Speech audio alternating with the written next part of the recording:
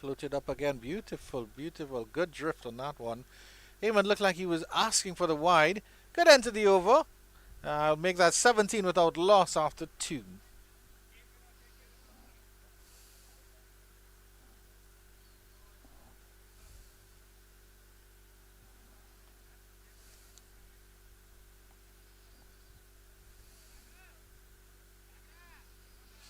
It's a lovely day here at Paramview Sporting Complex. The weather is still absolutely beautiful and absolutely wonderful and perfect conditions for cricket.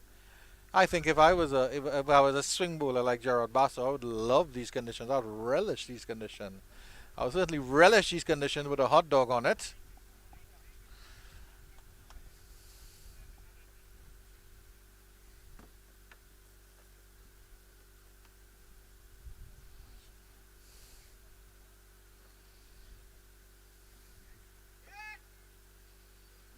And I think this is Hardik Patel bowling to Hardik Patel. So it's two Hardiks on the field.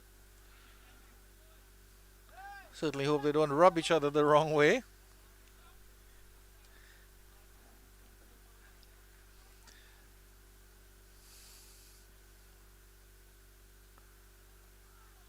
Thick outside edge, short third man does the fielding. And a very good evening or good afternoon to all the fans that would be tuned in from the Indian state of Gujarat.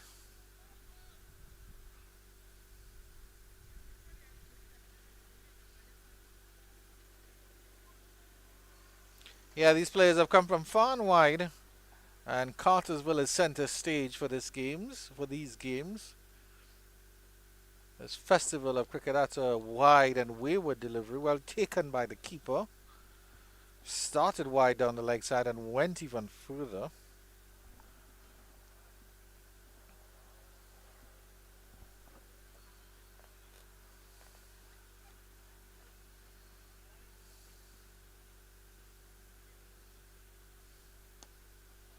Well dug out.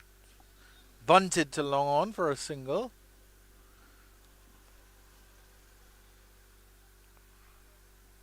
I'm enjoying the exchanges so far. It's been good effort from the bowlers.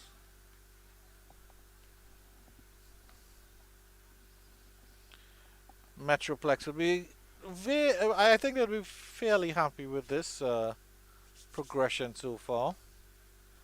Up to about, I would make it about 18 or 19, possibly 20 without loss. I think it's about 3 runs in the over so far, including the wide. That's lofted nicely. Well done. That's a lovely stop there by that fellow at mid-off.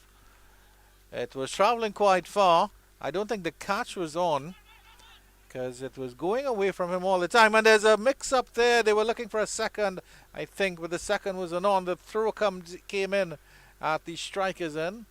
But all's well that ends well for the Dallas team. The Rising Stars A.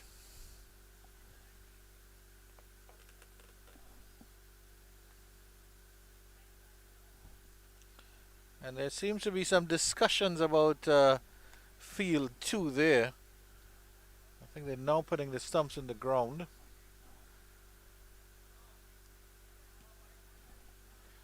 Making my way over there shortly. That game is supposed to start at 11.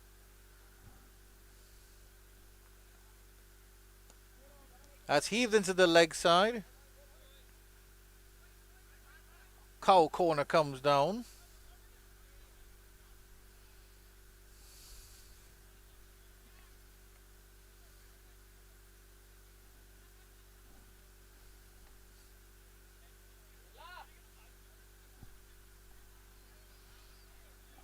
The sun seems to be coming out a little bit more now, Gerald Basso. It was certainly very, very nippy this morning.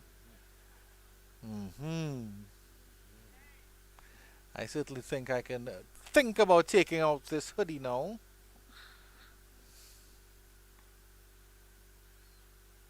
That's lofted. That's a beautiful shot. It's in the air though, and the extra cover takes the catch, jumping in the air, leaping in the air, and that is the end of Hardik Patel. Hardik gets rid of Hardik. They did rub each other the wrong way, and the fall of the first wicket for the Metroplex. They are 21 for 1. Rising Stars strikes.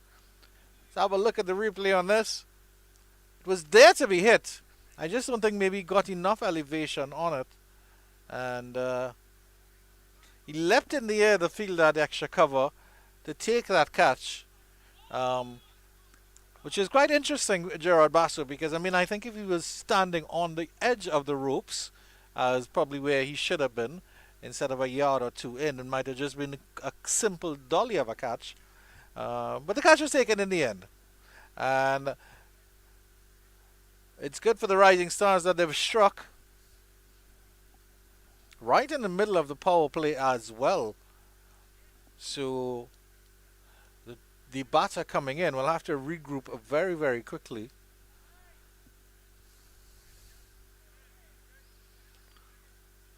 And then if it is, I'll have to confirm if it was Hardik that was out. It might have been... No, Hardik is still in the wicket, so it was the other one, Hemant, the algae, who was out. So that's... yeah, that's a good... and he was caught by Neele Patel off the bowling of Hardik Patel. So at least the Dallas wouldn't feel too bad about it, because Hemant was struggling just a little bit. It's really Hardik that's doing the heavy lifting. He's 17 of 12 with 2 fours and 1 6. So Himanshu Patel is the new batter in.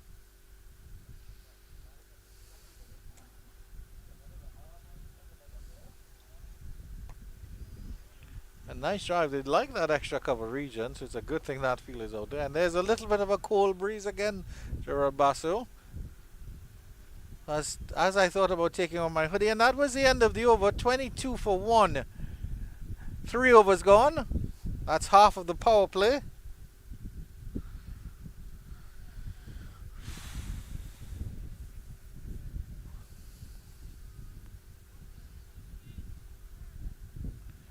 Pranav Patel bowled 1 over for 8 runs. It'll be interesting to see if he continues.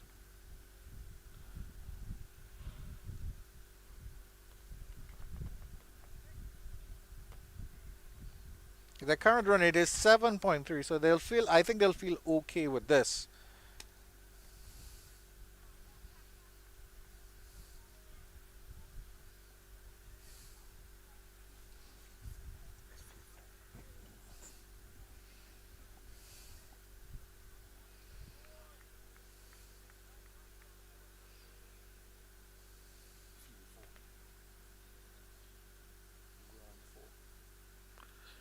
Yeah, but cricket has started at ground 4 now.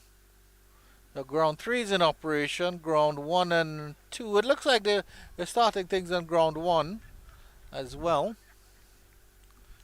If you're in the Cartersville area, if you're in Bartow County, just come on down and enjoy some cricket here. It does look to be Pranav Patel to continue. Deep into his crease there. And tugs that down to the wide long on area. Yeah, that's correct. And they get a single.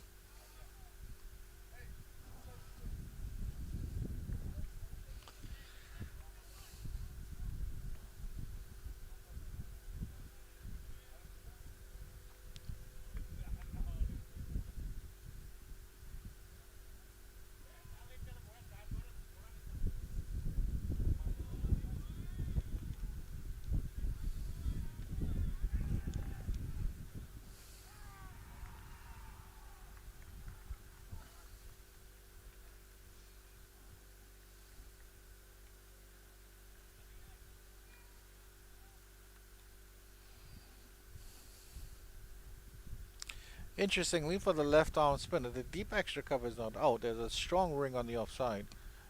And that one is hit straight and bounces once to mid-off. The throw comes in, and the non-striker was hustling down the wicket, wasn't looking at his partner. So there's that cow corner feeler on the leg side. as well as I think there's a long on. Yes, there is indeed, and a backward square leg. Um, in terms of the offside, that one is short and tugged to that field at square leg, and the misfield allows the single to be comfortable. I think a easy pickup there, and oh, a better pickup, I should say, and a batter could have been in trouble.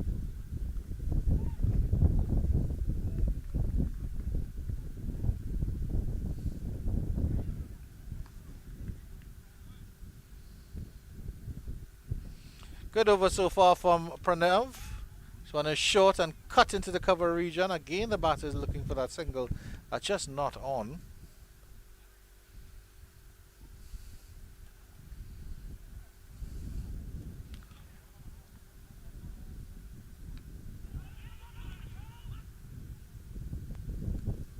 Down to the square leg region, and there's no run. A very good over from Pranav, and that will end it at 24 for 1. 4 overs gone. He's brought down the run rate, I think, exactly about 6 runs and over. It's good stuff from him.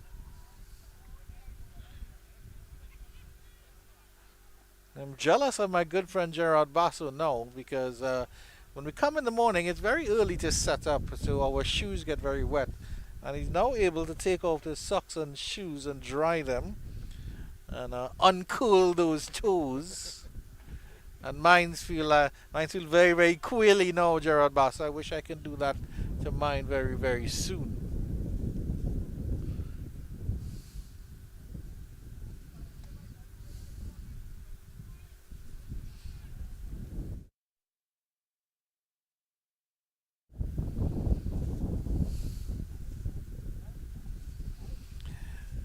No surprise, Hardick continues. 2 overs, 1 for 14.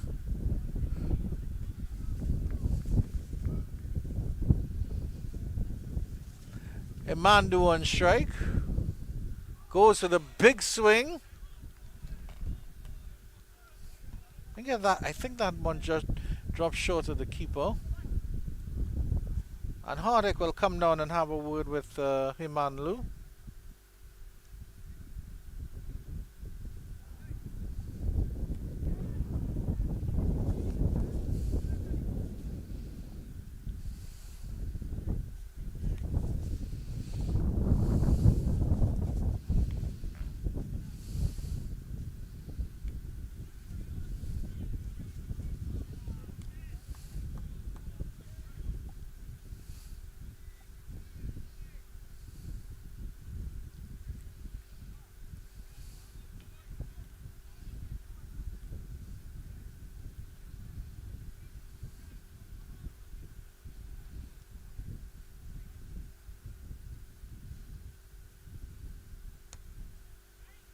And the punch out through the covers again. Extra cover. And there's a little bit of a dive there, and the deep extra cover sort of covers him there. So the covers was covered. Double covering. Like almost like the triple blankets we get at Motel 6, Gerard Basu. You can put the air condition very cold. Ooh, but I think Basu is more of a cold-blooded creature because he likes the warmth. Not saying he's a reptile or any of the sort. It's just that's how people are made up. Myself, I like a chilled room. That doesn't have to be freezing. It doesn't have to be the Arctic Circle. Basu is just a gentleman who prefers a sauna-like room to sleep in.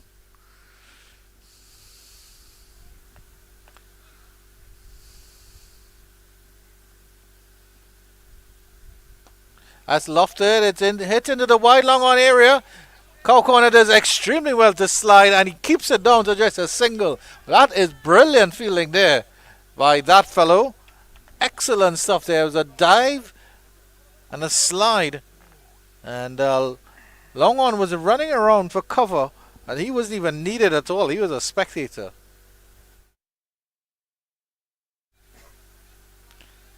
Basu is also a cameraman today, and he's praising himself, patting himself on the back, saying that was excellent ball following. It was indeed Gerard Basu. Well, good Yorker length delivery, well dug out Mid-on slides again this time. Well, the rising stars. They certainly are rising stars in the field.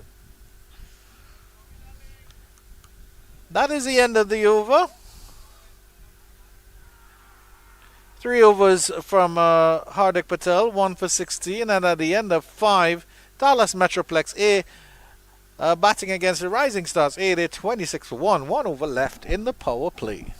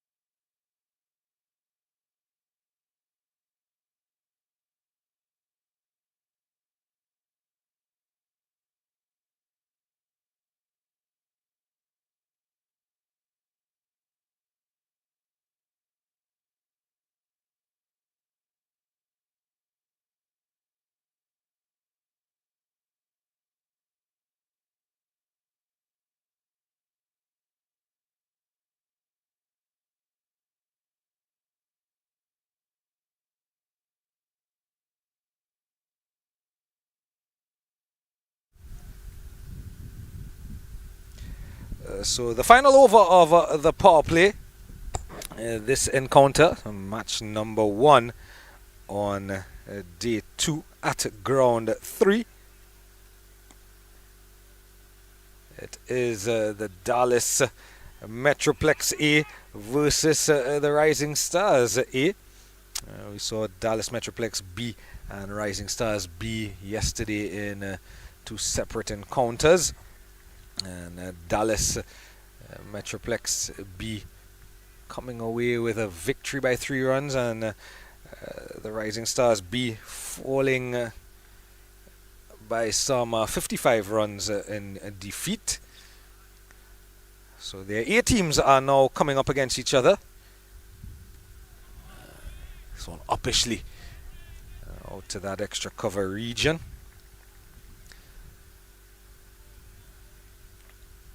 Pranav Patel is into his 3rd over, and with the 2 prior overs for just 10 runs, why not give him that 3rd over inside the power play? And of course, it's become customary almost in the modern T20 format that you do see spinners operating in the power play. Struck in the air. Deep mid wicket goes around, but he's only going to retrieve from across the boundary, and 4 welcome runs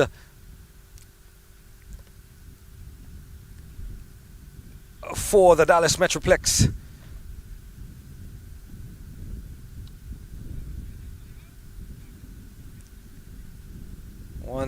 Two bounces across that rope, and 4 runs added to the total.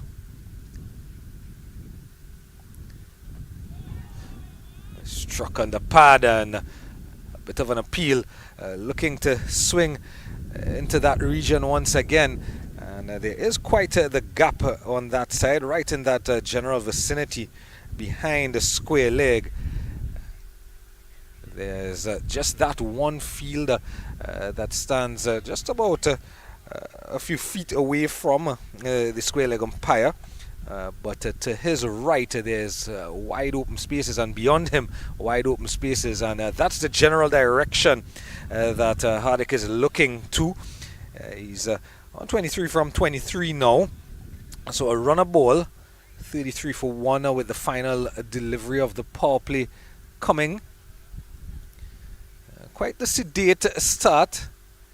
A couple of boundaries and some good out cricket from the Rising Stars A to restrict in the air, but it's going to drop right in no man's land, really. Some good out cricket from the Rising Stars have meant, and some good tight wicket-to-wicket bowling have meant that at the end of the power play, in this first encounter of the day on ground 3 at the Paramvir Sporting Facility. It's a 33 for 1.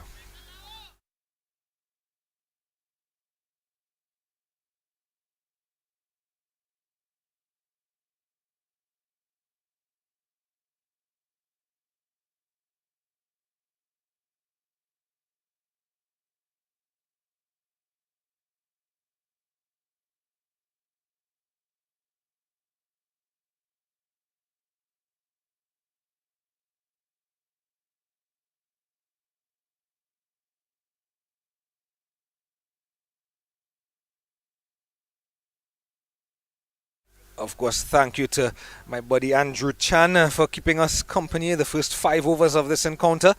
And he did mention that this morning it's been quite the chilly morning here in the Bartow County area. And even with that, it's hard work in the middle. The sun has come out and it's quite hot already for the day. So it's understandable that these players want to avail themselves of some beverages, get some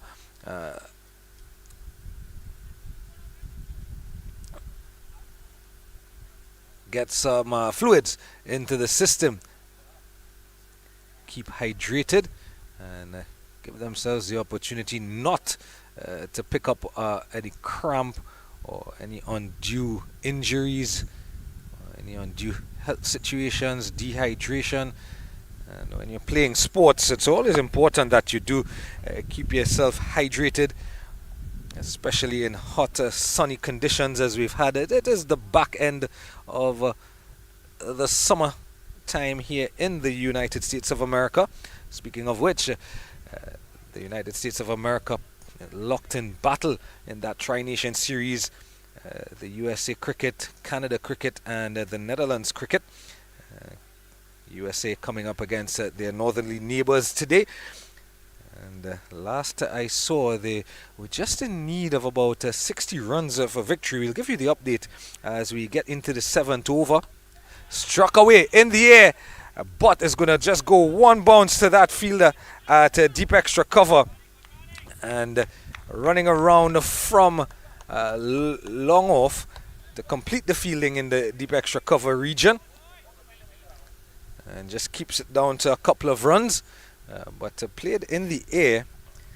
And Hardik Patel continues into his 4th over. Is it? It's not Hardik. Indeed it is Hardik. And this one is struck in the air and going all the way across in the direction of field number 2. And more runs aplenty in the start of this one. So Hardik into his 4th over and getting some tap. This one a gentle full toss on the legs and just helped away leg side. And there you can see field number 2 with action already beginning in field number 2. And this beautiful facility, the Paramvir Sporting Complex, quite the acreage of land with 6 playing surfaces, 6 cricket fields.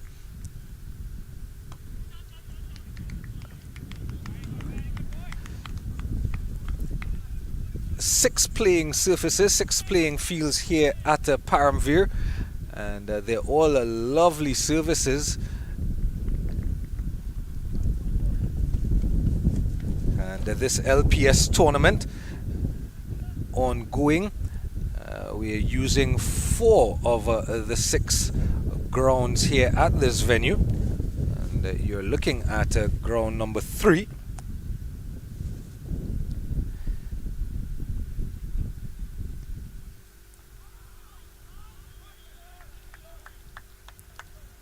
And just beyond the ground there is what's known as the Smokies, the Smoky Mountains. Usually in the morning time, early morning time, dusk to dawn, the night time, there's always a bit of dew that comes across from those mountains. And Andrew mentioned that when we get here in the mornings, the ground is almost as if the rain fell overnight. That's the amount of dew that's on the surface, on the ground, and the outfield. And kudos must go out to Chester and his entire ground staff and team of gentlemen who always ensure every day that this facility is up to mark and ready for cricket to be played, and usually gets everything underway on time. So kudos to Chester and the ground staff.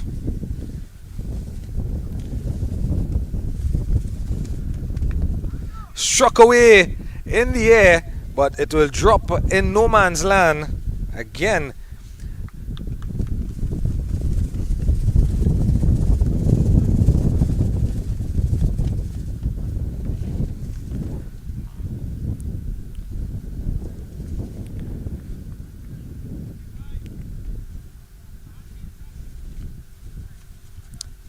That will bring us to the end of the 7th over.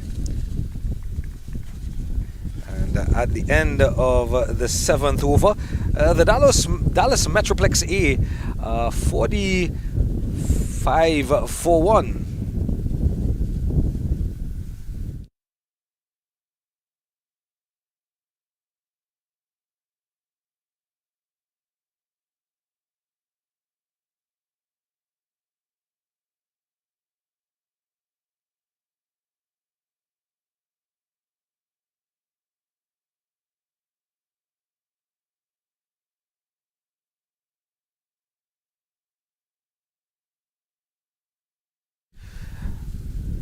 Dallas Metroplex A taking first strike this morning at ground 3. Hardik Patel has completed his 4-over allotment. 4 overs, 28 runs, 1 wicket. And Pranav Patel also has a 1 over up his sleeve.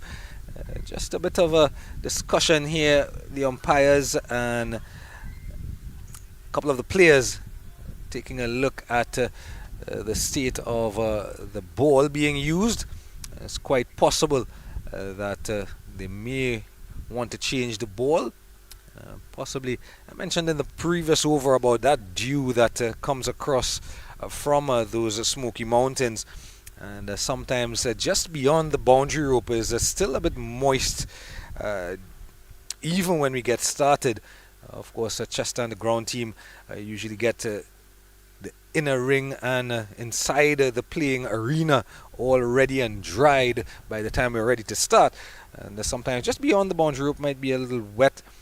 We saw earlier a couple of towels being used for those balls that run beyond the boundary. But the umpires look satisfied, the batters and the captain of the fielding team, they all look satisfied with the state of the ball, and set and ready to go with over number 8. Of course, yesterday we saw 2 contrasting games here at ground number 3, where one game 150 was sufficiently defended. It was a sufficient enough score and successfully defended. 149 in fact, 150 being the target.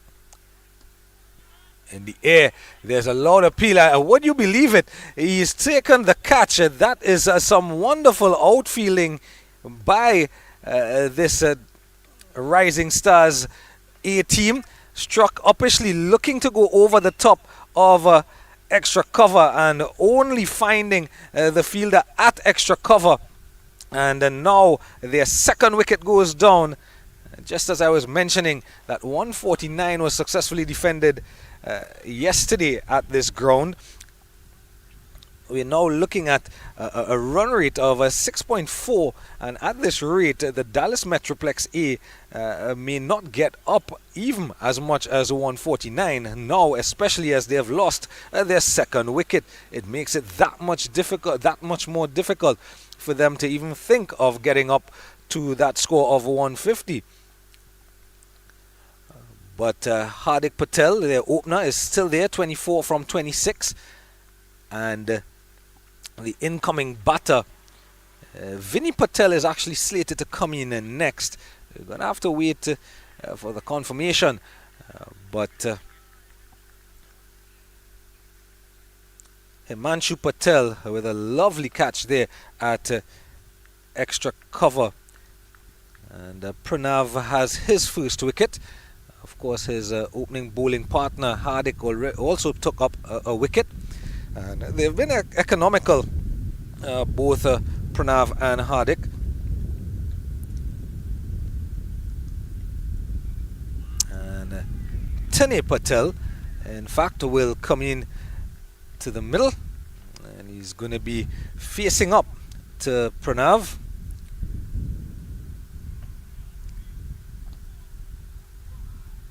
Hit straight back to the bowler and ricocheting off of his hands and almost running onto the stumps at the non-strikers. And with Hardik Patel at that end looking to back up, and you always taught to do that. You're looking for that run,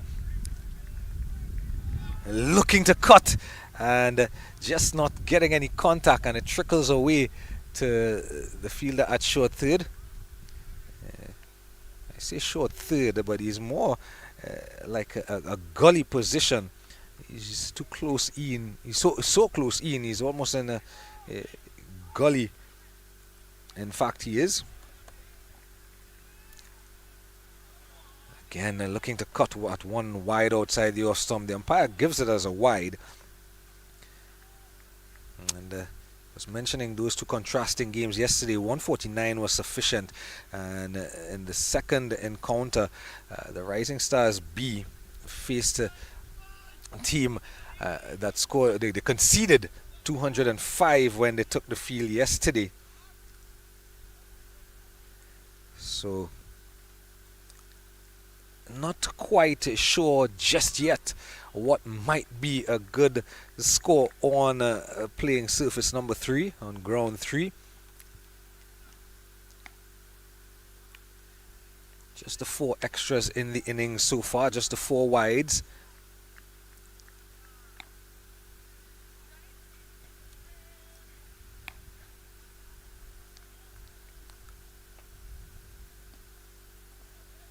Nicely tucked away into the leg side, and should be an easy single.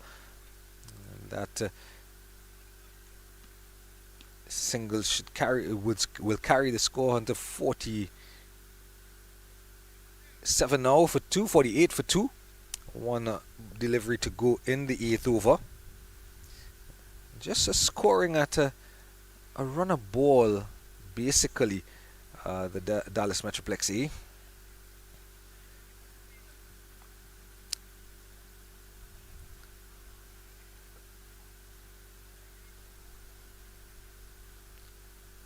Ball him right through him on the back foot. Probably could have gone forward to that one, but in the end, looking to play across the line as well, squared up and straight through him. Probably a hint of keeping low as well. And wicket number 3 at the end of the 8th over. 48 now for 3.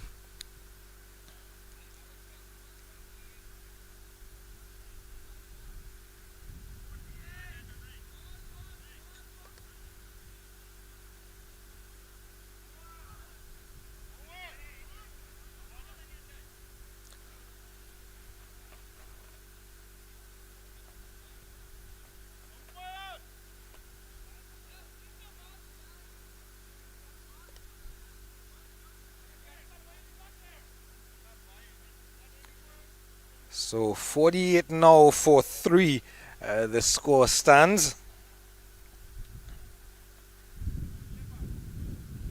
And in comes the new batter. That 3rd wicket falling on the last delivery of the 8th over. And even more into trouble slips this Dallas Metroplex A team. And the Rising Stars are up for the challenge, it seems, this morning. And just taking a look, a very good ball. Really looking with the angle of the arm as well, coming into him. And that almost perfect spinner's length. That length where you're unsure as a batter, do I go forward, do I go back? And in the end, he was caught in no position whatsoever.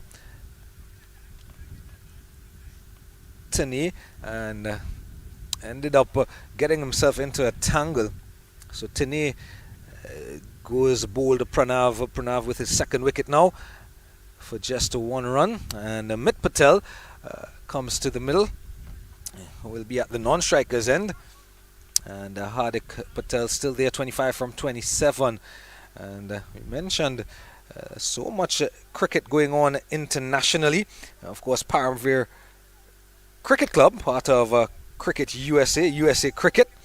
And taking a look, they are, in fact, they're up against the Netherlands today. And they still need, according to my updates, 76 runs, in fact, from 18.4 overs. And again, the umpire is taking a look at the balls, and a lot of discussion out in the middle. And once we do have some update from the match officials as to what has held up the play, whilst we await them,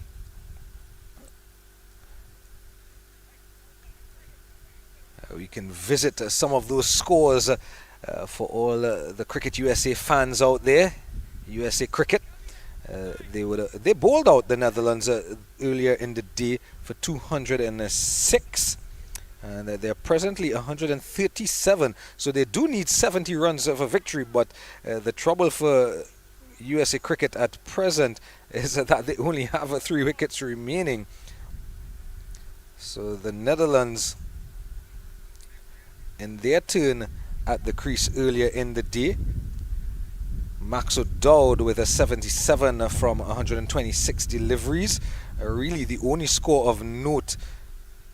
33 from Levitt at the top of the order, 18 from Vikram Singh, and 27 from Cruz, 10 from Dutt.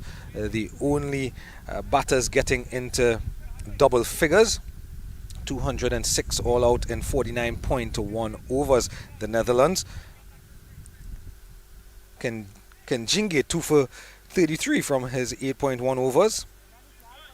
Drysdale 1 for 51 from his 10 overs. 2 for 32 for Van Schinkelwyk. And then a wicket apiece for Paradakar, Kumar, and Stephen Taylor.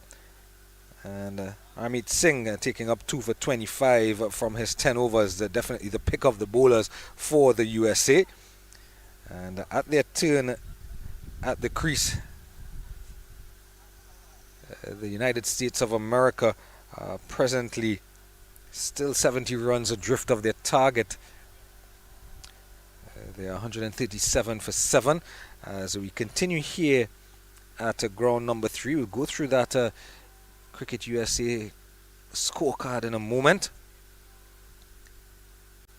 Down the leg side, and there you go. It's going to be called a wide, and it is Mit Patel at the non-strikers end. Hardik is on strike. That's just the 5th wide in the innings, so quite a disciplined bowling effort from the Rising Stars A.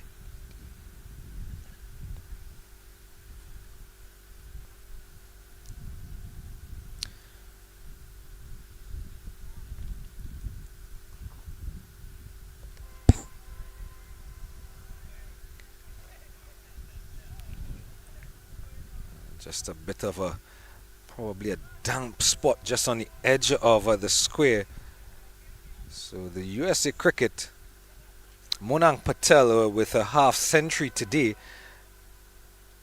And when he was at the crease, 66 from 79 for Monang today versus the Netherlands.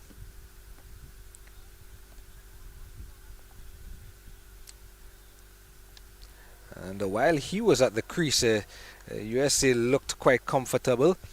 He and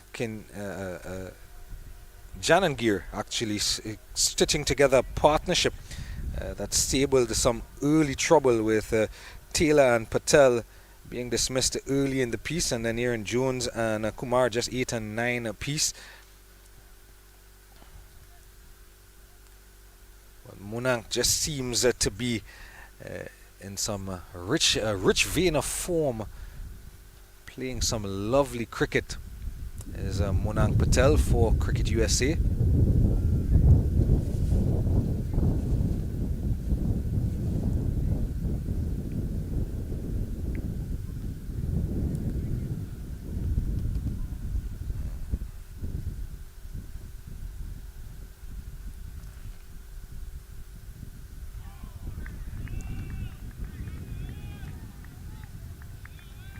Shy at the stumps, good running here between Hardik and Mitt.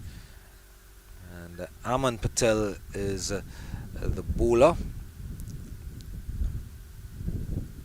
And as have the bowlers before him, just keeping really on a wicket-to-wicket line. This one a tad wider though, but a good tight bowling, full enough that Mitt can't get under the ball and get it up and over.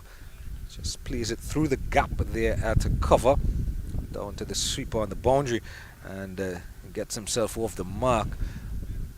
But seems to be fuller rather than shorter. There you go, right up under the bat, and some good fielding there at mid-off, and you can hear the cheers. They're definitely up for this challenge, the Rising Stars A team.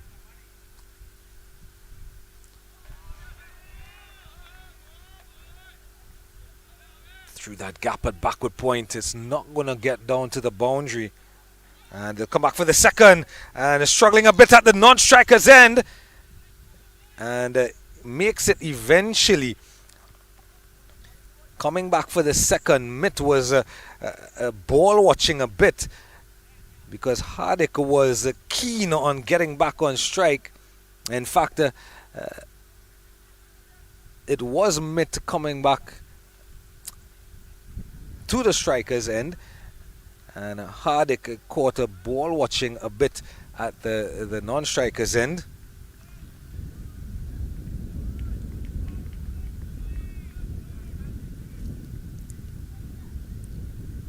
Down the leg side, another wide. And that will make it 5 wides in the innings, 6 wides now. And the second encounter yesterday with the Rising Stars B team, and that's where we saw a plethora of wide deliveries.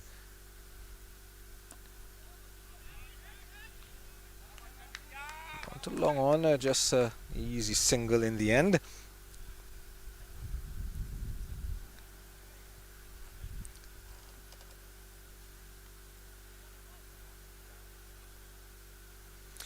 That single will bring us to the end of the 9th over. And at the end of 9, the Dallas Metroplex A batting first, 56 for 3.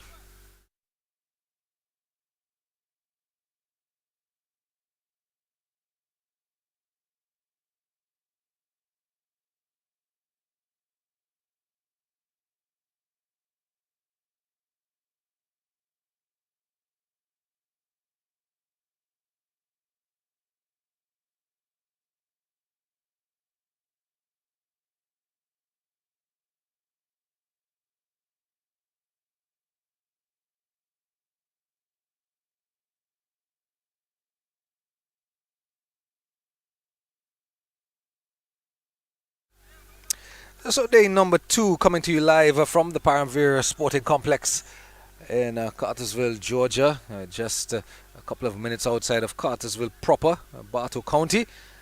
And action on field number 3, ground number 3 here at the Paramvir Sporting Complex, a lovely facility. And the Dallas Metroplex A coming up against the Rising Stars here, 56 for 3 after 9, coming up on the halfway mark in the innings, and just awaiting the umpire to return to the field and take up his position at a square leg. Pranav has bowled out his 4 overs, so there will be a bowling change from the factory end. Floated up nicely. And a good tidy first over from Aman Patel. The previous over, just 8 runs coming from it. And pretty much all the bowlers for the Rising Stars have been on target. And they've been backed up in the field. There'll be no chance of anyone backing up in the field because this has gone into a gap. And again, just like many of the teams we've seen in this LPS tournament, that area behind the square on the 45-degree angle, many of the teams have left that area vacant. So between square leg and directly behind the wicketkeeper, there are no fielders. Of course, the Rising Stars with 3 wickets in the bag. This one in the air, and it should be caught. Yes, it is. A comfortable catch out there at deep mid-wicket. And Mid Patel will play no further part in this one. So the good bowling continues. And just tossed up, drifting in with the angle. But trying to pull one from outside the off stump and get it over deep mid wicket, and could only find the fielder out there, and slipping further into trouble. The Dallas Metroplex A team. Mid Patel caught by Neil Patel. Kinil Patel, the bowler, he just the 6 runs off of his 7 deliveries faced. So pretty much all the bowlers, saving apart Aman Patel, have taken wickets this morning. Hardik got 1 for 28 in his 4-over spell. 2 for 20 for Pranav in his 4-over spell. Aman just 8 runs in the 1 over he's bowled so far. Kinil Patel 3 deliveries into his spell, and he has a wicket in the bag.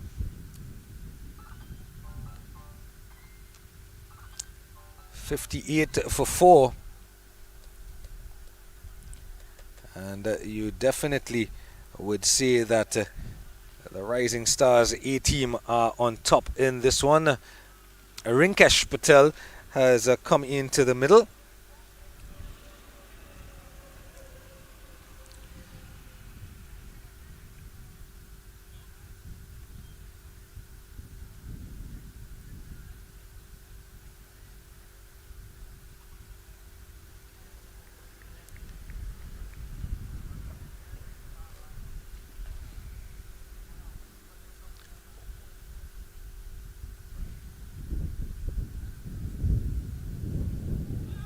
Outside the off stump, struck on the pad. Appeal from all the fielders, but the bowler and the wicketkeeper were not interested.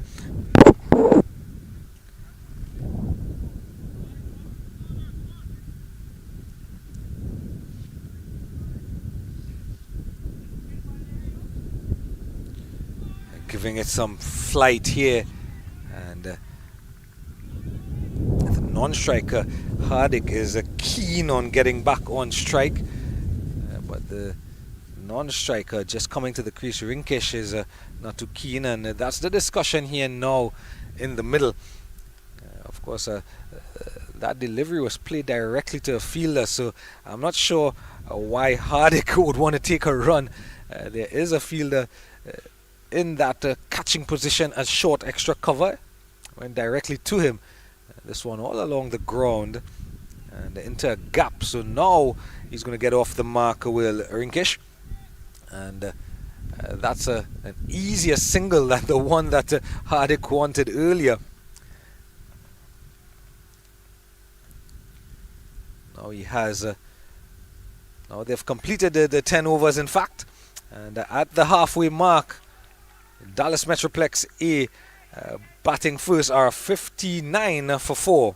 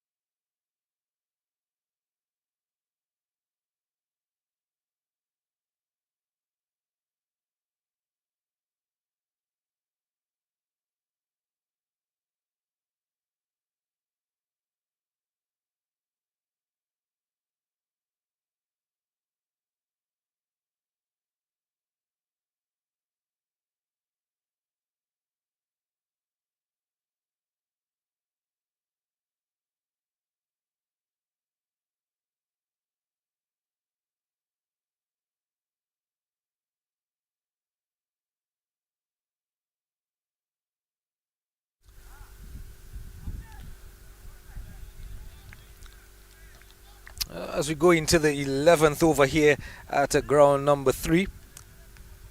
59 for 4, Dallas Metroplex A. And it starts with a wide on this occasion.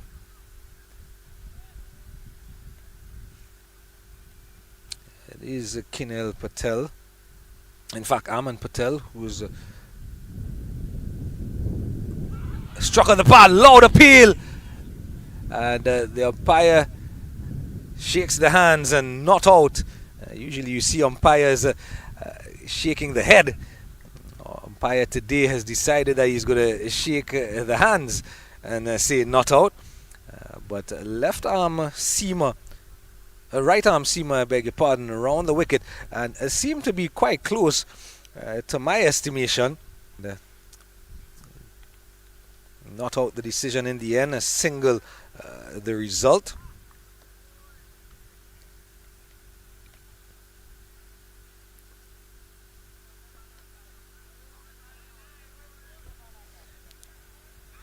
Bowled him clean through. He got him struck on the pad the delivery before, and this time pitching a little closer to him and through the gate, off stump, knocked back, off and middle, and wicket number 5 for the Rising Stars B, Dallas Metroplex A, Rising Stars A, I beg your pardon, and Dallas A are now into further trouble with half the team back in the dugout. And it's the man, the opener, the mainstay so far, the only one who has gotten into double figures, Hardik Patel, who has to make way.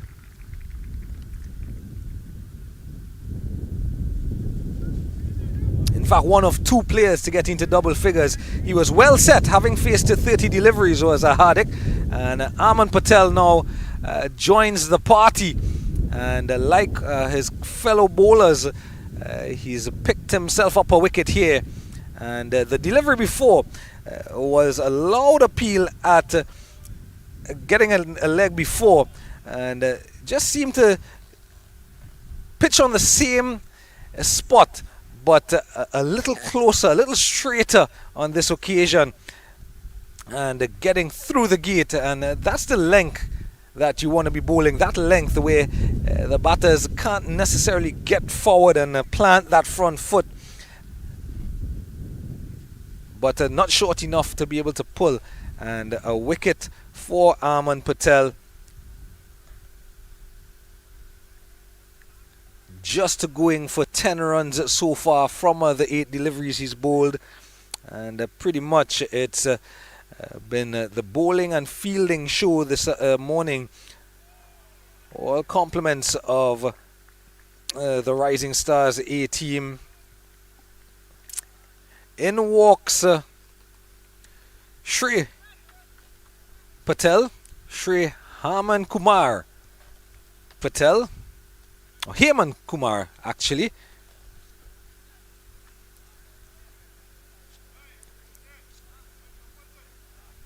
This time he drags the length back a little further, but again, you don't usually see right arm bowlers go round the wicket to right-handed batters, but what Aman has been able to do, saving apart this delivery, is actually pitch the ball in the right area. He's come around the wicket as a right-handed bowler, and he's been able to pitch the ball in that corridor of uncertainty. That corridor right there, just outside of the off stump. And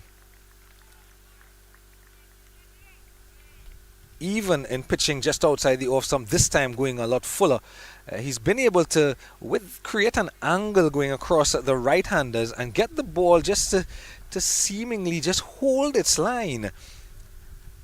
So this is good bowling here from Aman Patel. He's now decided to go over the wicket. He struck on the pad, is it? In fact, just tipping between the bat and pad on that occasion.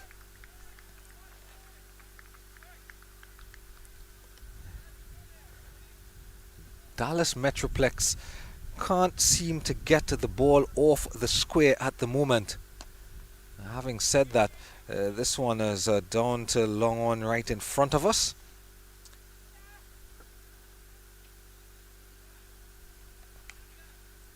And that single will bring an end to the over. Successful over for Arman Patel. He now has 1 for 13 from his 2 overs and 64 for 5 at the end of 11.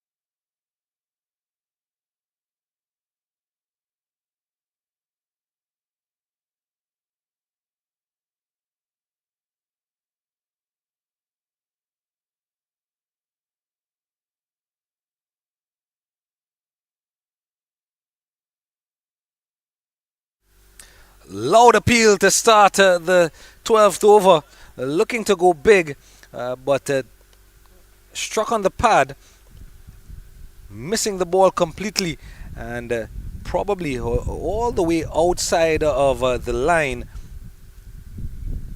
Back live now, down the leg side, and again that vacant space at 45 behind square. This one given as a wide, and this the appeal a couple of deliveries ago, and just seemed to be down the pitch, in fact, so creating some doubt. This one wide, and an edge takes it out of the hands of the wicketkeeper, and possibly a chance going a begging. By the body language of the wicketkeeper, seems to have really come off the bat, and the signal from the umpire as well. No signal given, so definitely coming off the bat. And Keenil Patel continues into his second over. Floated up wide and cut away, and it will get down to the extra cover boundary.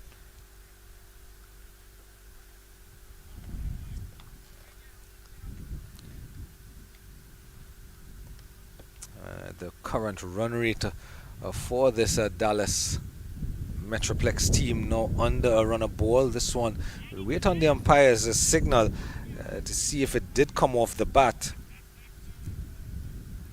or did it just brush the tie pad on the way through. It's actually given as buys, so there's no touch on it. And again, anything down the leg side, there's that gap at 45.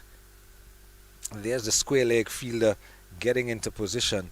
In fact, he's going into a short mid wicket. The square leg umpire, deep mid wicket, and deep backward square. The fielders on the leg side along with a long one. And that's the line. If you have that gap, and predominantly on the leg side, your fielders are in front of square. You don't want to be pitching too far down the leg side.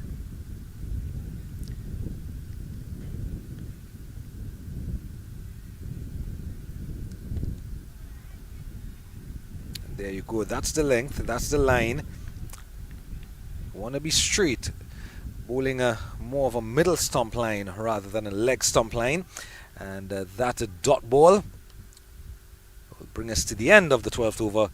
Dallas Metroplex A, 71 for 5.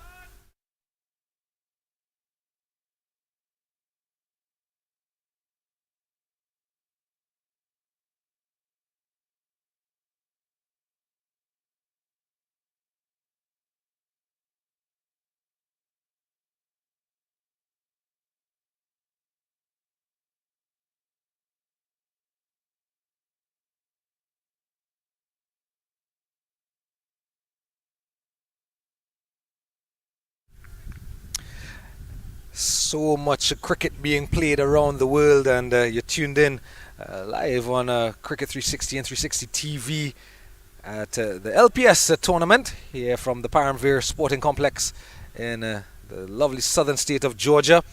A lovely summer's morning, in the middle of August. And whilst this cricket is being played at the Paramveer Sporting Complex, there are three international games. Of course, Paramveer part of USA Cricket, one of the many clubs under the USA Cricket banner. And the USA national cricket team presently locked in battle with the Netherlands. Slow delivery. And we can tell you that the Netherlands were bowled out for 207. And they presently have the USA cricket team 149 for 7 midway through the 38th over. So USA still needing 58 runs, 74 deliveries. In the air. Is it coming down to the fielder? Yes, indeed. And catch taken at a long off. And the wicket going down. So they're falling.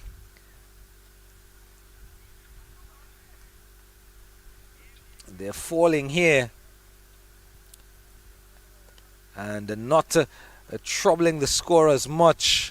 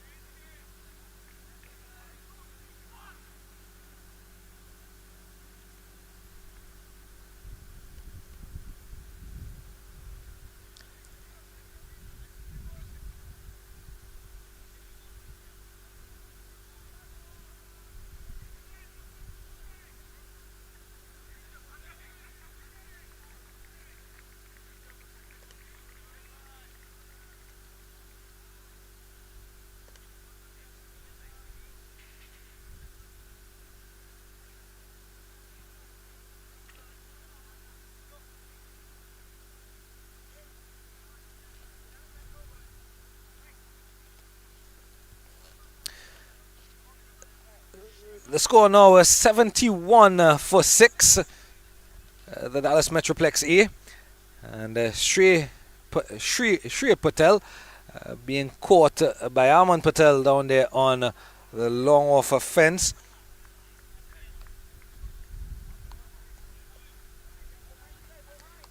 Of the bowling of this chap, Neele Patel. And Jignesh Patel has come to the middle. Rinkesh Patel still not out on 4. He's taking all the pace off of the deliveries. This one pitched just a little too wide on that occasion. And that will be wide number 10 in the innings. In fact, wide number 11 in the innings.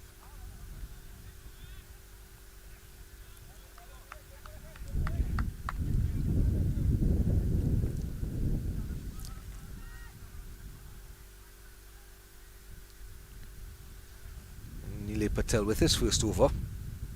Floats another one, slow delivery into the batter, and it's just you can see that this is the plan. And I was mentioning that gap behind square on the leg side, and this is the line that you will be bowling with a predominantly offside set field. And Neele is bowling extremely slow, floated the deliveries outside of the off stump. This one marginally, not called a wide, but it will be the end of yet another over, and a successful over at that. And all the bowlers for the Rising Stars A team have picked up wickets. The end of over number 13. It's now 72 for 6.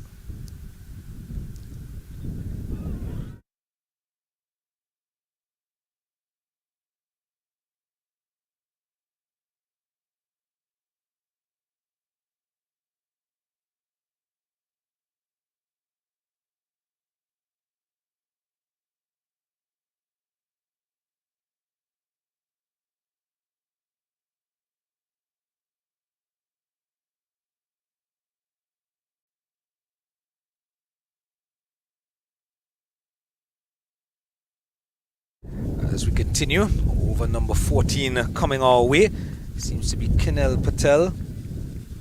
Kinel has bowled 2 overs, 1 for 10. And they will be bowling from the factory end.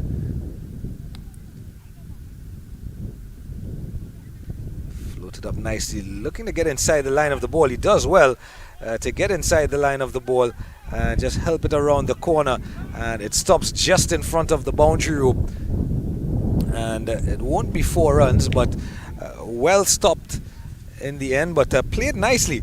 Again, that gap, just getting inside the line of the ball, and that's the danger you face with having that gap behind a square on the leg side.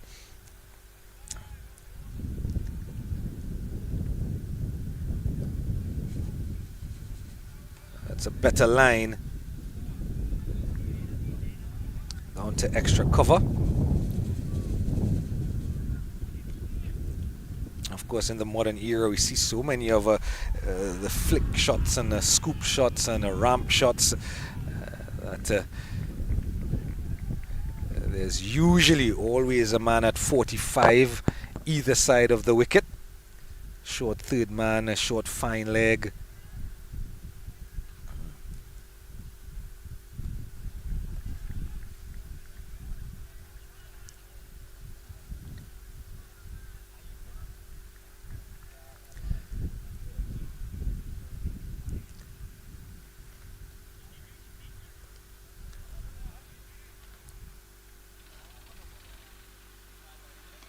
In the air, and it will go all the way. Signaled now, and a rare sighting, a rare occasion. 6 runs.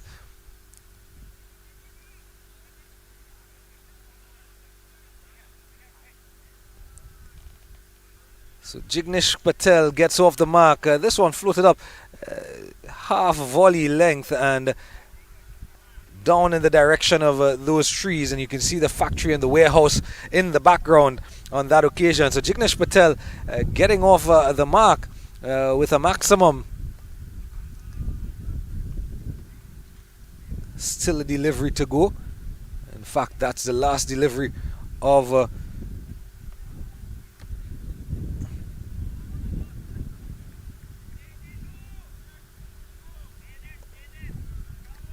so that's 6, and then a dot ball to finish, and it now means that at the end of 14 overs, the Dallas Metroplex A team are 82 for 6.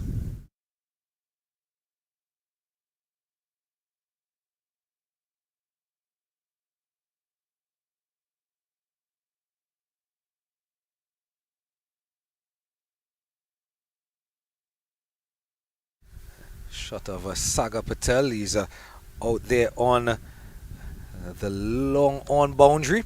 He won't be the one fielding this one because it's gone down to long off.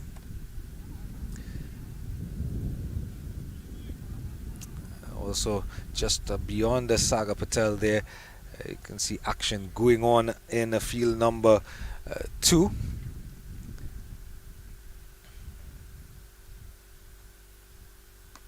In the air, there's a loud cry of catch it, but it'll go 1 bounce to the fielder out there at long off. He's quite busy, that fielder at long off this morning.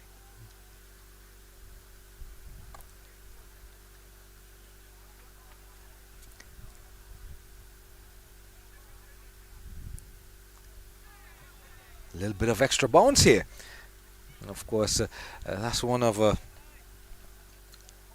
the things about bowling spin, and the slower you bowl, you tend to extract a bit of turn and extra bounce on occasion. Nile Patel doing his best. This time a little bit flatter, and you see there a hint of turn and back into Rinkish on that occasion.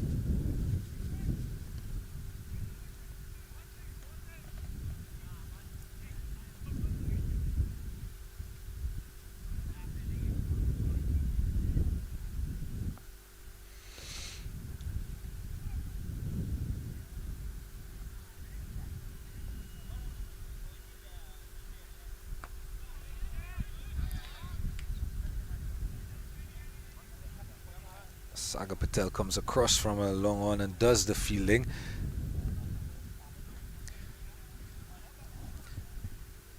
They just haven't been able to find the momentum in the innings that Dallas Metroplex A. Current run rate under a runner ball. Shots like this, there's a chance of a catch, and as simple as you like. And Nile Patel has another one.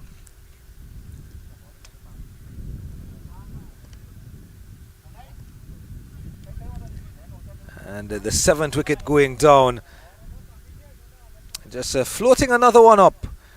Slow as you like, coming out to meet it, but only managing to hit it to that fielder at short extra cover. And I don't think you get any easier catches than that. Jignesh Patel now has to walk back to the pavilion. 85 for 7, the end of the 15th over.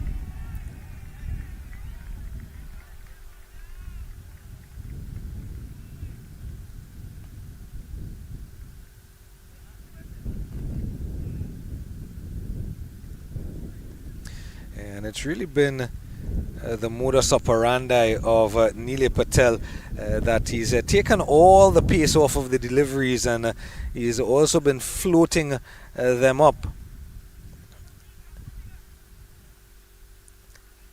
And Jignesh,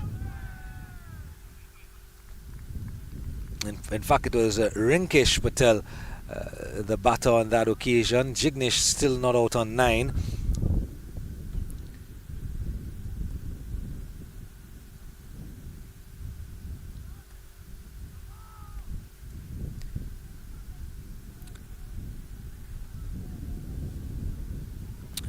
Neely with that delivery, the final delivery, has his 2nd wicket. 2 for 4 from 2. The pick of the bowlers, you would say.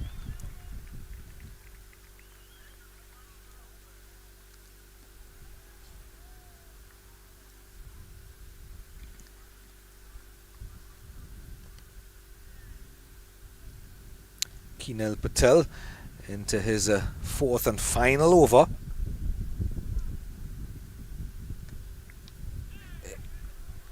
He as well has been very generous in flight,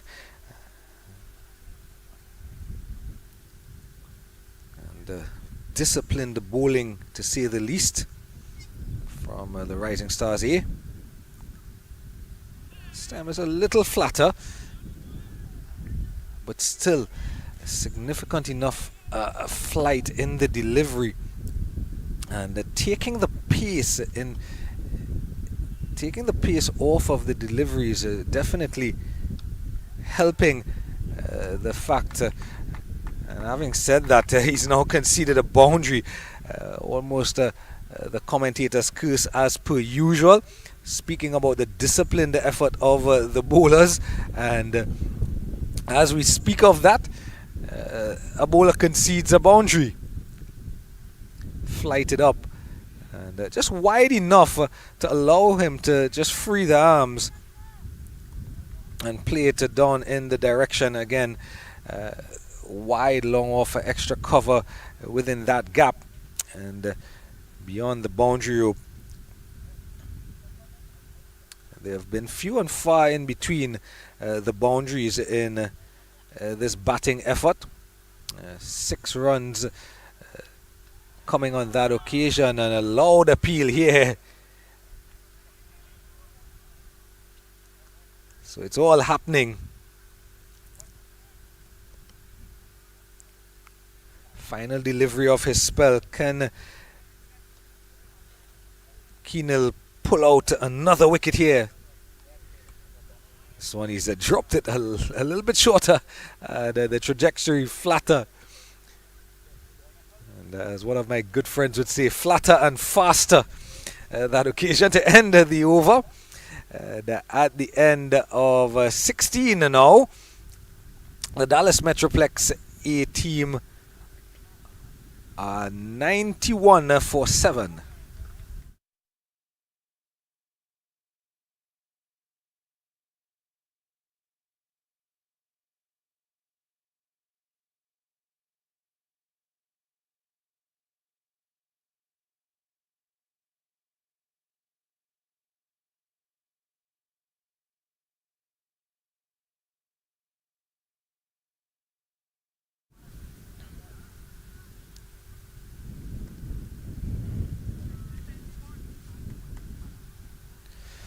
So Neelay Patel will continue with the 17th over. Just three fours and 4 6s. The boundary count here for the Dallas Metroplex A.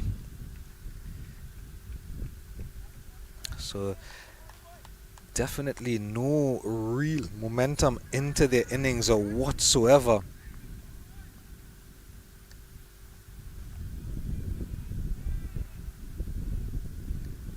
Another one floated up. It'll go on the leg side and be picked up in deep mid wicket. When you look at the breakdown of their runs, they've scored 33 singles, 6 twos. Those are 3 fours and 4 6s. In the air, somebody goes back, somebody's under it, no one gets there. And would you believe it? On a day when they've been almost perfect in the field, the Rising Stars have put down a catch. And again, just taking all the air out of the ball, taking all the pace out of the ball. Hung in the air for a while. Extra cover went back. Extra cover, the sweeper came in, and the long off was also coming in off the boundary, and none of them could get there. Good diving effort to extra cover, but it doesn't stop the ball. And that's the energy they have had throughout this encounter, the Rising Stars A team in the field. 94 for 7, the score.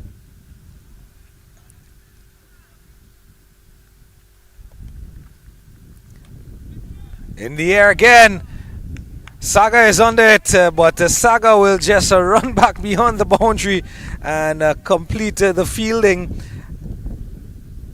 And that will be another. We're just talking about the boundary count, so add a one more 6 to that tally. So it's now 5 6s in the innings. So I'm just dropping short, and it just sat up again.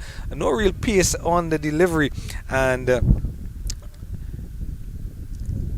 just sitting back and waiting for the ball. He was able to just rock back and put it over the boundary. This one in the air is coming in the direction of Saga once again, and it's gone a mighty long way. It's almost into the field number 1 that's down on that end of the Paramveer facility.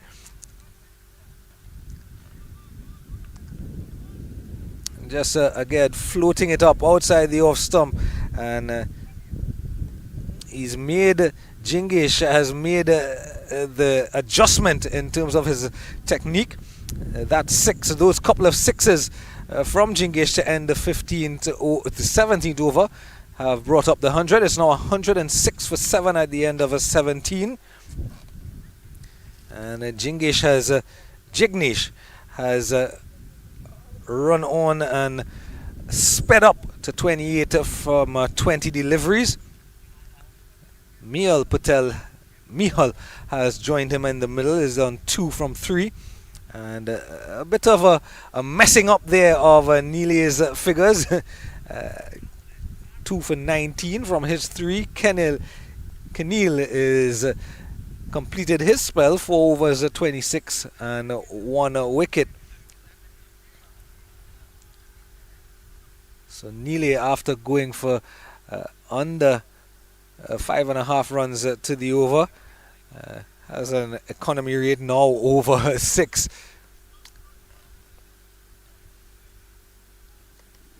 He still has an over up his sleeve. Aman Patel comes back into the attack, this time from the factory end.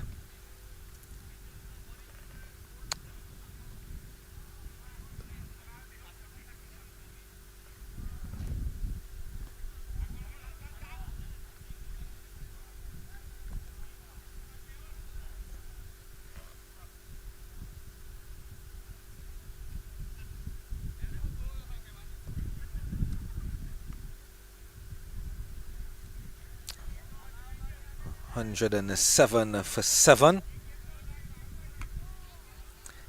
This one in the air is going to go into a gap, however, and does not stop the ball. That fielder coming around from wide long on, and another boundary here. And in the dying moments, the death overs here, they are finding some boundaries and getting their score going.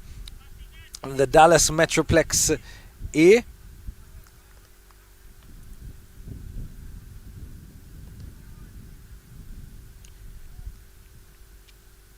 So Mihal Patel getting into the action, looking to put that one over the leg side again, in a similar gap, in a similar direction, wide on this occasion down the leg side from Aman. So Aman as well, his previous 2 overs cost some 11 runs, and a better line on this occasion. Called a wide. He's asking the umpire, isn't the batter outside of his off stump by the time the ball, and you can see there, yeah, the batter did make that step across to the off stump. But the umpire, as we always say, in the best position. All along the ground.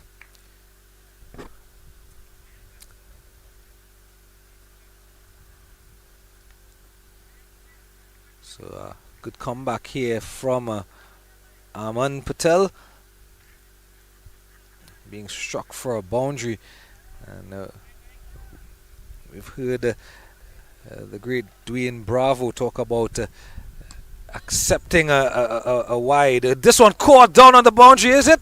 He's dropped him, was hit in the air, and that fielder was in the business at straight long off, and was just unable to haul it in. Back live, this one in the air again, but doesn't go further than that short mid-wicket fielder. And this is the chance in the air, that fielder at long on, unable to haul it in. Back live, and again another one in the air, but dropped again. And it's starting to fall apart a bit in the field here for the Rising Stars A. A couple of drop catches in succession.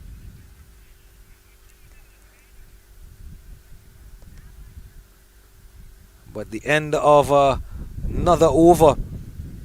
A little bit untidy on this occasion from Aman Patel. Going for some 10 runs in that over, 3 wides in that over. The score now stands at 116 for 7. 12 deliveries to go in their allotment. How many can the Dallas Metroplex A team get? Can they find enough runs? Can they possibly find 24 runs and get up to 140 even? 24 runs, 2 runs a ball will get them to 140, and you think probably given the conditions as well today, it's a lot cooler, and again there is that prodigious breeze blowing across the facility. That breeze is coming from the top left of the screen as you look at it down to the bottom right. So it's coming from where a third man would be, and you never know. Put up 140 and you may just be in with a chance. The ball may do some unusual things. Sagar Patel, who was fielding for most of the game down here at the long on and next to us in the commentary pod, takes up the attack.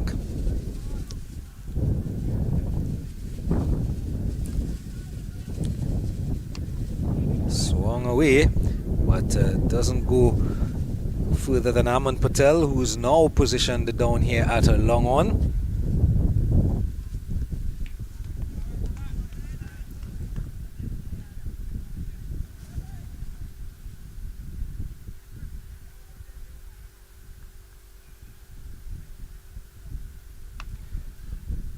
good stop. Good hand from the bowler in his follow through. You can hear in the effects microphones all the breeze coming across the facility. It definitely is a cooler day than it was yesterday. Good slower delivery from Saga. It was quite hot yesterday on day one of the LPS tournament. Temperatures getting up into the 30s. And that's 30 degrees Celsius for those of you in the Western Hemisphere. Keeping a bit low, that one. Did well, the wicketkeeper.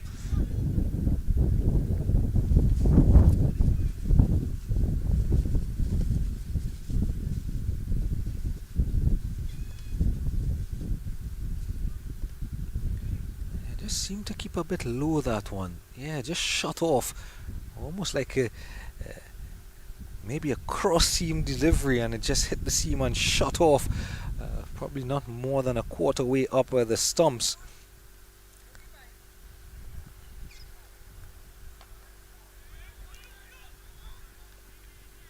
Good single.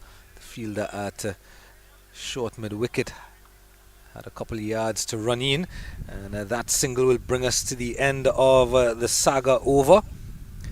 And at the end of 19, one over to go here for the Dallas Metroplex A.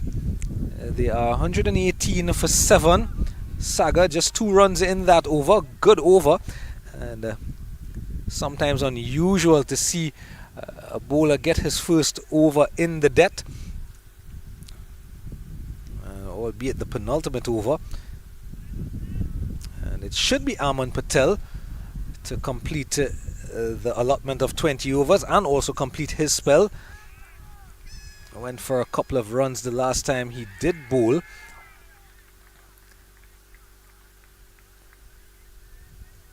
It is Aman Patel. Went for 10 runs in that 18th over. You will want to follow up with that tidy economical over from Saga Patel. He started one a full right on the toes, but turned away just the one. So a good start here from Aman Patel.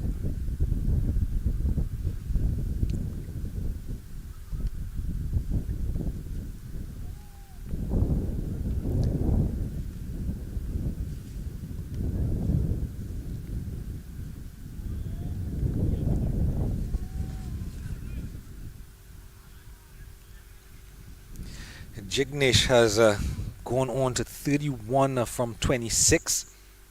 He's the only batter in this Dallas team to get his strike rate up over 100. Speaking of getting it up and over 100, someone's back there, and over his head it goes. He seems to just be batting on a different surface as Jignesh Patel. Served up on a platter for him.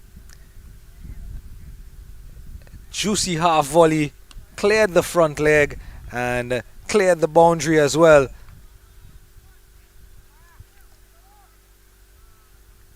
And then followed up by a good dot ball from Aman Patel. So Jignesh has gone on. In fact, it's Mihal who is having a field day here. He's got the ball in the air. Someone's on it. And is the catch taken? No, it's not. Another drop catch here. And importantly, they only crossed for one. Mihal with a couple of lusty blows here. He's now got his strike rate up over 100. There's a noise, but not taken cleanly by the wicket keeper. And they run through, they scamper through for the single in the end. So that will bring a close to their 20 overs. And after uh, having to bat first. Dallas Metroplex A, they found the going tough. Hardik Patel, Himanshu Patel, Jignesh Patel and Mihal Patel, the only batters getting into double figures. 27 from 30 for Hardik, 16 from 12 from Himanshu, 31 from 27 from Jignesh, and 16 from 14. Some lusty blows in the end from Mihal. And that carries the total up over 120, so more than a run a ball, just over a run a ball. 127 for 7 in the end. And good bowling. The only bowler, Sagar Patel, with that 1 over, the only bowler to not pick up a wicket. Everyone else, Hardik Patel, Pranav Patel, Arman Patel, Keenal Patel, and Neele Patel, all taking wickets today. 2 apiece for Neele and Pranav. Definitely the pick of the bowlers. Pranav Patel with a 2 for 20 from his 4, and Nilesh 2 for 19 from just 3. And no real momentum into their innings, the Dallas Metroplex A, but it's not over quite yet. There is another innings to be played. They now have the opportunity, the Dallas Metroplex A, to defend this total, probably a subpar total, 127. The Rising Stars A team, they will know that they have done well in the field. A couple of drop chances in the field, but they've done well to restrict the Dallas Metroplex A, and they will back themselves as they walk off the field, the Rising Stars A team, to get these runs. Will they get the runs? Will Dallas defend the runs? We will know in about 15 minutes time. We will find out how they go.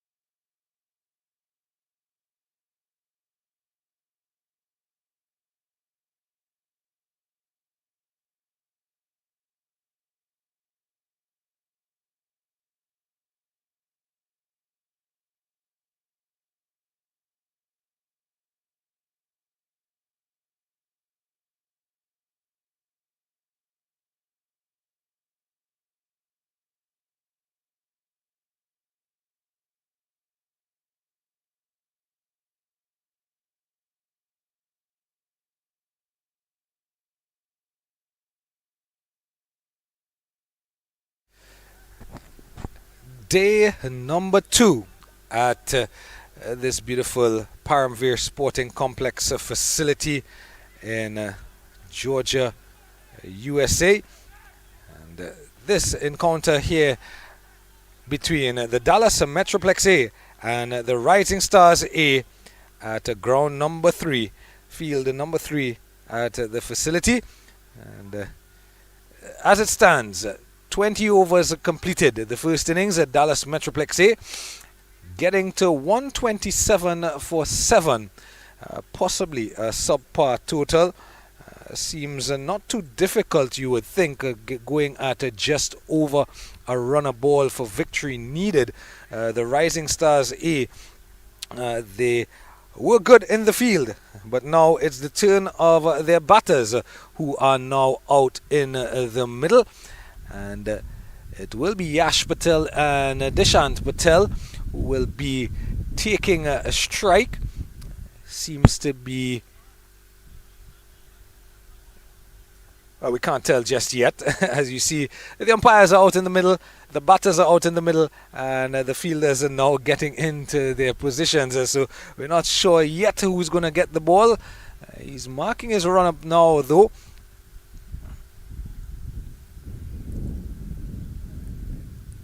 And we will get that confirmation. Is it Mihal Patel? But the equation quite simple. You get 128 runs if you're the Rising Stars A, and you will complete victory. You get 10 wickets or keep your opponent to 126 or lower if you're the Dallas Metroplex A team, and you will earn yourself a victory.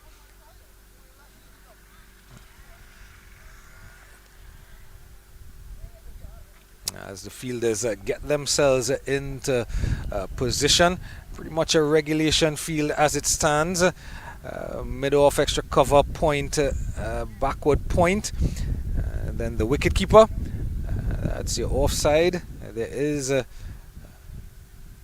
short middle wicket and a man at square leg, standing just to the right of the umpire.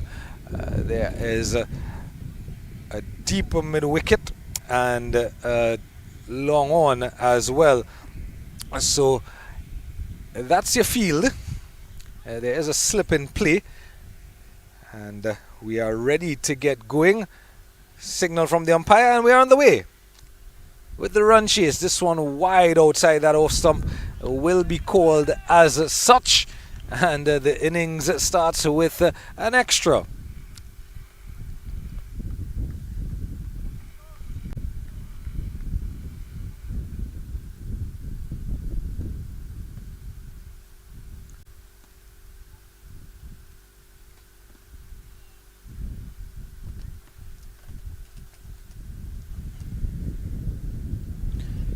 Make that 2 extras to start the innings. So 2 wides to get going. We still haven't had a legal delivery in this one. So 125, 126 now needed in 120 deliveries.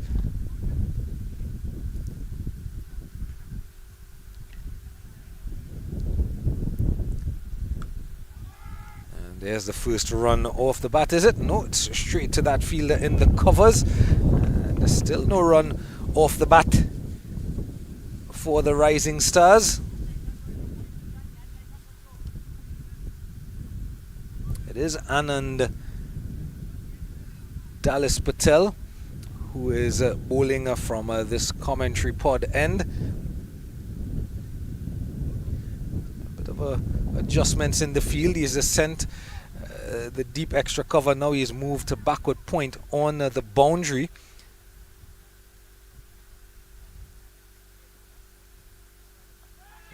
Edged, and it's gone past the slip fielder. It would have probably gone in the region of a gully, but 4 runs off the bat. The first runs off the bat, and it's a 4 to the man Yash Patel. He's been persistent on that line outside the off stump. Has Anand and has conceded first boundary.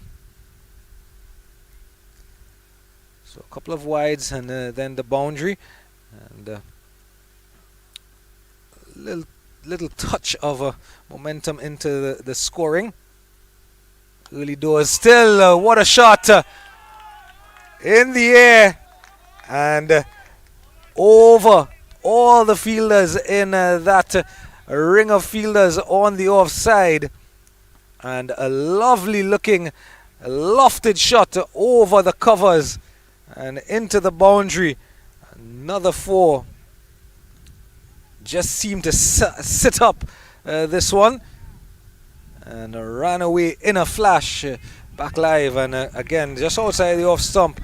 But that boundary, he's been persistent just about that 6 stump line and dropped it just a little bit too short. On this occasion pushed the length up, but that line continued to go wider, and the majority of the runs in the over so far, there were 2 boundaries, but they've been added, been compounded by a number of wide deliveries. And quickly the score has raced on to 11, and the cheers coming from the little gathering of spectators up on the mound. In the air again, and this one clears the infield again. And away, there you go. There's a shot of the crowd up on the mound. There is a mound between field number 3 and field number 4. And those spectators who have turned away from the action at field number 4 focused on field number 3. This one full straighter and beautifully played over the infield and along to the boundary. And a beautiful shot. So 3 boundaries in the over for the man Yash Patel. This one should be called a wide again.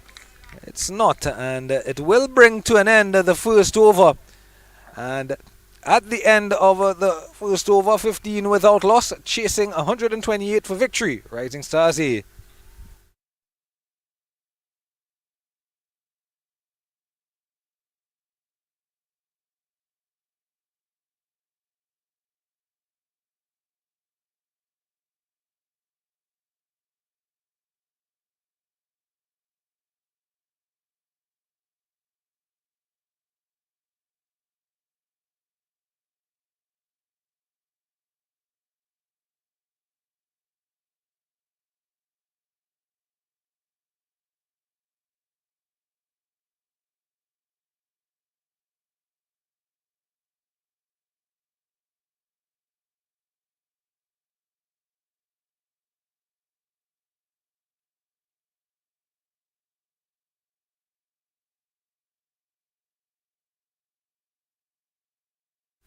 Starting their reply, needing 128 for victory, the Rising Stars A. They've raced along to 15 without loss after their first over, and now need a further 113 runs from 114 deliveries. So that required run rate is now officially under a run a ball. Dishant Patel will get his opportunity after being a spectator to some of the fireworks. Three boundaries in the first over from his opening partner Yash Patel. And now he's going to get his opportunity to get into the game. Will Dishant?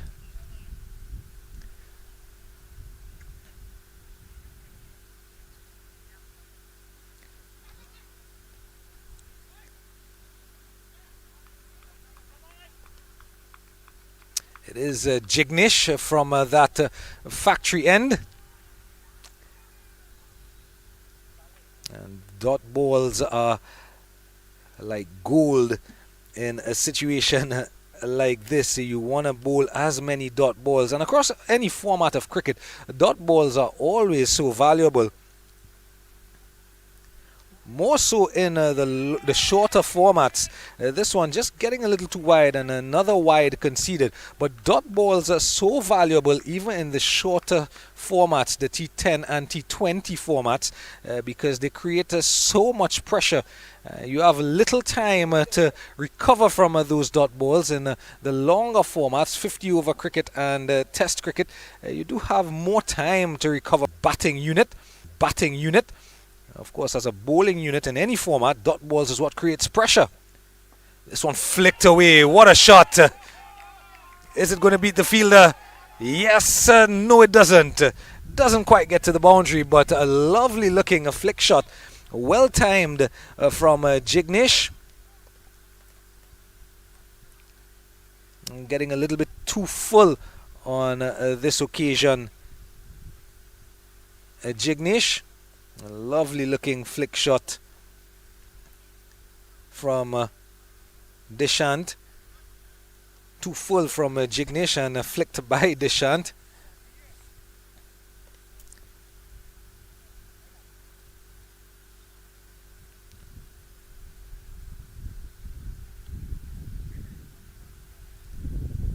It's one of those shots that really you would think it deserved to go for 4. And unfortunately it didn't, but a couple of runs and nonetheless for Deshant. And this one edged, but there is a man at third, and will just be one.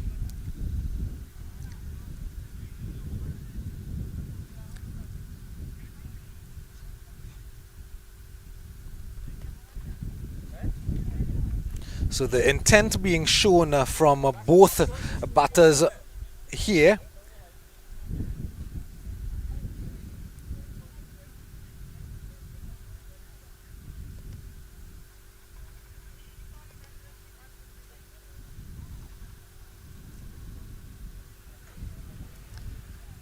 They seem like they want to get this one over in a hurry. Here's Yash facing up to Jignesh. Again, you can see that intent, looking to rock back and punch on the offside, but not the length for it. Seem to just keep a tad low as well. So a bit of invariable bounce from this surface today. And again, such a lovely facility, the Paramveer Sporting Complex.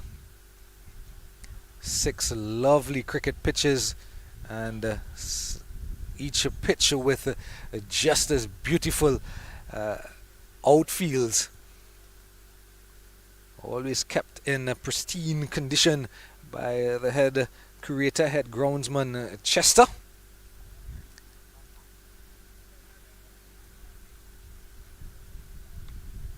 This one another edge, down and well fielded in a short third.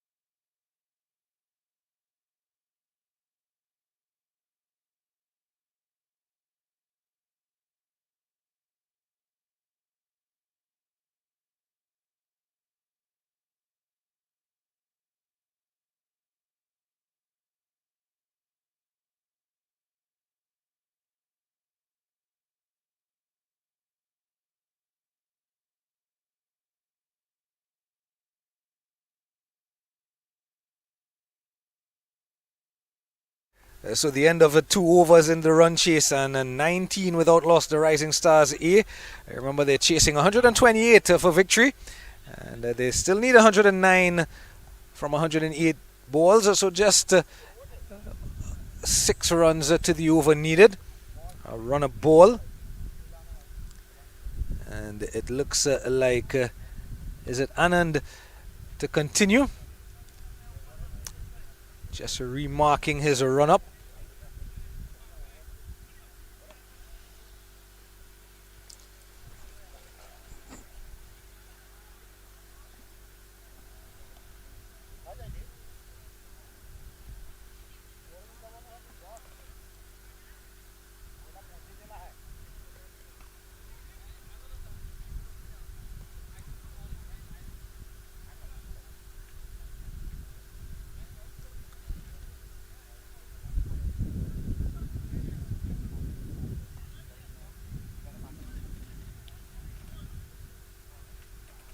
Nice sputtering of fans in today. There's action getting ready for their second innings. Just behind those spectators on the mound, you can see the players in their huddle, just to the left of your screen. And action in the second innings in that encounter on field number 4. And in the previous over, talking about this beautiful facility, and kudos definitely must be given to Jayesh, Mr. Jayesh, the president of the Paramveer Cricket Club, Paramveer Sporting Club. All the lovely work he's done here in the Atlanta, Cartersville, Bartow County area. This one flicked, oh, what a shot. In fact, he's flicked it straight into the hands of the man at square leg. And the first wicket has gone down, and I think it was flicked with such venom. Even our cameraman was tricked there for a moment.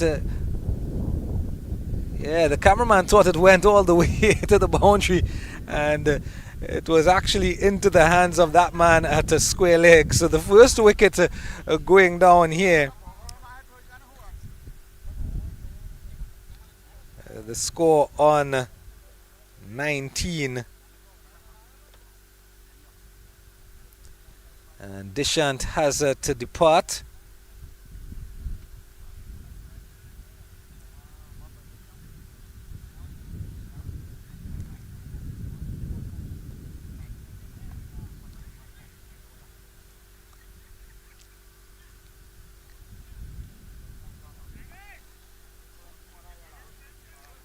So the first wicket going down. A breakthrough here for Dallas Metroplex A. And will that be the breakthrough that creates a bit of a slide here? 128, not really that big a target, but this is what Dallas have to do. They have to continue creating pressure and in the end taking wickets. Jinesh Patel has come to the middle. Mihal, it is bowling from the commentary end. And immediately creating that opportunity and creating that breakthrough. Looking to go full was Mihal. And just a nice juicy half volley on the legs. And you expected it to be put away to the boundary. I think even the cameraman was following the ball to the boundary and then realized it was in the hands of the fielder. Yes, it goes full again. This time it doesn't get to the fielder. It's played along the ground. And no chance of a single, but the left-handed Jinesh, I guess with a subpar total, total of a target of 128, I think maybe, just maybe he's allowed a little bit more time in the middle to get himself set. Jinesh, driven all along the ground. This should get to the boundary. Will it get to the boundary? And well stopped in the end. That's a beautiful stop by that man, Tanji, running around from long on and doing some lovely work stopping the boundary, defending a subpar total, defending a small total. Those type of fielding efforts just lifts the fielding team.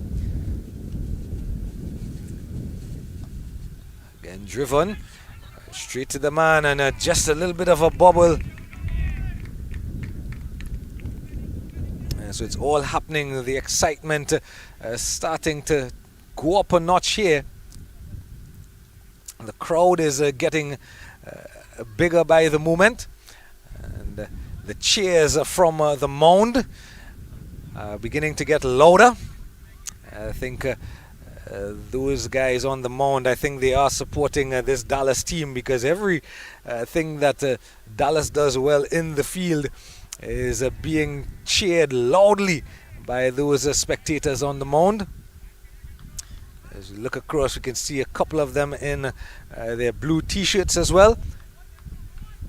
And that usually when spectators wear a certain color, you know which team they are supporting.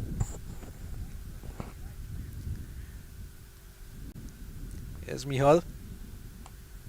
Just guided by Jignesh, by Jinish.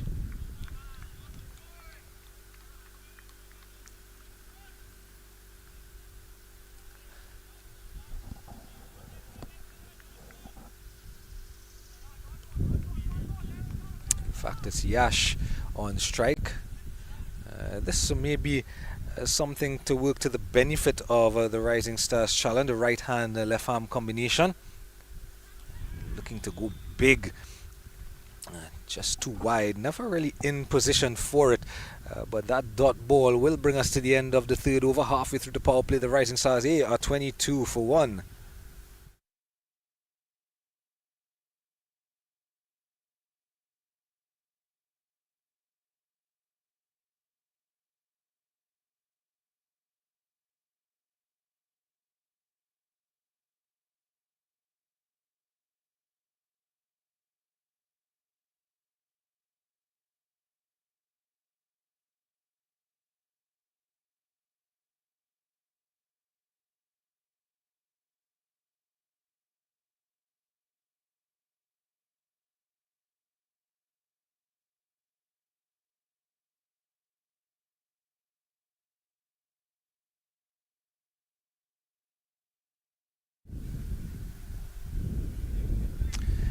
As that lovely breeze continues to grace us with its presence here at the Primeverse Sporting Complex. A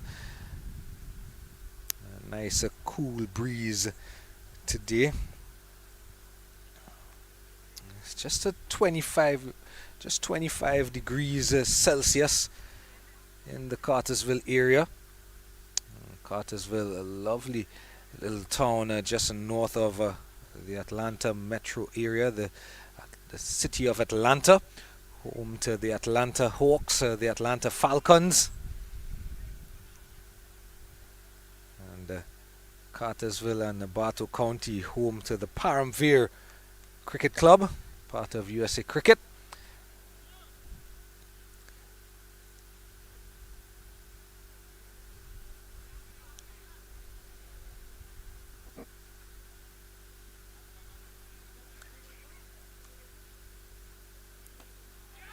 And yeah, just short of that fielder at extra cover. And Jinesh Patel, 3 from 4, hasn't quite got going just yet. Jignesh continuing from the factory end.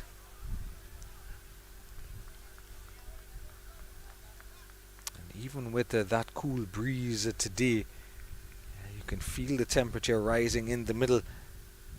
Heat of battle. This one flicked, and it will get only to square leg, but you can feel the heat of battle emanating from the middle between Dallas Metroplex A team and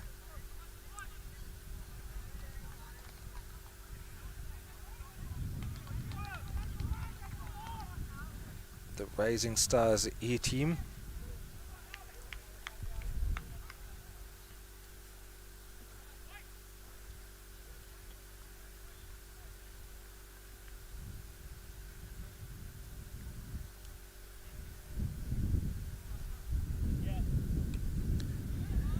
Outer half of the bat.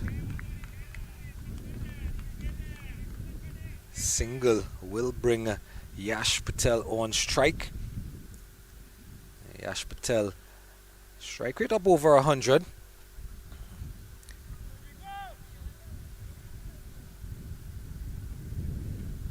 "12 from 11. He's already hit 3 fours. He's already hit more than half the total boundary count of the Dallas Metroplex A team. They only got four fours in total in their innings.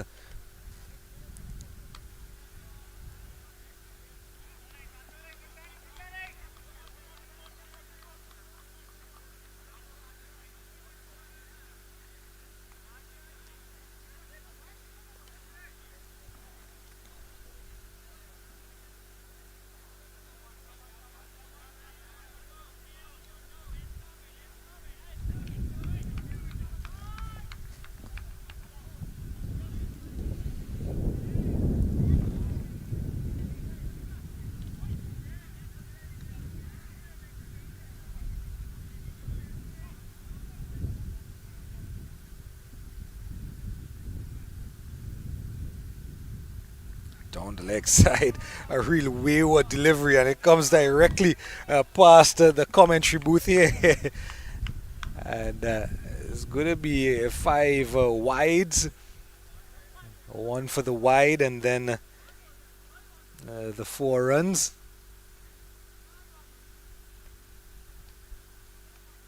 And that's really unfortunate from Jignesh, because it'd been going well. He had bowled 8 deliveries and only went for 4 runs, and it just relieving that valve of pressure that he has built up.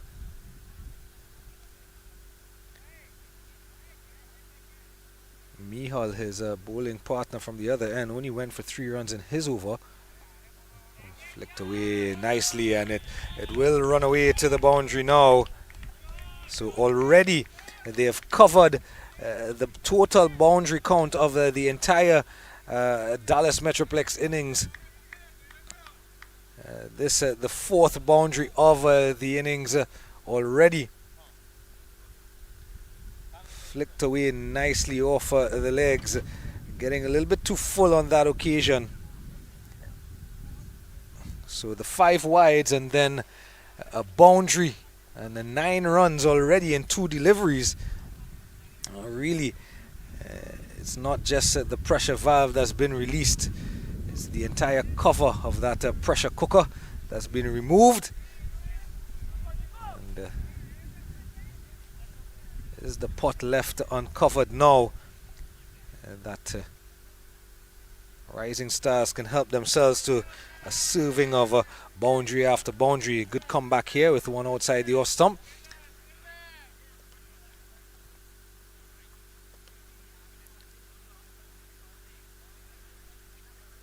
Already 10 runs in this over.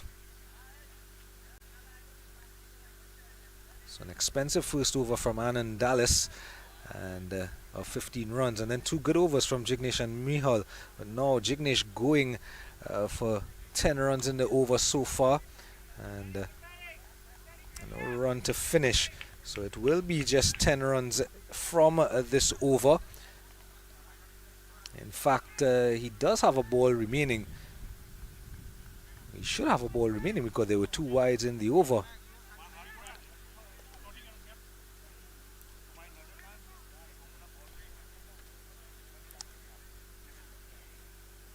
By our information, there should be a ball remaining in the over. Nonetheless, the umpires have called over. So 32 for 1 at the end of 4 overs. Still inside the power play.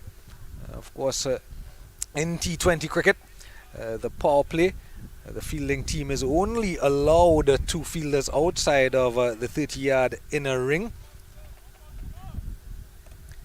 There you go. There's a little glimpse once again of those spectators up on the mound, and action aplenty up there on field number 4, ground number 4.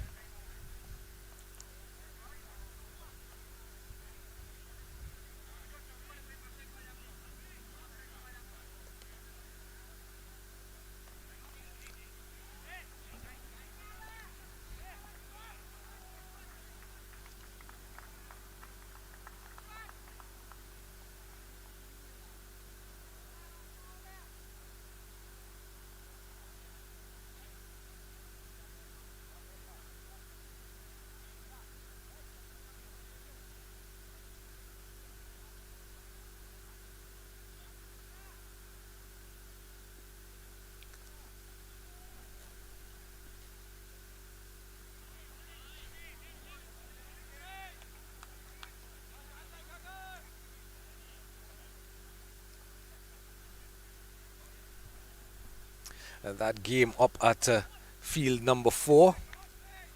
The Boston A team versus the Strikers. This one in the air, but of course in the power play there are no fielders down there in that vicinity on the boundary, and just helping himself to one that was just pitched short, and just sat up and rocking back and helping it up and over the fielder at square leg and bouncing away. 4 more runs added to the total.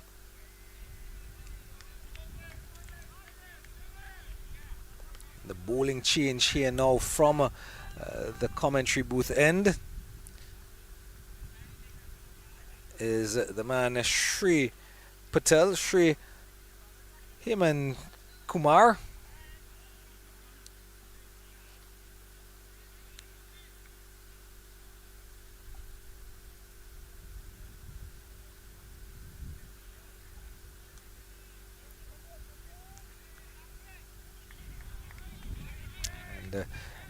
This is the first leg break bowler I believe we've seen here. Yes, it's indeed the first leg break bowler we've seen here at field number 3. Of course, we've already had 2 games here yesterday on day number 1. Shot through the gap. There is a fielder out there. The sweeper comes off the boundary. So inside the power play, the 2 fielders out.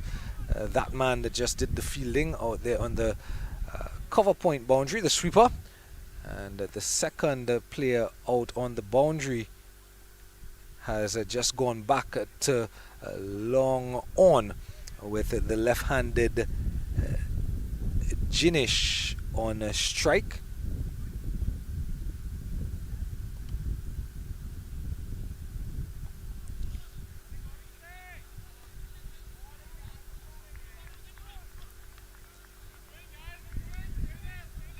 So after going for that boundary, that wayward short ball early in the over, he's done well to come back and finish the over with just 5 from it. 37 for 1 after 5. Rising Stars A still need 91 from 90 deliveries.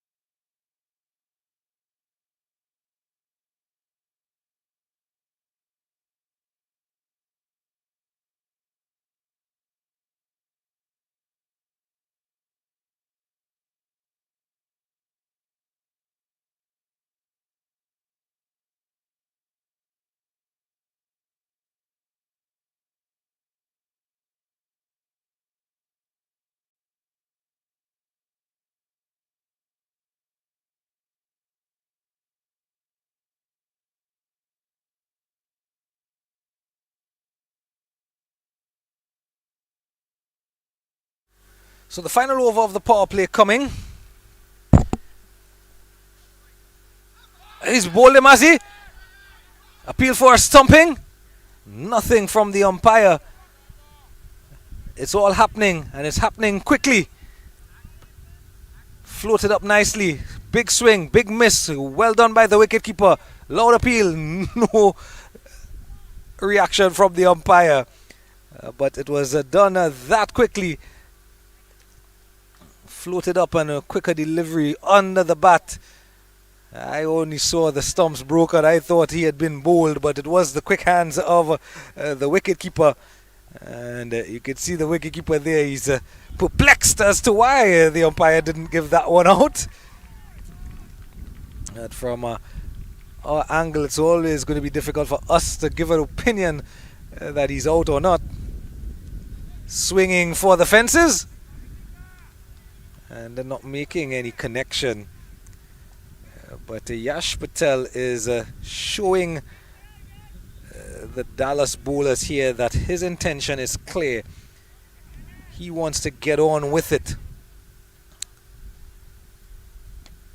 He's hit this one in the air, but the fielder is deep, almost back at regulation long on position. So there's no chance of it going to hand. And runner ball 18 from Yash.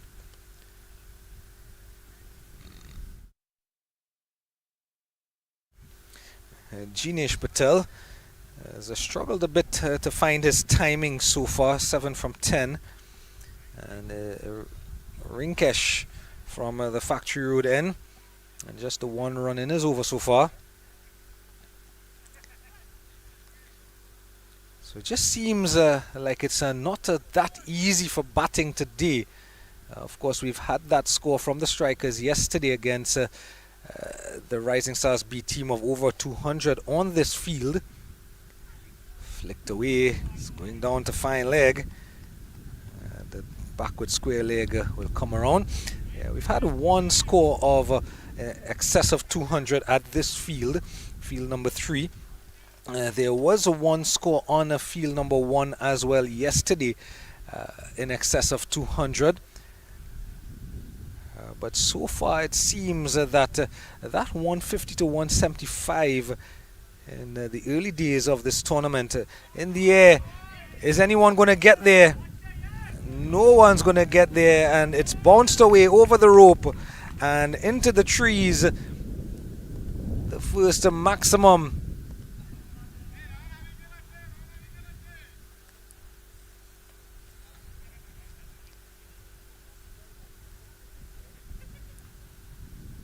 Floated up nicely, a juicy half volley, and all the way into the trees.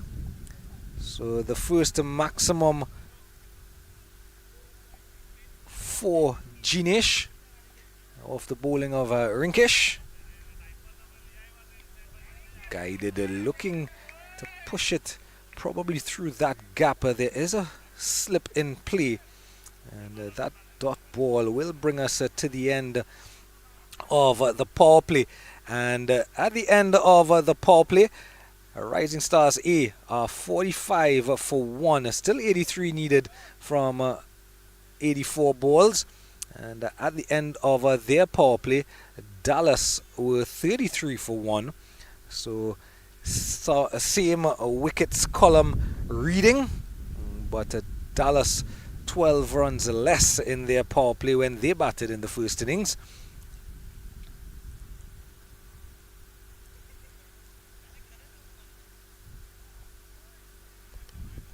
The only batter out so far, Deshant Patel, for 3 from 4 deliveries, caught by Hemant at that was off the bowling of Mihal.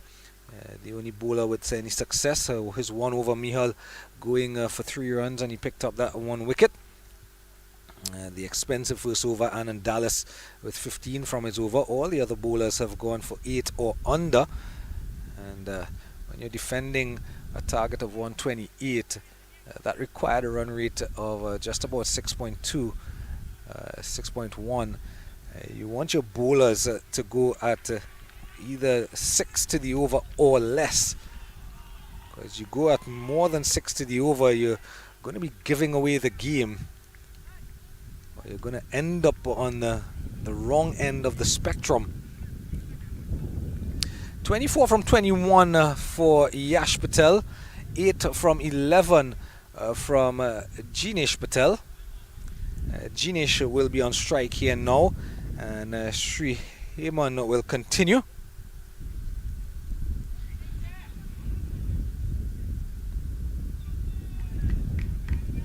And that's a good single because the ball was placed at that 45-degree angle. The short fine leg didn't have very far to move around. But that fielder there at 45 didn't have far to move around, but he was a bit on his heels and allowed the batters to go through and cross for an easy single in the end.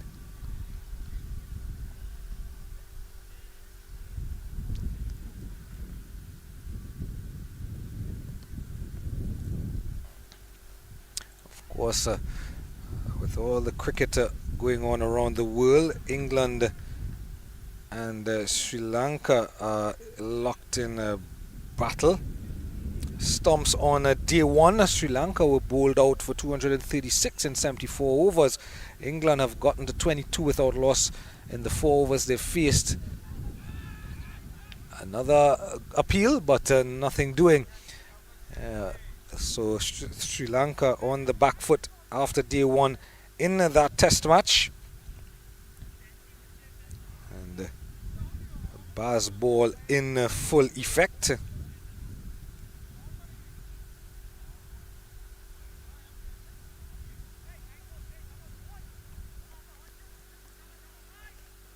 There's a bit of discussion between Srihiman and his skipper, possibly about fielding changes, but the field remains the same. Outside of the power play, sweeper on the cover point boundary, long off, long on, deep mid wicket, and deep square leg. Your 5 fielders outside of the inner ring. Struck on the pad, loud appeal, and the umpire shakes his head. And actually, is it a no ball? Is it a no ball?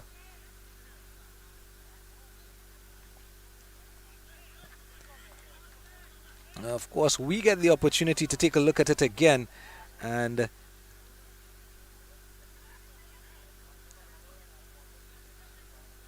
what was struck on the pad, back live now. This one in the air and just out of the reach of the fielder at long off. So 4 runs, 1 bounce just in front of that fielder. And take a look, just want to take a look at the previous delivery to that boundary. The LBW appeal was the delivery before, and yeah, he was outside of the line of the off stump, hit on that back leg, and also with the turn of the ball. Followed that up though. Yash looking to go big here again, but he's followed that up with a boundary. Nice lofted shot, Yash Patel, over extra cover. He's now 28 from 25, Yash Patel.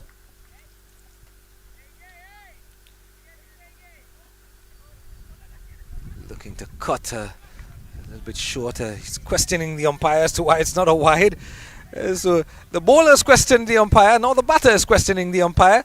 At the end of the day, kudos to the umpire. He's the man in charge, and he lets them know that.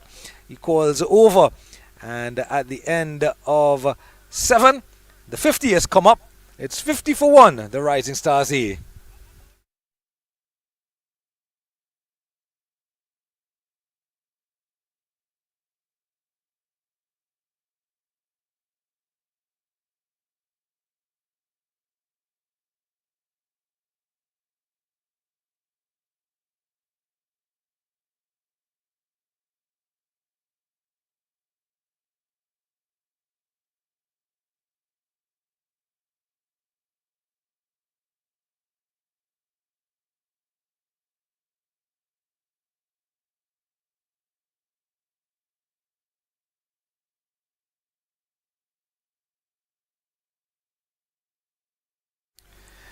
As we continue on day number 2 here at the Paramvir Sporting Complex.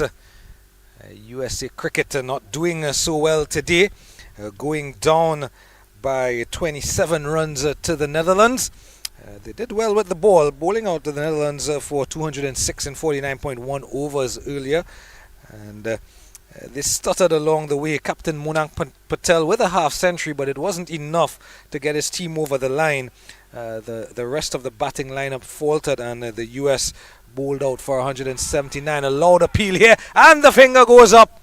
So another appeal, and eventually the breakthrough coming here.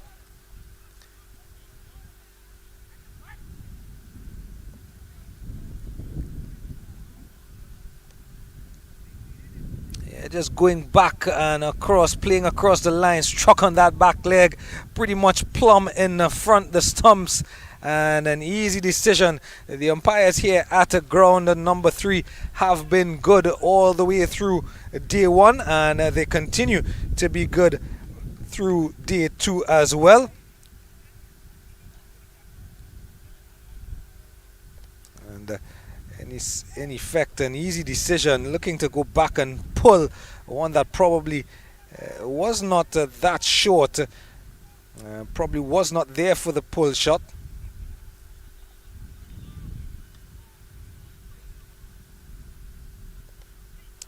And Tapan Patel is making his way out to the middle.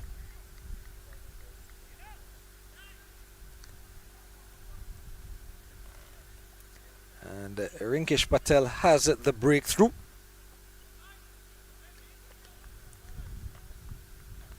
So Jinesh, after looking promising and showing that intent of falling for 9 from 13, and he'd be mightily disappointed. Had the opportunity chasing a small total that he could have spent some time, probably get some batting practice, if you will, but also show that he's responsible, being the number 3 batter, showing responsibility and carrying his team across the line. It's not to be today, and he's been dismissed. Tapan Patel will take strike. The big burly figure. Left-hander replacing a left-hander. Struck on the pad again. Loud appeal. But pressing forward, probably creating a bit of doubt in the mind of the umpire here. And yeah, pressing forward. Seemed to just get outside the line of the ball, or the line of the stumps. And a shake of the head from the umpire. And they've been good. The umpires could not have done any better myself. So full respect goes out to them. Straight back to the bowler. Would you believe it? Would you believe it? So he has not troubled the scorers. Tapan Patel looking to drive through the offside, and as easy as you like.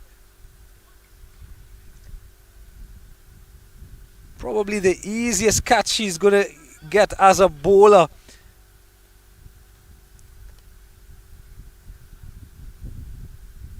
Rinkesh, and Yash Patel is a spectator at the present moment. Dallas are putting up a fight here. They now have 2 wickets in quick succession. And a score of 50 for 1 has turned to 50 for 3.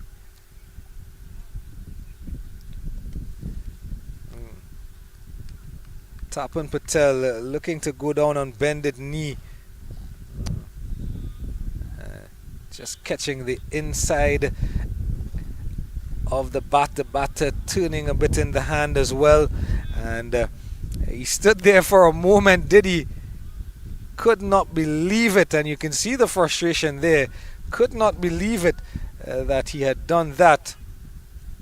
And now he's left his team in just a spot of bother as Tapan Patel. Yash Patel still there, however, on 28 from 26. Sagar Patel is slated in next, but it's not Sagar Patel at the middle. It doesn't seem to be.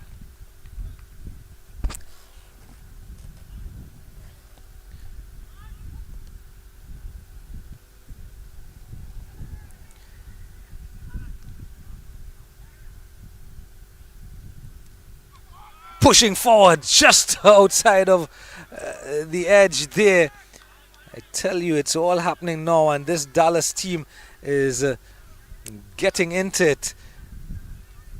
Lovely leg break on that occasion.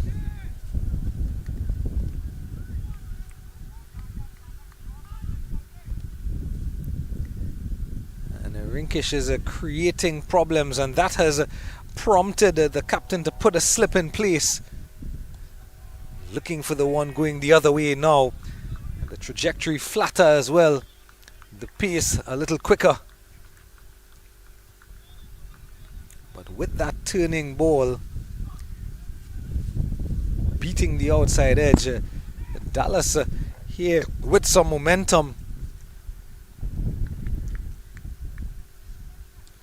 Cut in the gap, but will only get down to the sweeper. Will only be one. That single will bring us to the end of the over. So 50 for 1 has quickly become 51 for 3. And Sagar Patel it is indeed who got that single off the final delivery of the 8th over. Rinkish Patel, double wicket strike here in that over. Has himself 2 wickets in his 2 overs, just the 9 runs.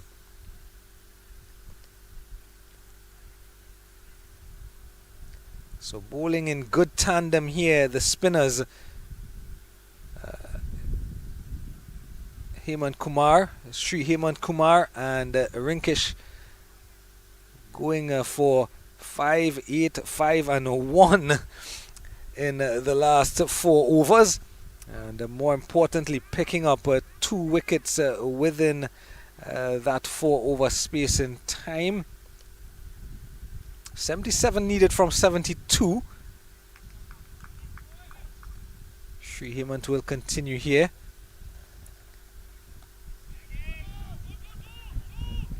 Call for 2. And I'd feel that the backward square leg does well and prevents the chance of the second being taken. As the breeze picks up here at the Paramveer Sporting Facility.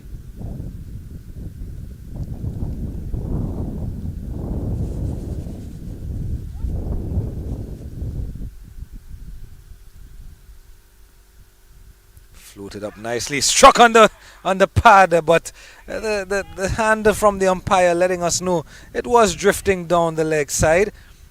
And again, we have the benefit of doing this and seeing that the ball was definitely drifting down the leg side. He was also outside the line, and the umpire gets one look at that. Down the ground there to long off. The umpires, again, they've been so wonderful. They've been good. They've made all the right decisions.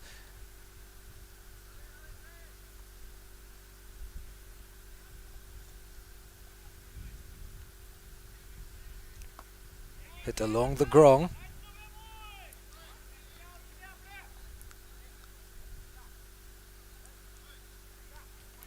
So with the fall of 2 quick wickets, Yash Patel and Sagar Patel now have to do a bit of a repair job, just to ensure that no wickets fall. And 75 from 69, the required run rate is not 74 from 68 now. The required run rate is not out of hand, just 6.5 to the over required. Sagar Patel and Yash Patel can take some time. This one a wide.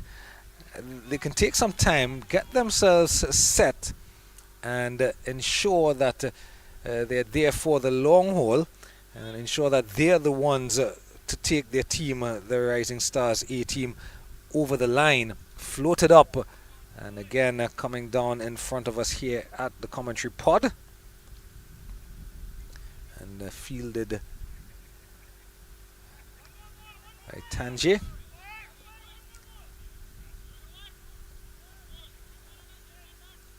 And that will bring us to the end of the 9th over. At the end of 9, 56 for 3.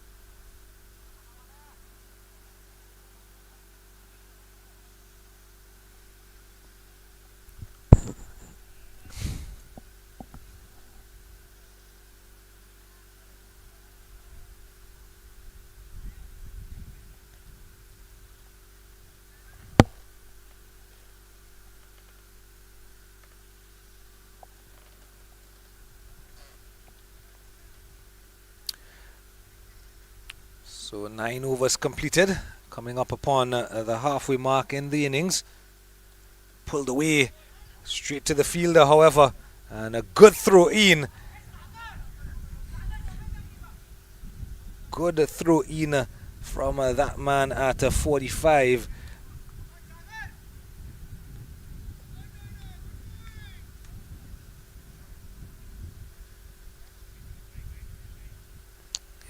Pulled straight to him, and immediately in one fell swoop was able to get it in. No chance of the run out, but creating pressure.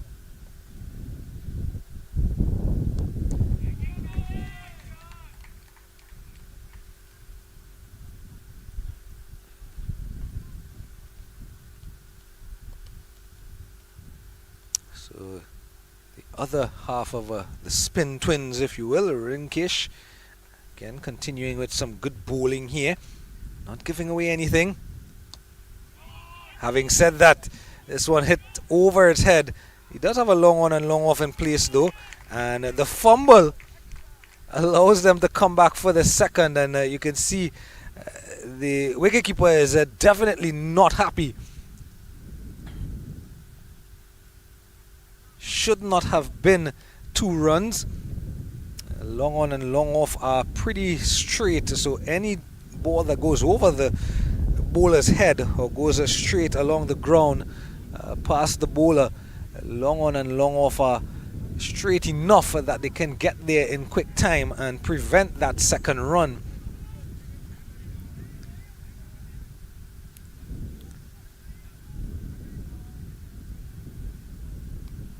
Pulled in the air, but in the gap importantly, and it's going to be a boundary here.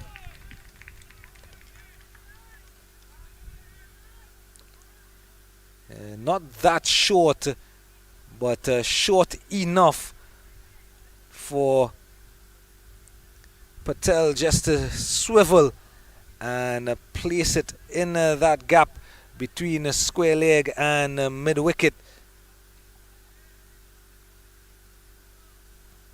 You see there the deep mid wicket and the square leg fielders just both running back, but just to give a chase.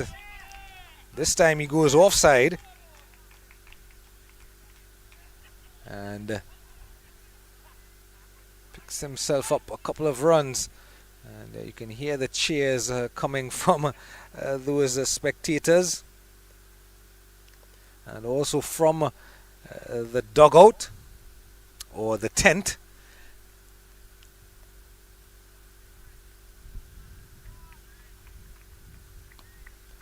This one is along the ground this time. Was in the air for a moment, but well short of the deepest mid-wicket fielder.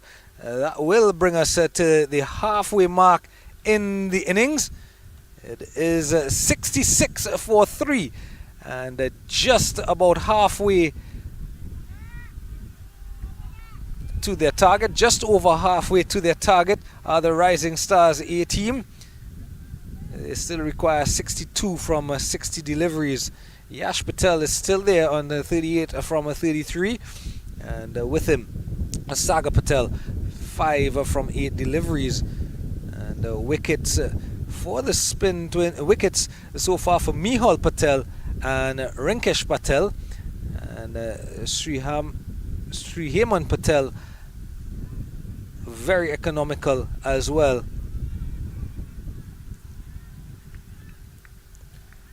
At the halfway mark in their batting innings, the Dallas Metroplex team were 59 for 4. They had just lost their 4th wicket, and they had no momentum really, but they are not too far ahead on the comparison, the Rising Stars A. They're just 7 runs ahead, and it has become quite the hot day now here, and you can see just the players availing themselves of some beverages, getting some refreshments, getting those electrolytes in. The umpires as well, the batters have had their refreshments. They're taking the opportunity. The Dallas team taking the opportunity in the water break here to have a huddle as well. And it's 66 for 3. They're still in it. It's not all gone just yet. String together a couple of dot balls, take a couple more wickets, some electric fielding, a brilliant catch or a brilliant run out, something.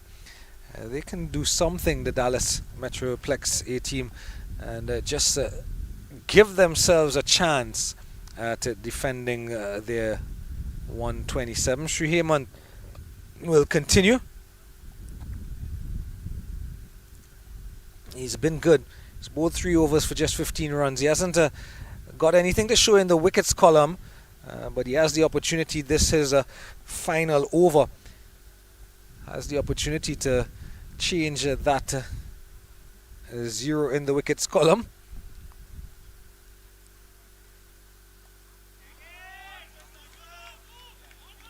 Call for 2, and they will come back quite easily for 2. And thinking of the third, the batter's probably questioning, and there you go. There's a signal from the umpire. I was also waiting to see, but he did indeed, the ball did indeed cross the boundary rope. As we get the opportunity to see it here now, the ball over the rope there. So good call again from the umpire. Good effort in the outfield though. Floated up and hit leg side again. Deep mid wicket does the fielding.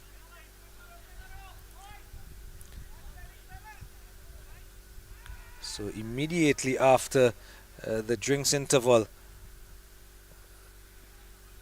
the Rising Stars picking up a boundary and a couple of runs, and just like that, 3 overs for 15 runs is now 3.5 overs for 20 runs. So he's gone for just about a run a ball. You'll take that.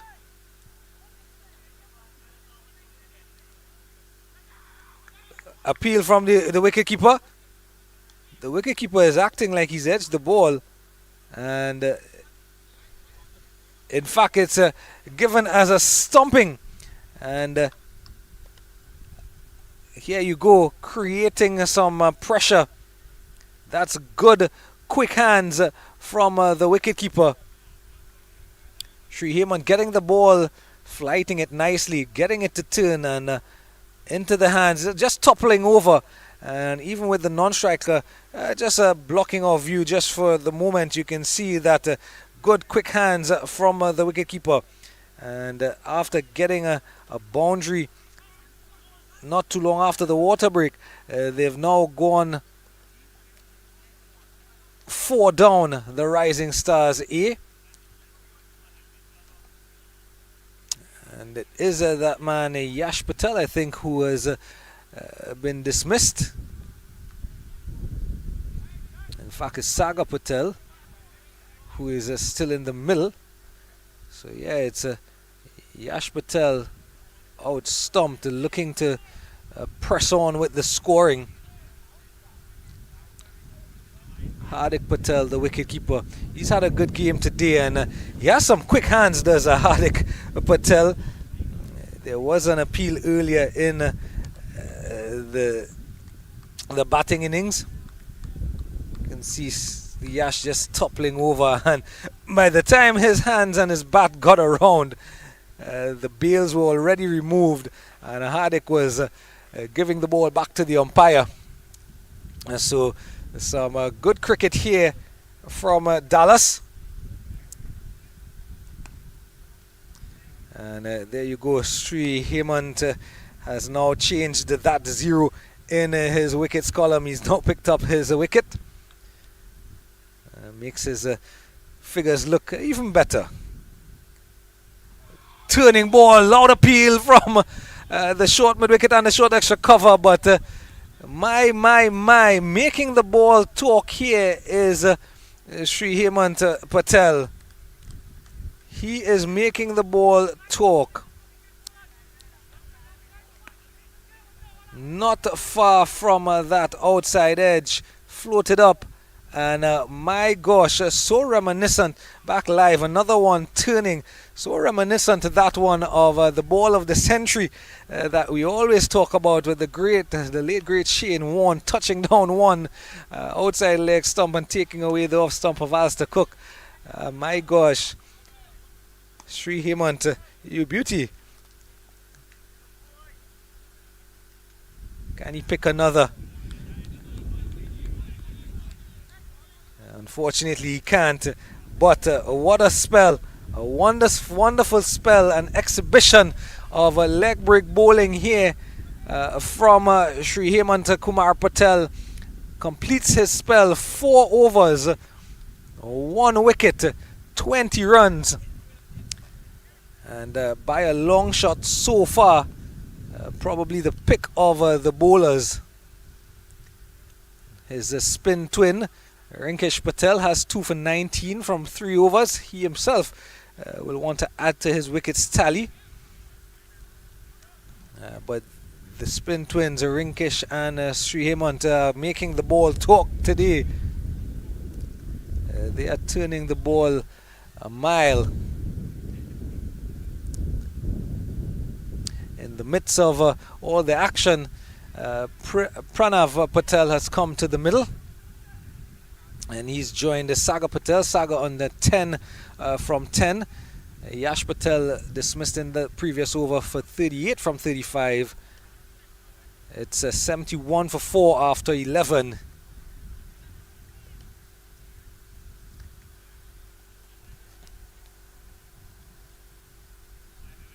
And it is a Rinkesh who will continue from that factory end. Final over in his spell. Floated up, but driven back past him. And long on will do the fielding.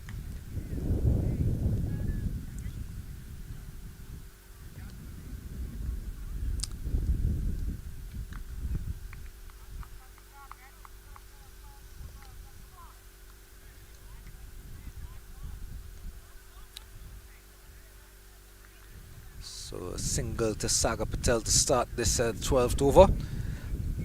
Pranav will have his opportunity to get off the mark. That's not how you're going to do it. He's swinging for the fences.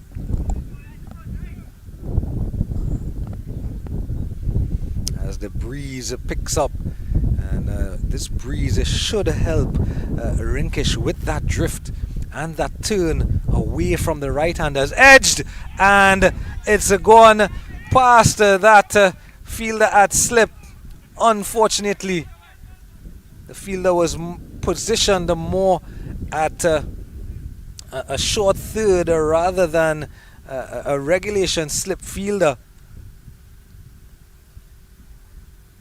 But catching the outside edge here, and yeah, just outside of the reach of that fielder there.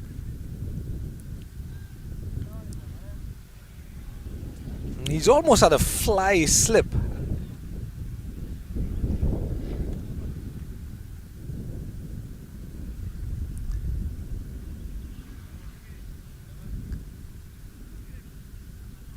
This one, what has that hit?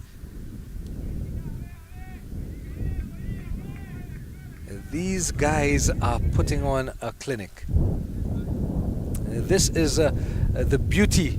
It is one of the hardest skills to master, the art of leg break bowling. Right up under the bat, copious amounts of flight. And Sagar Patel cannot do anything other than play it back. I beg your pardon, Pranav Patel can't do anything but play it back to the bowler. One delivery to come in his spell. Can he make 2 wickets, 3 wickets?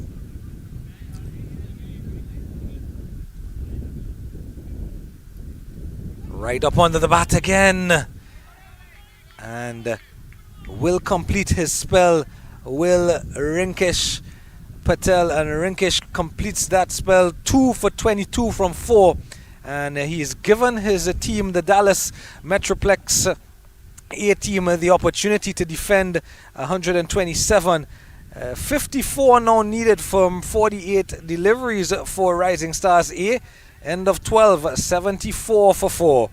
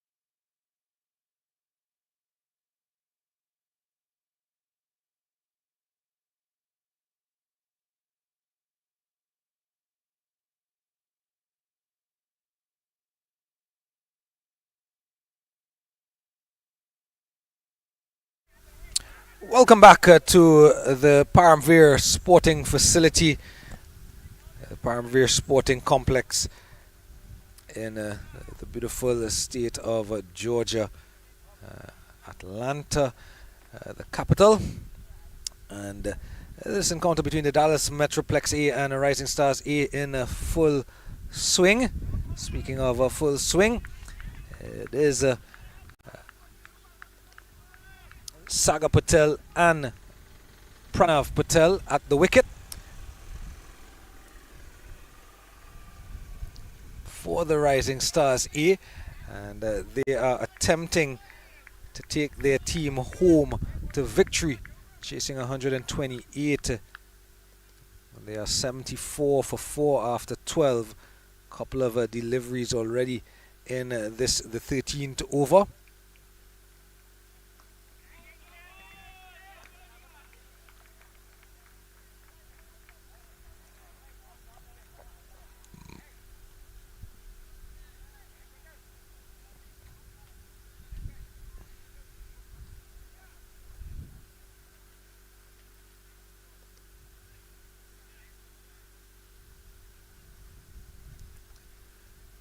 So Hemant Dealji is the new bowler from the commentary pod end.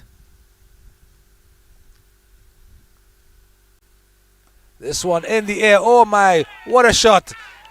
No one's going to get that. The only person who's going to get that, the fielders in ground number 1 to retrieve and return the ball to us on ground number 3. What a shot. Half volley, down on bended knee, and up, and away she went.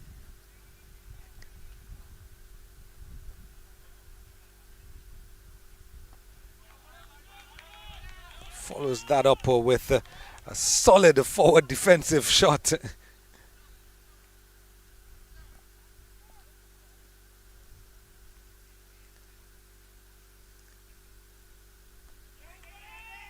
This is good cricket. A good comeback here from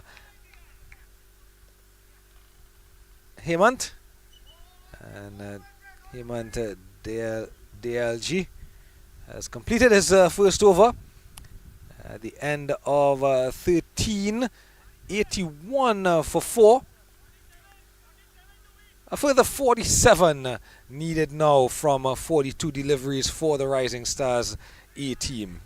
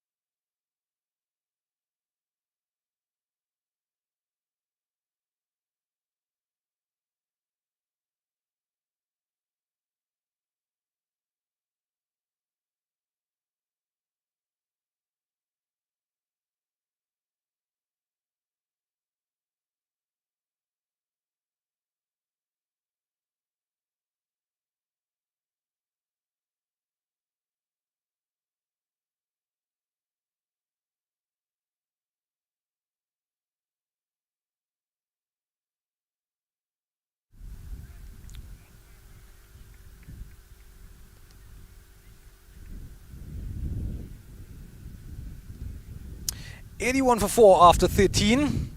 47 from 42 needed. Rising Stars A. And a bit of seam into the attack.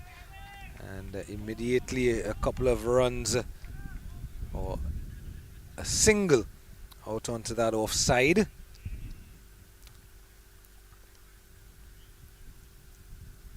As Pranav gets off strike, gets Sagar Patel back on, and it's Tani Patel from the factory end. And immediately, even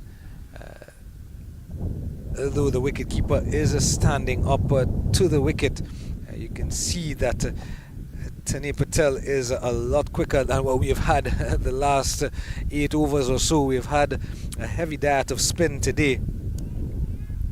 Struck on the pad, loud appeal!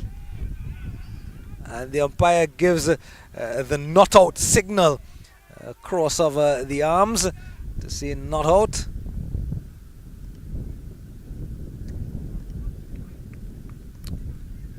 And he gets one look, we get 2 looks at it. Just seem to be drifting down with the angle. This time it's turned the leg side. But good decision in the end from the umpire.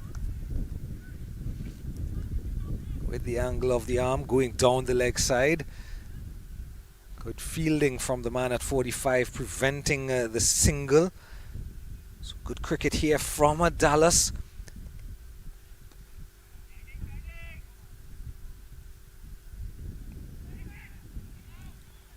And they are making a fight of this at the halfway mark. When you looked at the total, 127 for 7 from the Dallas Metroplex A team, you thought to yourself, oh my, it's a T20 encounter. The field is small. The boundary rope is only about 60 meters away from the pitch. Maybe the Rising Stars A will complete this, and they've made a fight of it. Have the Dallas Metroplex A team. And at the end of 14 overs now, 84 for 4.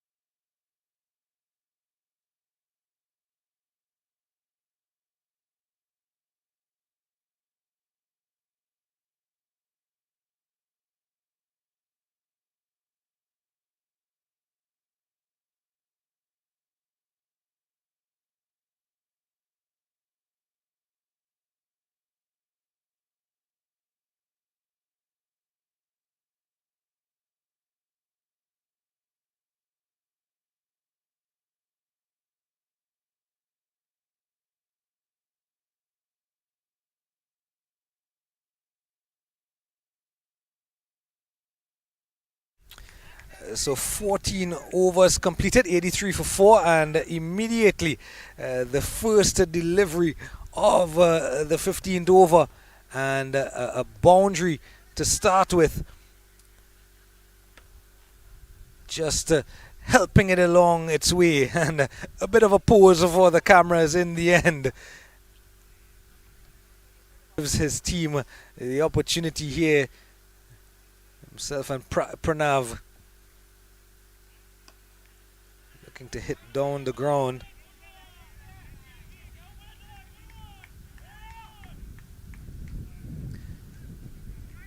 He's raced on to 22, has Sagar Patel.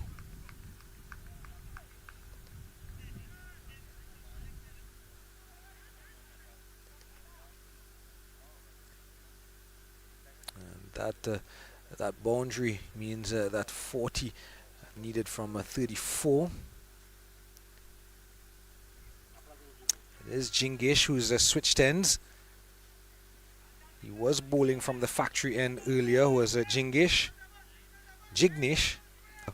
Would have cost just about 15 runs, so he's been good. 2.5 overs and 19 off of his bowling. That boundary just changes his economy rate just a tad. Straight back to the bowler. Got a good hand on it. And you can see there the bowler and the fielder. It went into the bowler's hand. It ricocheted and it went to the fielder at mid-off.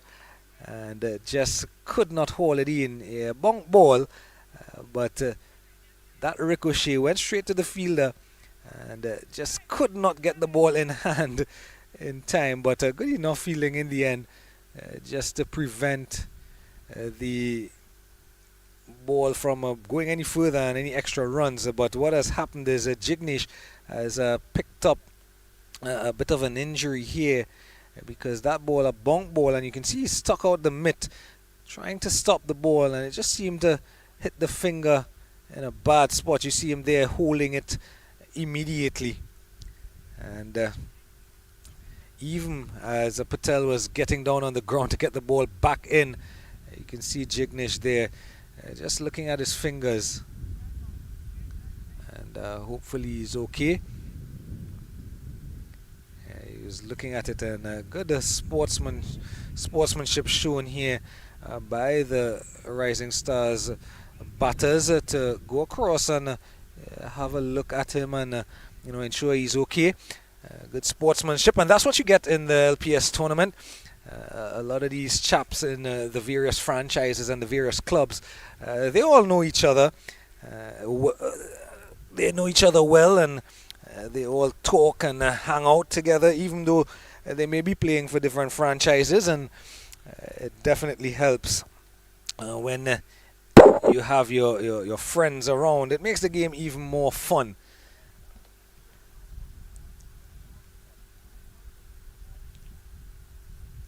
So just a slight break in play for the moment.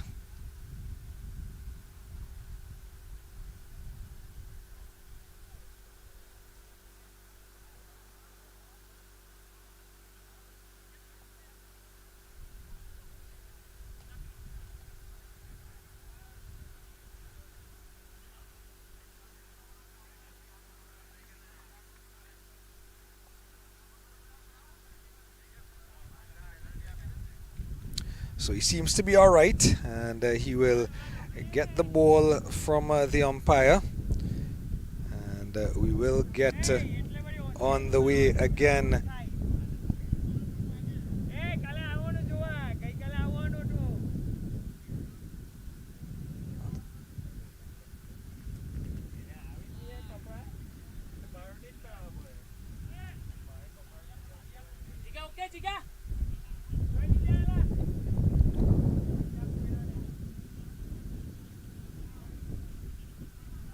So here's Jignesh now,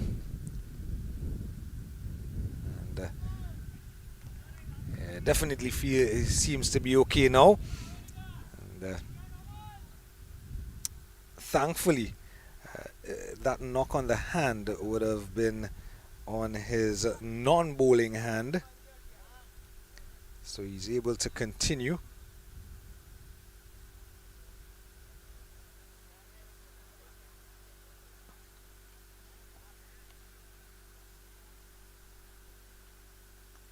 in the air. It's skewed away down to third. And the fielder again, there's that fielder not exactly at a short third and not exactly in slip, just in between, and an opportunity created on that occasion. But that single will bring us to the end of another over, at the end of 15. Jignish has figures of 3 overs, none for 21, and it's 89 for 4, 90 for 4 in fact. And with the remaining 30 deliveries, the Rising Stars A will need 38 runs for victory.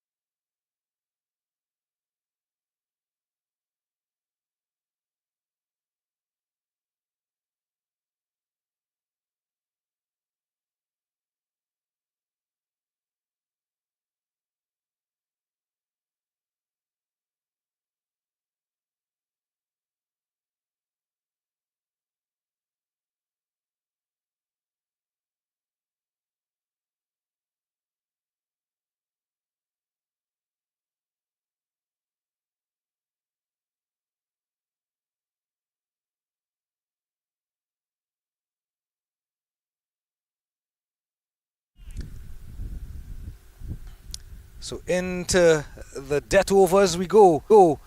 The final 5. 38 needed.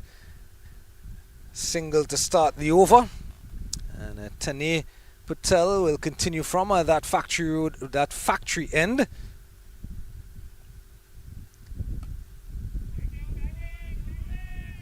Just a couple of singles to start his over.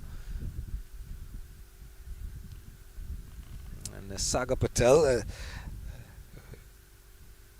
will hold much of the responsibility here for the Rising Stars.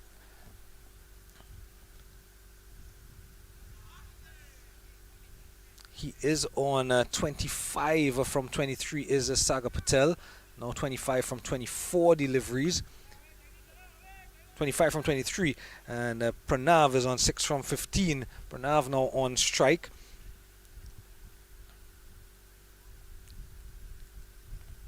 Tane has bowled 8 deliveries and only gone for 4 runs. Bowled them! Cleaned them up! What a delivery from Tane Patel. You don't see many Yorkers better than that. Full and straight. Right under the bat. Ended up being a low full toss actually in the end, but going for that Yorker and cleaning him up. And now half the team are back in the dugout. Is that the breakthrough? That means Dallas can fight and win this game. Beautiful delivery. Once again, going for that Yorker. Ending up being a low full toss, but you will take it. And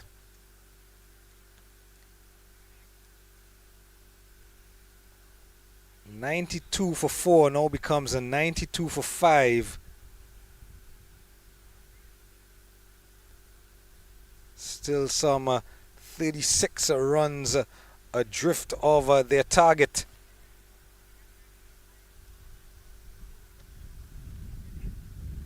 Aman Patel has walked out to the middle.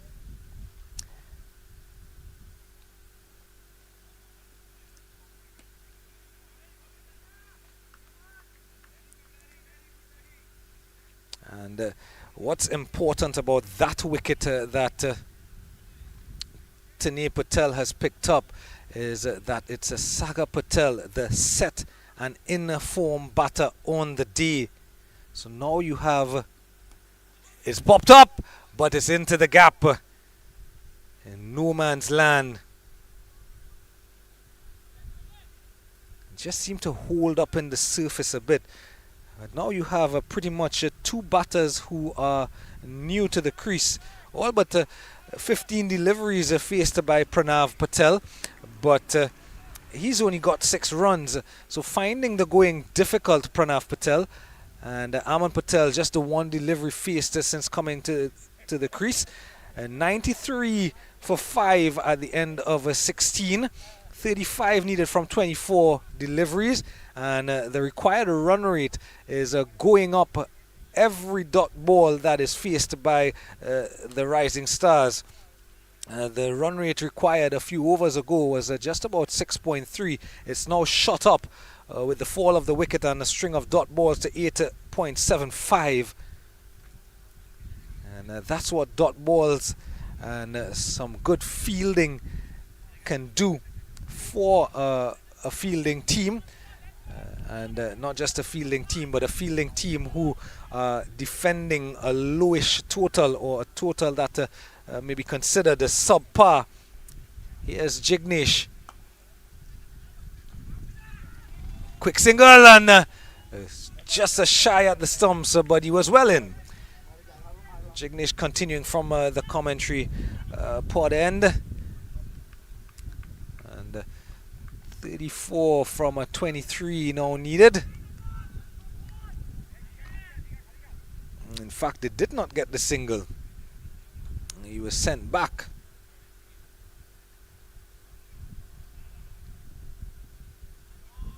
Is this going to be given a wide? It's not within the guidelines.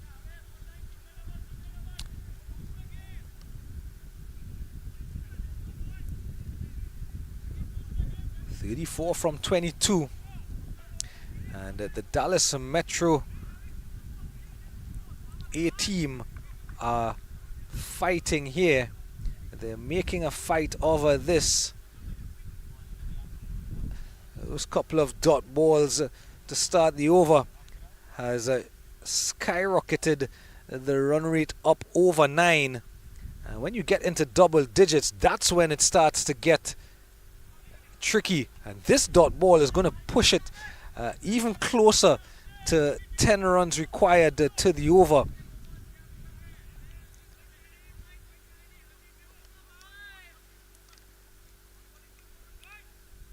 .71 now the required run rate.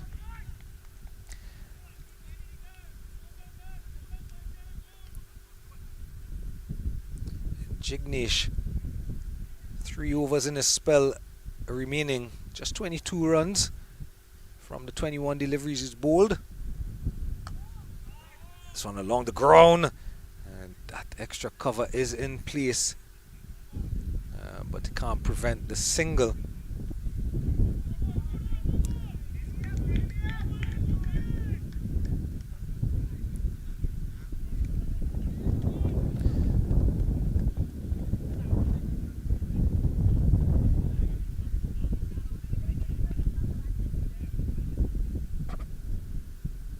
As the breeze picks up and it gets stronger by the moment. Again, that fielder coming into play. There is a single though, and the score goes up by 1.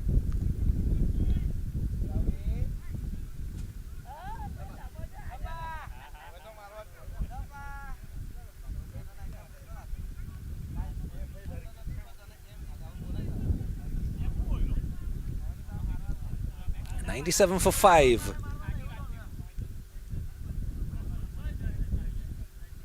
2 deliveries to go in the 17th.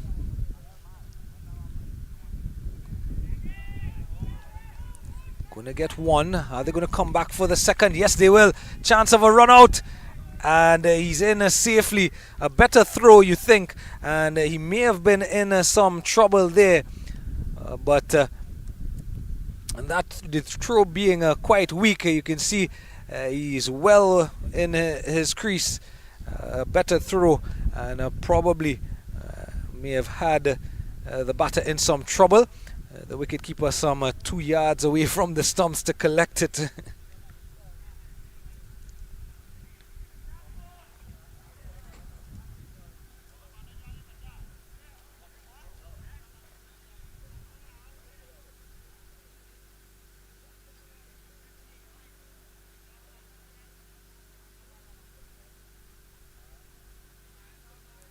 In the air, the fielder right in front of us here at the commentary booth, and another wicket going down.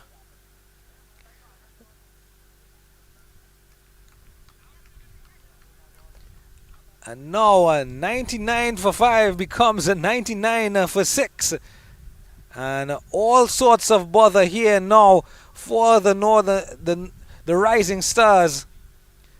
One hit straight up into the air, and it came right down in front of us here for the fielder at the long on boundary, who completed the catch. A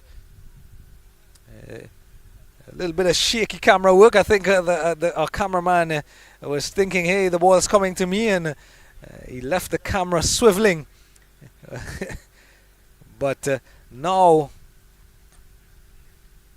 the run rate now just under 10 per over, but the trouble is they're losing wickets, and every time a new batter comes in, he's gonna have to get going immediately, and not much opportunity to get yourself set. We're already into the death overs. 17 overs completed, 99 for 6, 18 balls, 29 runs the requirement.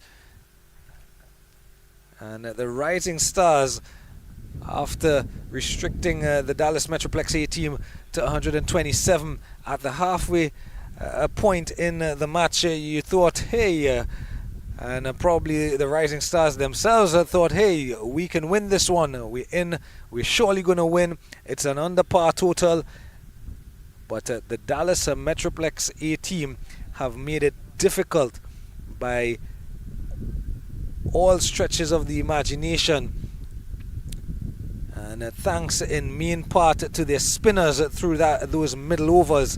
And Mehul Patel going at an economy rate of 3, Sri Heman going at an economy rate of 5. Come back for the second. Rinkesh Patel going at 5.5. Heman Dealji going at 7, and Tani going at 2.5 to the over. And Tani definitely the pick of the bowlers, 1 for 5 from his 2 overs by way of economy rate. Rinkesh with 2 wickets, and as a bowling group they have definitely made this one a contest. Only Anand Dallas went for 15, the only bowler to go for a double-digit economy rate.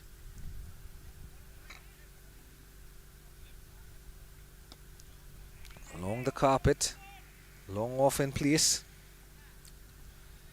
It's definitely not there.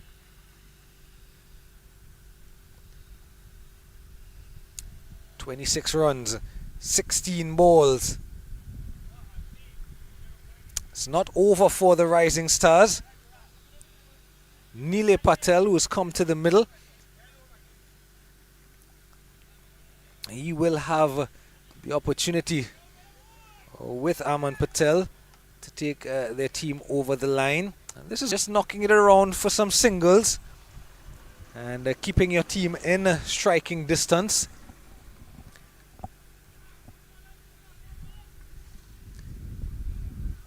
The conditions have been lovely today, with the breeze blowing constantly.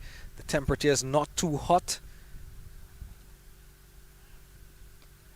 In the air, but well into a vacant space, and again just the single.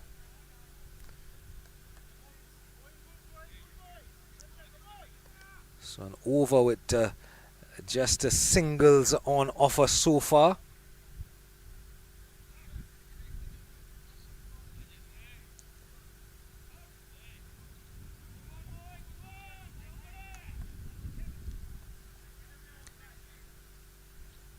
A couple of runs to start the over, and then singles off the second, third, fourth, and the fifth deliveries in the over. One to come. 105. A couple of those singles bringing up at the start of the over, bringing up the 100. And final delivery here now. And a dot ball to finish. So that would probably be considered a win. But keeping in striking distance, so 7 off the over. And that dot ball has just pushed the required run rate all the way to 12 to 11 required. In fact, the umpire has given it as a wide, has he? In the air. And he's actually bisected the fielders at long on and long off. Didn't think for a moment there that he got it, but he did. Going a bit fuller on this occasion, and just clearing that front leg and down the ground and directly in between mid-off and long on and long off, and a boundary to end the over.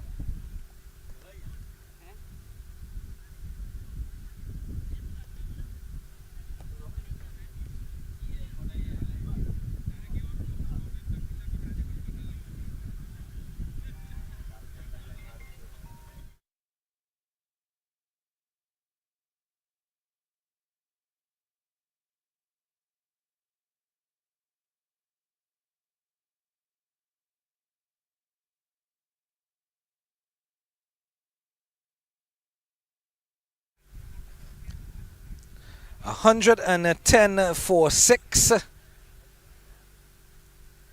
and that boundary, that's how costly the wide off the penultimate ball over that 18th over has ended up being, because up until that point only singles were taken in the over, that over from Tangier. And then he bowled that wide, and that extra delivery. At that point, he had only gone for 7 runs in the over. When the wide was given, the last ball, the extra delivery was struck away for a boundary. And that meant that a 7-run over went for 11. And it's kept the required run rate within touching distance. 9 runs to the over needed by the Rising Stars. 2 overs, 12 deliveries, 12 legal deliveries to get 18 runs. Very much gettable in the modern era. And Tane will be mightily disappointed with how he finished off that 18th over. Penultimate over. Jignesh, it is from the commentary pod end. And he starts with a wide.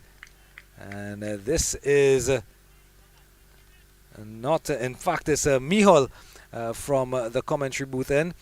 This is not what the captain would have wanted. This is not what the team, the Dallas Metroplex A team, need at this point.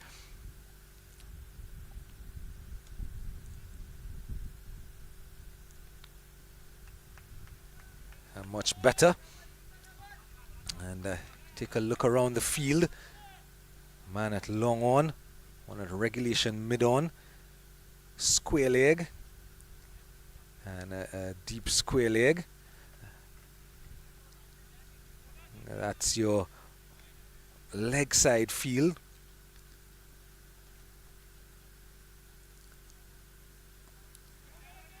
Bring that man at square leg into play now. On the offside, you have a third point. Extra cover point on the boundary, and wide mid-off. There is quite a gap between Tene and who is at long on and that long off fielder. They're not as straight on as they were on the other end.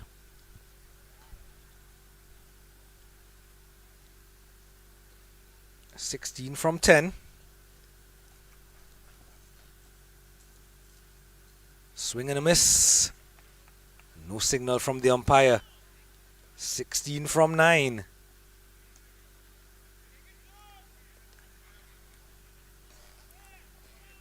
"16 from 9 now needed." And Nele and Amon are having their hands filled here. And a lot of chatter around the field.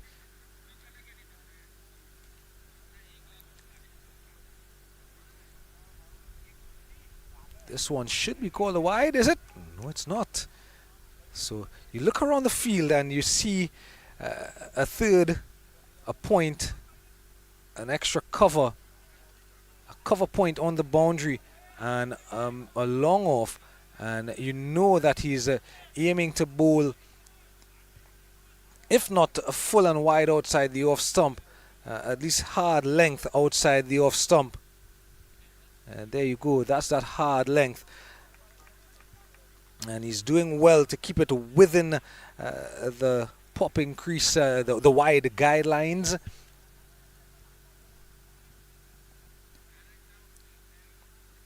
And every dot ball that goes by is just added pressure on Nile Patel and Aman Patel and the Rising Stars A.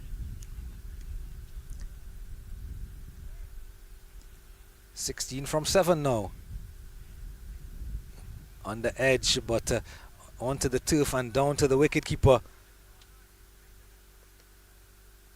And that will bring us to the end of a penultimate over bowled by Mihal. And what a penultimate over from Mihal Patel. And just the wide and the single off the bat in the over. 2 runs from the over, and that means that the final over, the Rising Stars A will need 16 runs from this last over if they are to get over the line. 112 for 6 after 19. 6 deliveries to go. Who's going to get the responsibility of bowling these final deliveries? Nile Patel will start as a spectator on the non-strikers end. It's Aman Patel who's going to be facing up. He's 12 from 10, so he is just about set. He's just about got himself set, having faced 10 deliveries. He has a strike rate of 120. He'll need that strike rate and some more if he's to get these 16 runs for his team.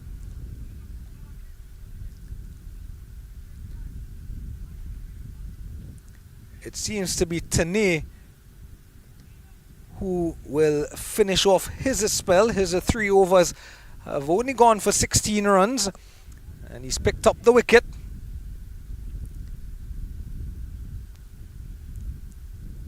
Here we go, final over. Looking to pull. Appeal. And there's no signal, is it? Yeah, yes, he's been given.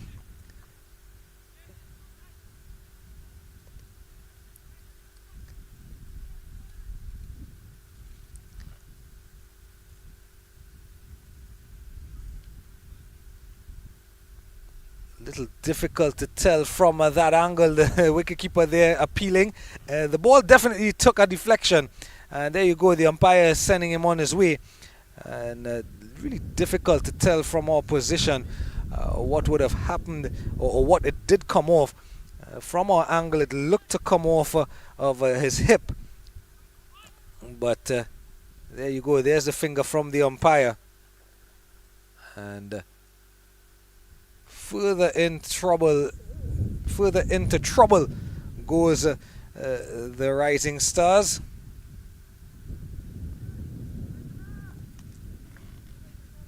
So still 16 runs needed.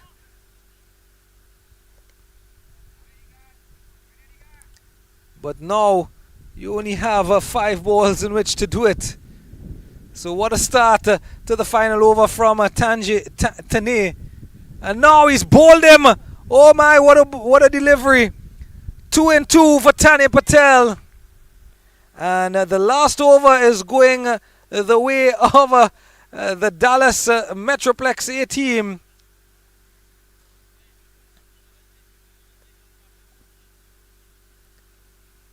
And he'll be on a hat-trick. Looking to go big, swinging for the fences. You can't blame him. So in and out. And Nile Patel has been left stranded at the non-striker's end so far.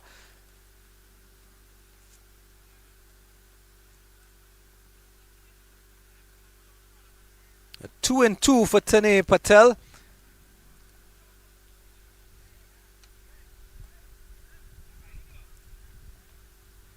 And the final over starting with the 16 needed. 2 balls in, 2 wickets, still 16 runs needed. 3 wickets in, 2 wickets now in hand with 8 wickets down. Can Tane bring up a hat-trick here? Goes a full and straight. So no hat-trick to be today. But this is magnificent bowling. 2 and 2 to start the over. And then the dot ball. Still 16 needed. In the air. This is what's needed from the Rising Stars. It does not get to the boundary. And they'll come back for the second. Yes, they do.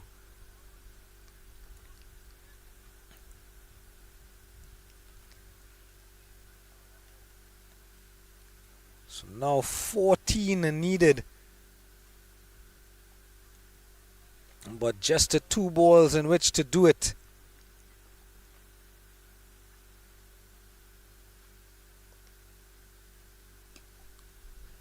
This one in the air. And it will trickle away down to long off.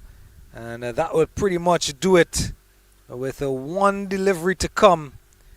And still some 14 runs needed.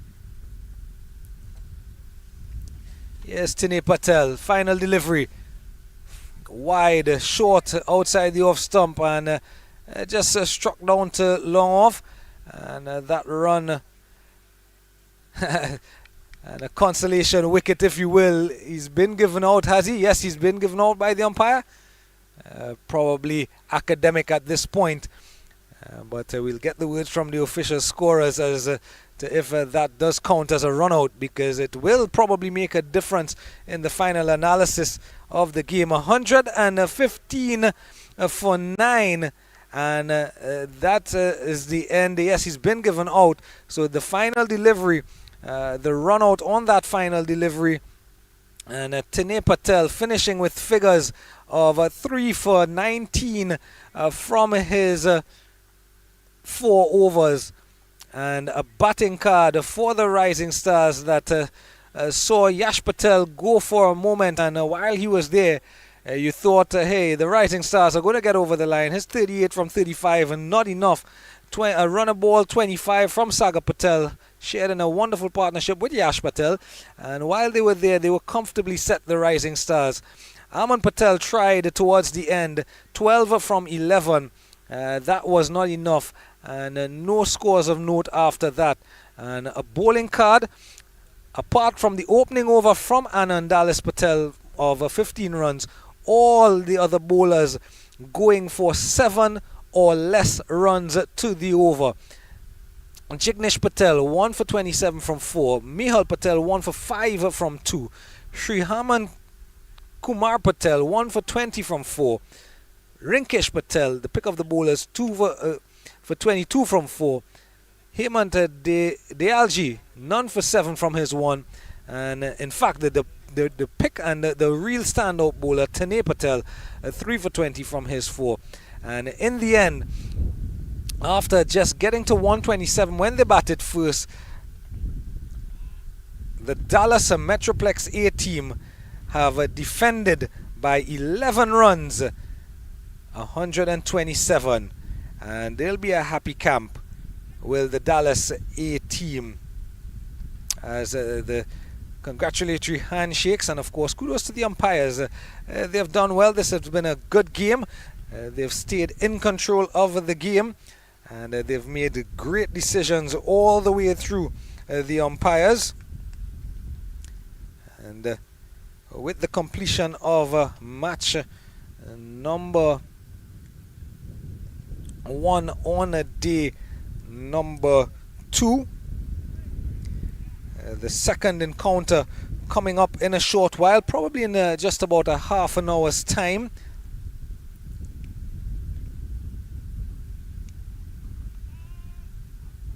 It is the LPS tournament, and we'll give you that fixture as we get the fixture.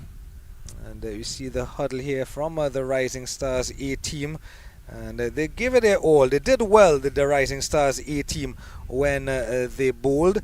They restricted the Dallas A team to 127, but just could not find momentum when they batted.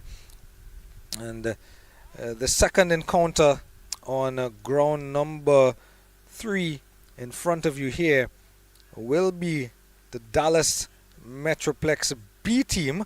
They'll be coming up against the Bardoli Blasters, and just await some official word from the umpires as to how long in between games. But the sun is out, the breeze is blowing across the ground, and it's still a wonderful day for cricket. So in the meantime, we're going to take a short break, and of course thank you to all our sponsors as well. Design Environments, the Choice Hotels, and all the sponsors. Thank you to Mr. Jayesh Patel and the Paramveer Club, and of course to all the people behind the scenes that make this tournament, the LPS tournament, such a success.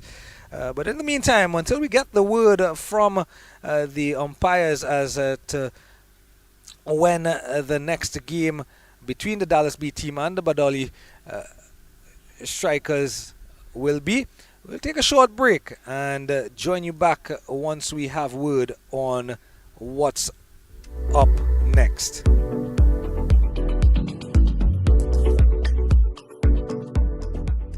Let me just introduce Boston Trade and Design Environments are now a common family.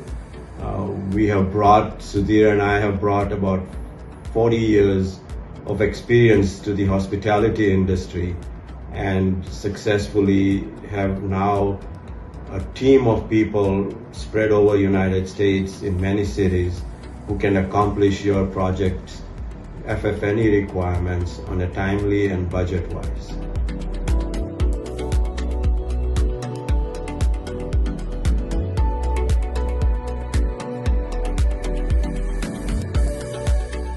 We're experts in renovations and conversions because we are able to take the already pre-approved design package and implement it into an existing building.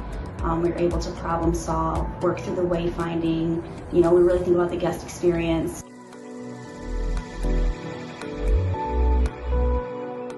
Project managers are getting involved as soon as that project gets kicked off, and they understand the needs and requirements and timelines of that project, and work with the design team to make sure those dates are met. In the hotel industry, everyone says time is money. Construction time is money. So we're really, looking at not just the product cost, but really the schedule and making sure it stays on track.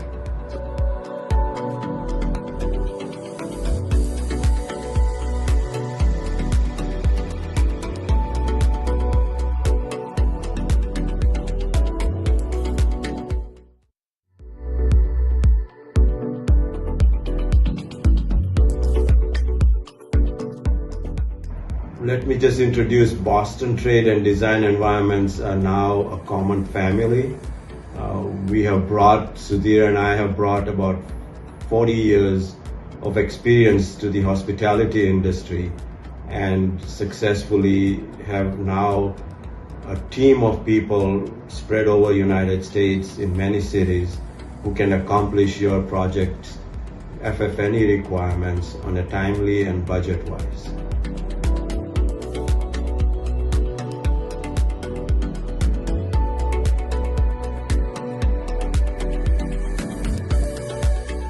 We're experts in renovations and conversions because we are able to take the already pre-approved design package and implement it into an existing building. We're able to problem solve, work through the wayfinding. We really think about the guest experience.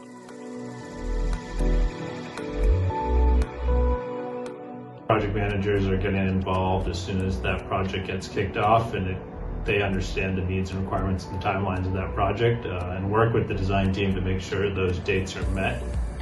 In the hotel industry, everyone says time is money. Construction time is money. So we're really, looking at not just the product cost, but really the schedule and making sure it stays on track.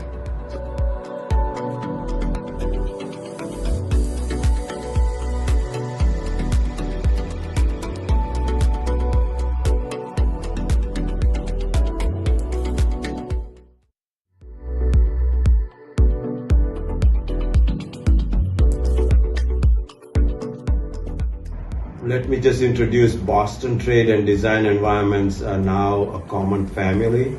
Sudhir and I have brought about 40 years of experience to the hospitality industry and successfully have now a team of people spread over United States in many cities who can accomplish your project's FF&E requirements on a timely and budget-wise.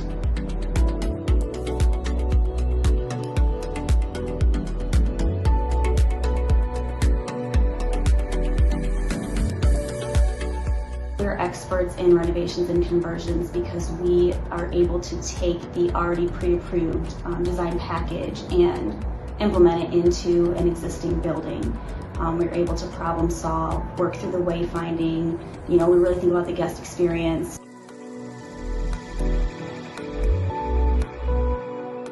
Project managers are getting involved as soon as that project gets kicked off, and they understand the needs and requirements and timelines of that project, and work with the design team to make sure those dates are met.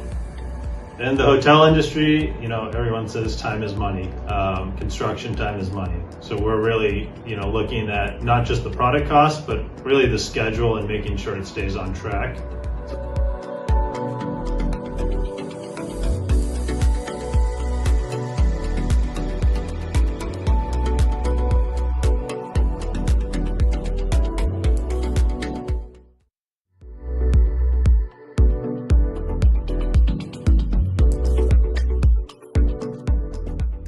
Let me just introduce Boston trade and design environments are now a common family.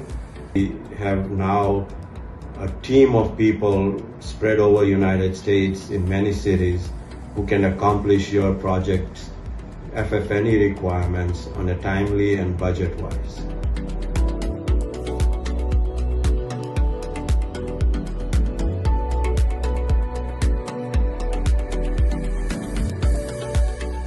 We're experts in renovations and conversions because we are able to take the already pre-approved design package and implement it into an existing building.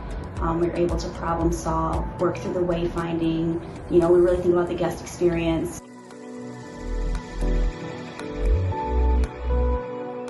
Project managers are getting involved as soon as that project gets kicked off, and they understand the needs and requirements and timelines of that project, and work with the design team to make sure those dates are met. In the hotel industry, everyone says time is money. Construction time is money. So we're really, looking at not just the product cost, but really the schedule and making sure it stays on track.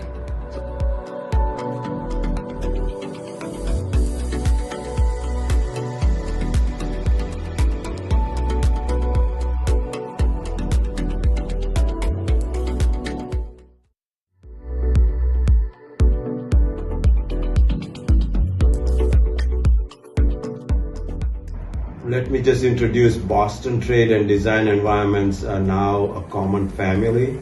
Sudhir and I have brought about 40 years of experience to the hospitality industry and successfully have now a team of people spread over United States in many cities who can accomplish your project's FF&E requirements on a timely and budget-wise.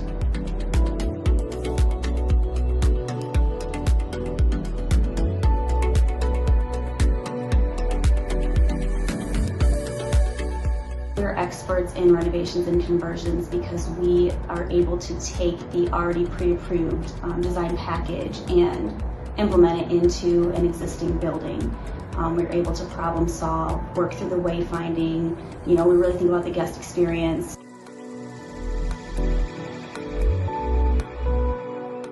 Project managers are getting involved as soon as that project gets kicked off, and they understand the needs and requirements and timelines of that project, and work with the design team to make sure those dates are met. In the hotel industry, everyone says time is money. Construction time is money. So we're really, looking at not just the product cost, but really the schedule and making sure it stays on track.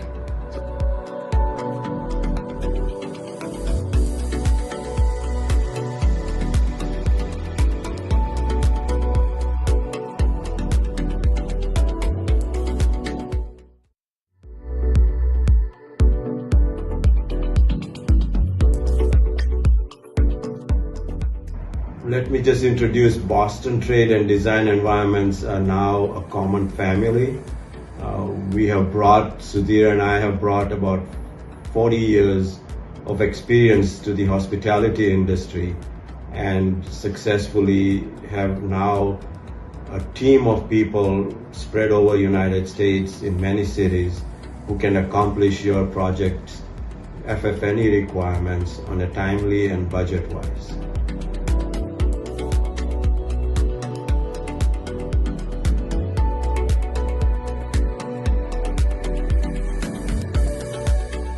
We're experts in renovations and conversions because we are able to take the already pre-approved design package and implement it into an existing building. We're able to problem solve, work through the wayfinding. We really think about the guest experience.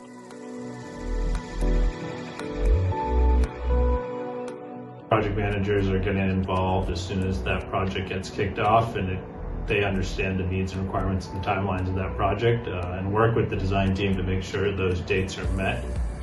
In the hotel industry, everyone says time is money. Construction time is money. So we're really, looking at not just the product cost, but really the schedule and making sure it stays on track.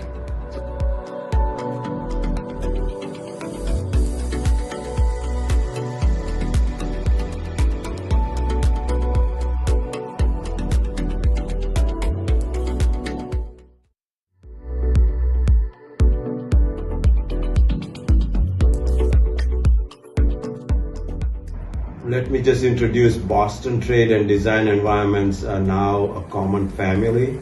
Sudhir and I have brought about 40 years of experience to the hospitality industry and successfully have now a team of people spread over United States in many cities who can accomplish your project's FF&E requirements on a timely and budget-wise.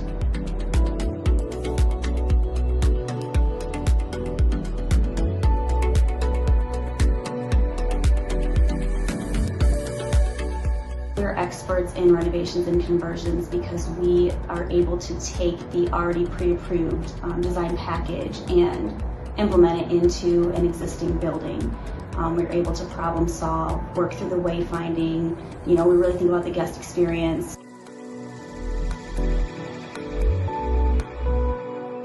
Project managers are getting involved as soon as that project gets kicked off, and they understand the needs and requirements and timelines of that project, and work with the design team to make sure those dates are met. In the hotel industry, everyone says time is money.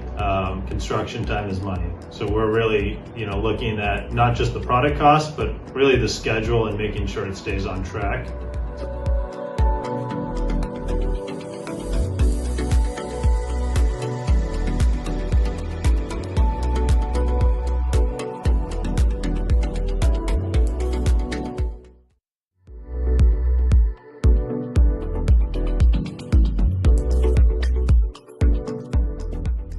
Let me just introduce Boston Trade and Design Environments are now a common family.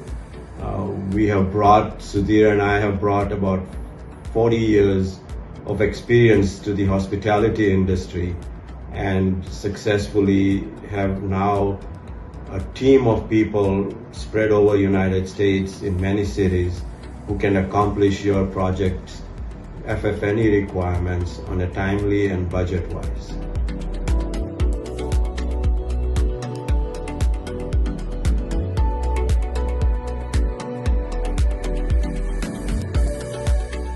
We're experts in renovations and conversions because we are able to take the already pre-approved design package and implement it into an existing building.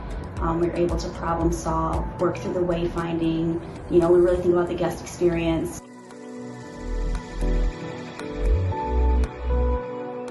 Project managers are getting involved as soon as that project gets kicked off, and they understand the needs and requirements and timelines of that project, and work with the design team to make sure those dates are met.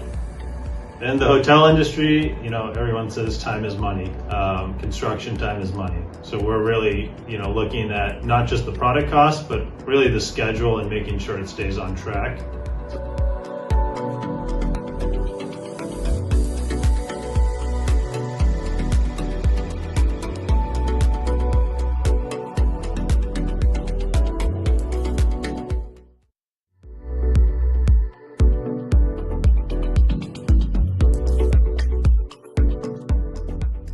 Let me just introduce Boston Trade and Design Environments are now a common family.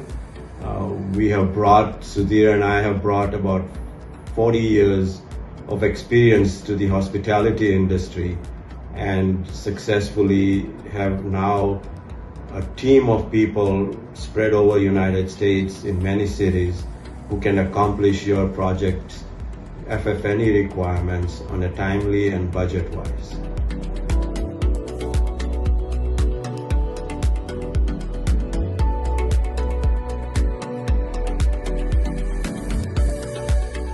We're experts in renovations and conversions because we are able to take the already pre-approved design package and implement it into an existing building. We're able to problem solve, work through the wayfinding. We really think about the guest experience.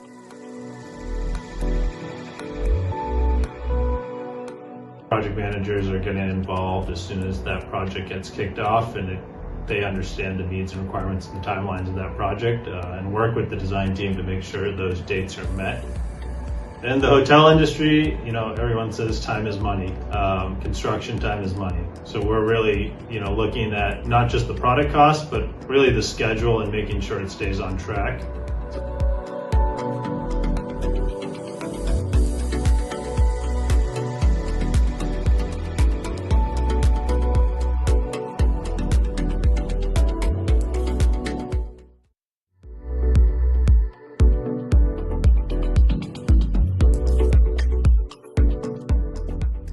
Let me just introduce Boston Trade and Design Environments are now a common family.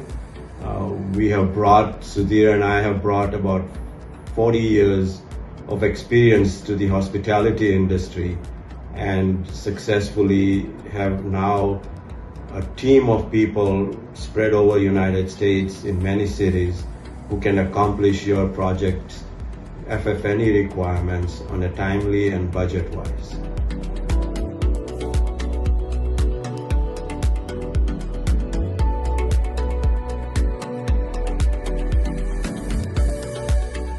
We're experts in renovations and conversions because we are able to take the already pre-approved design package and implement it into an existing building. We're able to problem solve, work through the wayfinding. We really think about the guest experience.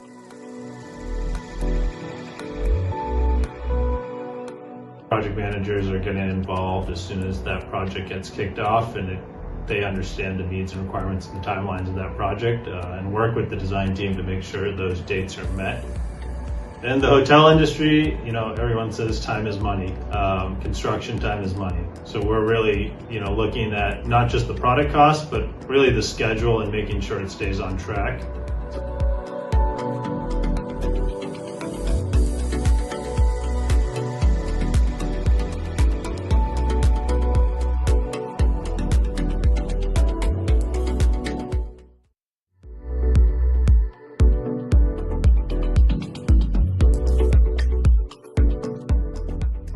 Let me just introduce Boston trade and design environments are now a common family. Sudhir and I have brought about 40 years of experience to the hospitality industry and successfully have now a team of people spread over United States in many cities who can accomplish your project's FF&E requirements on a timely and budget-wise.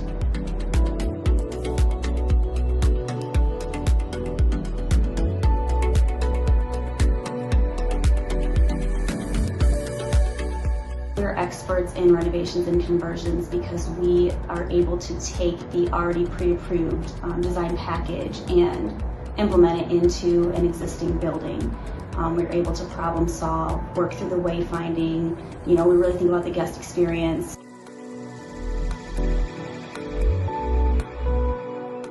Project managers are getting involved as soon as that project gets kicked off, and they understand the needs and requirements and timelines of that project, and work with the design team to make sure those dates are met. In the hotel industry, everyone says time is money. Construction time is money. So we're really, looking at not just the product cost, but really the schedule and making sure it stays on track.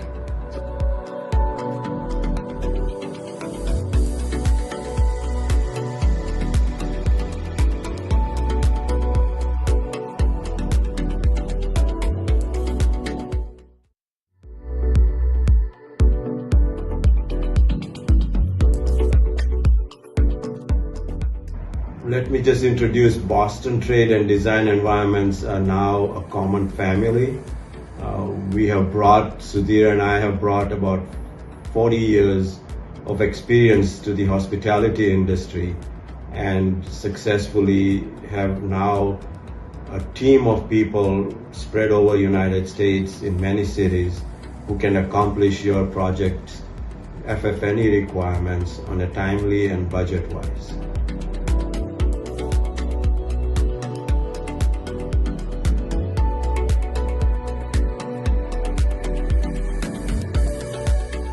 We're experts in renovations and conversions because we are able to take the already pre-approved design package and implement it into an existing building. We're able to problem solve, work through the wayfinding. We really think about the guest experience.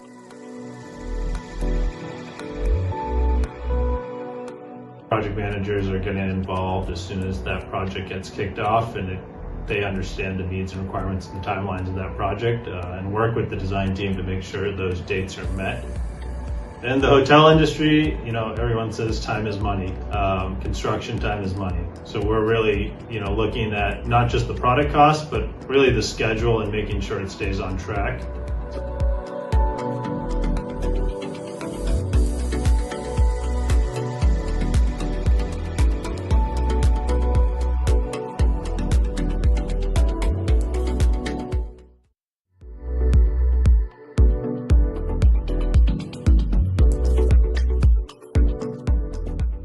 Let me just introduce Boston trade and design environments are now a common family. Sudhir and I have brought about 40 years of experience to the hospitality industry and successfully have now a team of people spread over United States in many cities who can accomplish your project's FF&E requirements on a timely and budget-wise.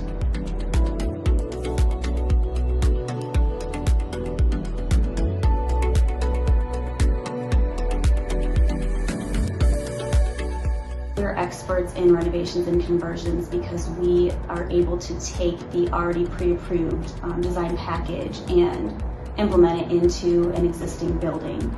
We're able to problem solve, work through the wayfinding. We really think about the guest experience.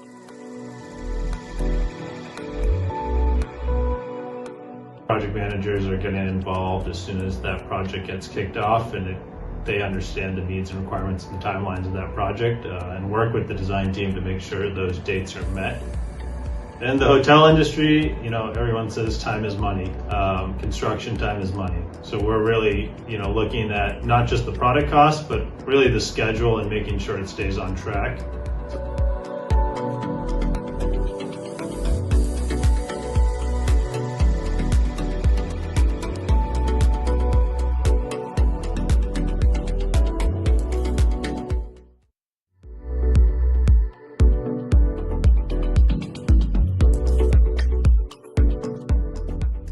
Let me just introduce Boston trade and design environments are now a common family.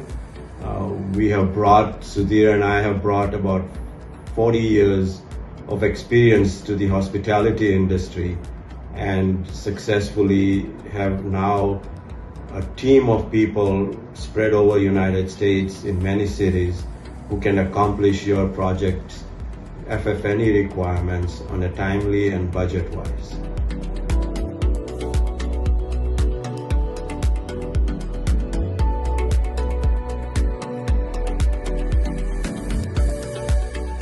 We're experts in renovations and conversions because we are able to take the already pre-approved design package and implement it into an existing building. We're able to problem solve, work through the wayfinding. We really think about the guest experience.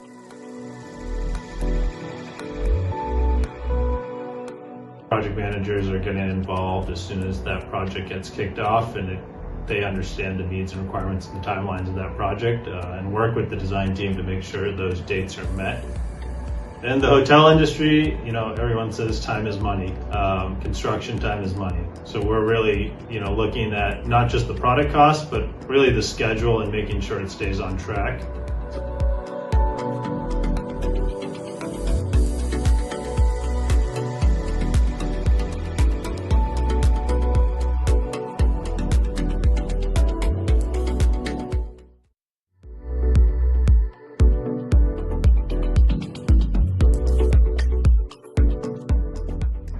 Let me just introduce Boston trade and design environments are now a common family.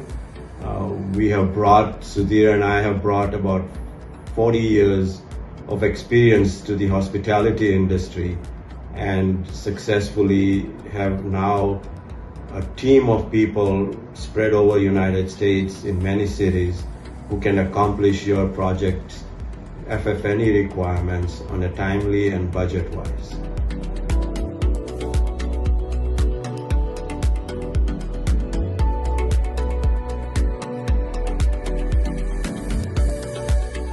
We're experts in renovations and conversions because we are able to take the already pre-approved design package and implement it into an existing building.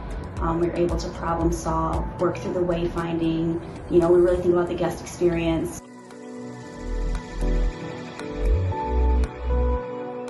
Project managers are getting involved as soon as that project gets kicked off, and they understand the needs and requirements and timelines of that project, and work with the design team to make sure those dates are met.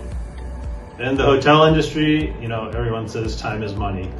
Construction time is money. So we're really, looking at not just the product cost, but really the schedule and making sure it stays on track.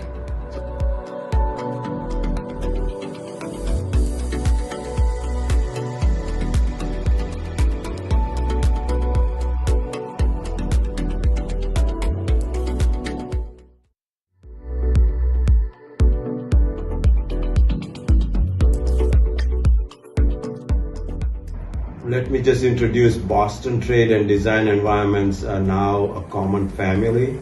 Sudhir and I have brought about 40 years of experience to the hospitality industry and successfully have now a team of people spread over United States in many cities who can accomplish your project's FF&E requirements on a timely and budget-wise.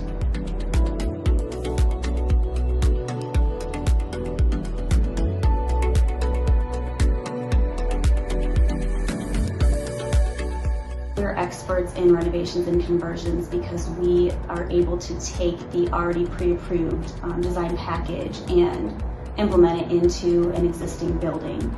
We're able to problem solve, work through the wayfinding.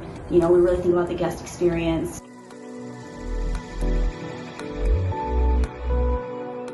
Project managers are getting involved as soon as that project gets kicked off, and they understand the needs and requirements and timelines of that project, and work with the design team to make sure those dates are met. In the hotel industry, everyone says time is money.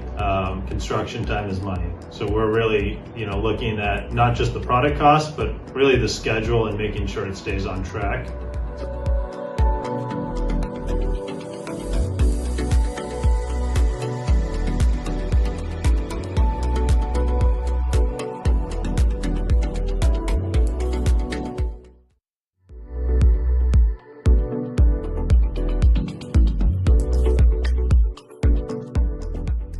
Let me just introduce Boston trade and design environments are now a common family.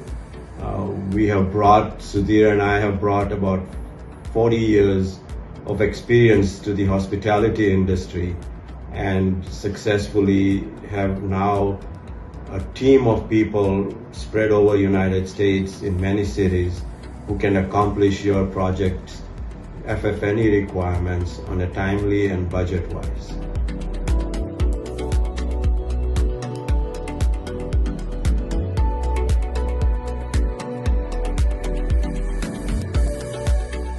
We're experts in renovations and conversions because we are able to take the already pre-approved design package and implement it into an existing building. We're able to problem solve, work through the wayfinding. We really think about the guest experience.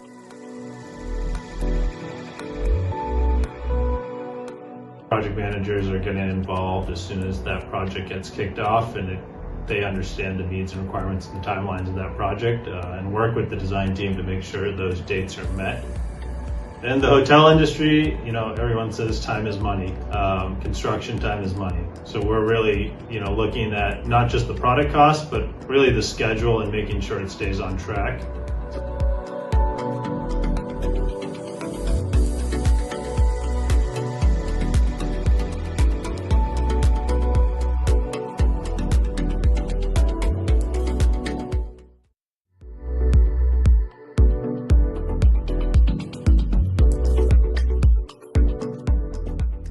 Let me just introduce Boston trade and design environments are now a common family. Sudhir and I have brought about 40 years of experience to the hospitality industry and successfully have now a team of people spread over United States in many cities who can accomplish your project's FF&E requirements on a timely and budget-wise.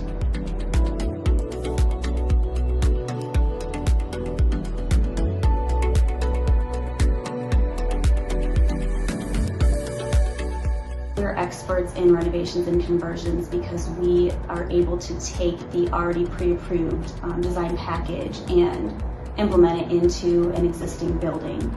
We're able to problem solve, work through the wayfinding. We really think about the guest experience.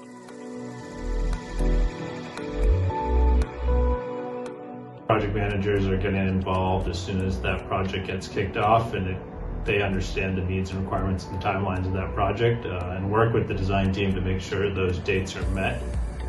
In the hotel industry, everyone says time is money. Construction time is money. So we're really, looking at not just the product cost, but really the schedule and making sure it stays on track.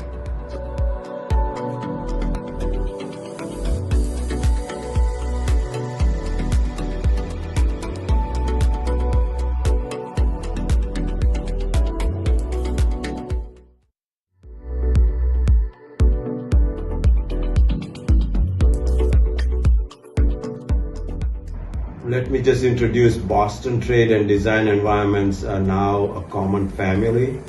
Sudhir and I have brought about 40 years of experience to the hospitality industry and successfully have now a team of people spread over United States in many cities who can accomplish your project's FF&E requirements on a timely and budget-wise.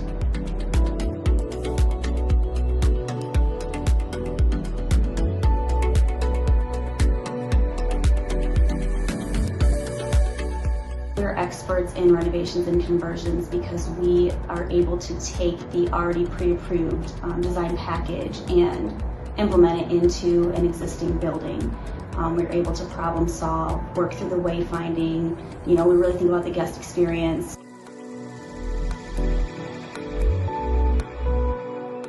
Project managers are getting involved as soon as that project gets kicked off, and they understand the needs and requirements and timelines of that project, and work with the design team to make sure those dates are met. In the hotel industry, everyone says time is money. Construction time is money. So we're really, looking at not just the product cost, but really the schedule and making sure it stays on track.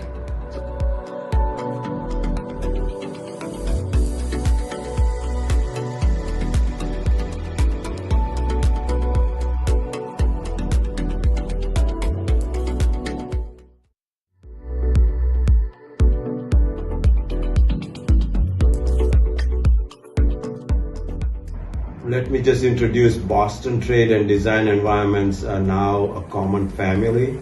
Sudhir and I have brought about 40 years of experience to the hospitality industry and successfully have now a team of people spread over United States in many cities who can accomplish your project's FF&E requirements on a timely and budget-wise.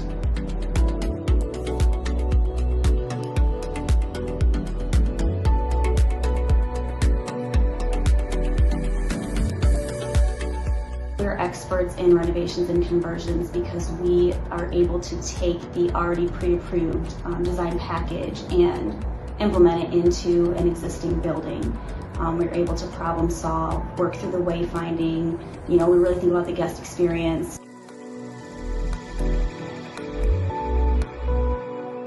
Project managers are getting involved as soon as that project gets kicked off, and they understand the needs and requirements and timelines of that project, and work with the design team to make sure those dates are met. In the hotel industry, everyone says time is money. Construction time is money. So we're really, looking at not just the product cost, but really the schedule and making sure it stays on track.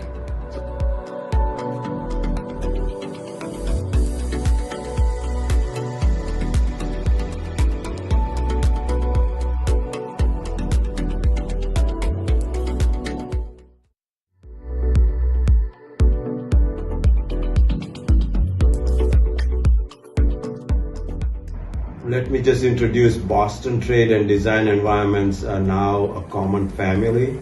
Sudhir and I have brought about 40 years of experience to the hospitality industry and successfully have now a team of people spread over United States in many cities who can accomplish your project's FF&E requirements on a timely and budget-wise.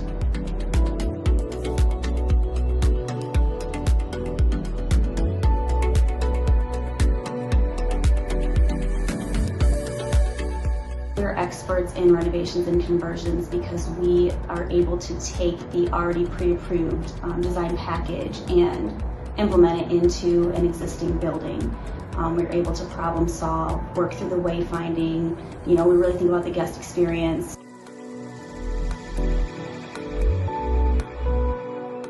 Project managers are getting involved as soon as that project gets kicked off, and they understand the needs and requirements and timelines of that project, and work with the design team to make sure those dates are met. In the hotel industry, everyone says time is money. Construction time is money. So we're really, looking at not just the product cost, but really the schedule and making sure it stays on track.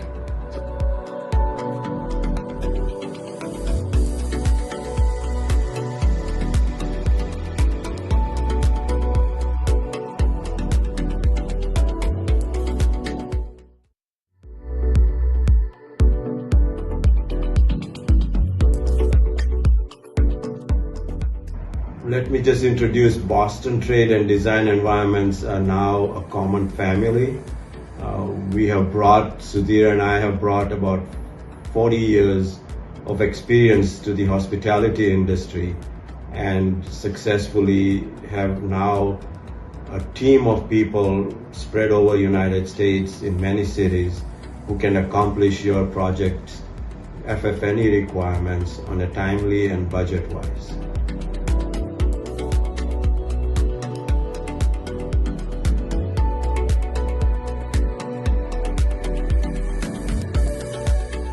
We're experts in renovations and conversions because we are able to take the already pre-approved design package and implement it into an existing building. We're able to problem solve, work through the wayfinding. We really think about the guest experience.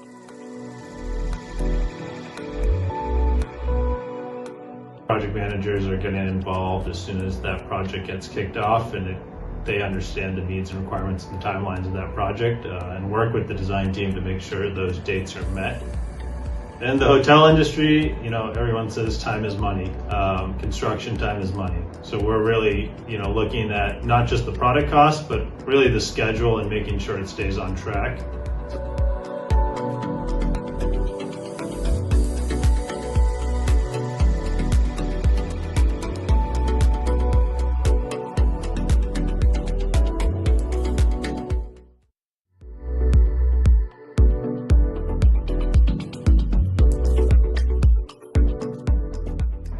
Let me just introduce Boston trade and design environments are now a common family.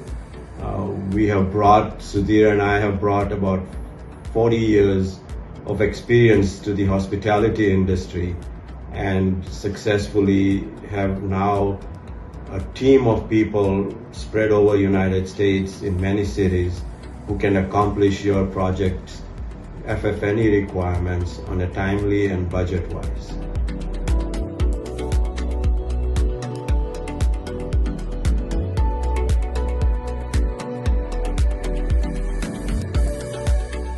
We're experts in renovations and conversions because we are able to take the already pre-approved design package and implement it into an existing building. We're able to problem solve, work through the wayfinding. We really think about the guest experience.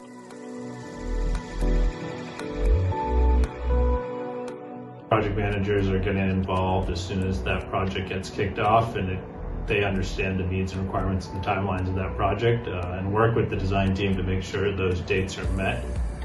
In the hotel industry, everyone says time is money. Construction time is money. So we're really, looking at not just the product cost, but really the schedule and making sure it stays on track.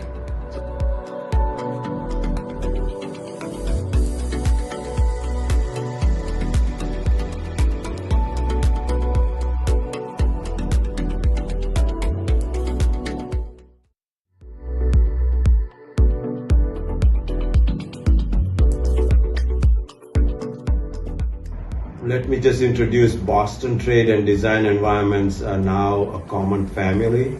Sudhir and I have brought about 40 years of experience to the hospitality industry and successfully have now a team of people spread over United States in many cities who can accomplish your project's FF&E requirements on a timely and budget-wise.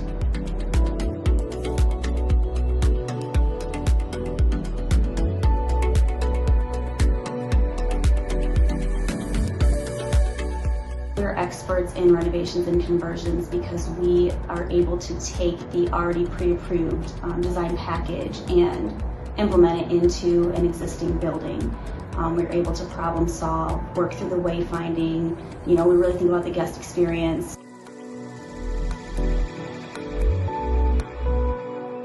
Project managers are getting involved as soon as that project gets kicked off, and they understand the needs and requirements and timelines of that project, and work with the design team to make sure those dates are met. In the hotel industry, everyone says time is money. Construction time is money. So we're really, looking at not just the product cost, but really the schedule and making sure it stays on track.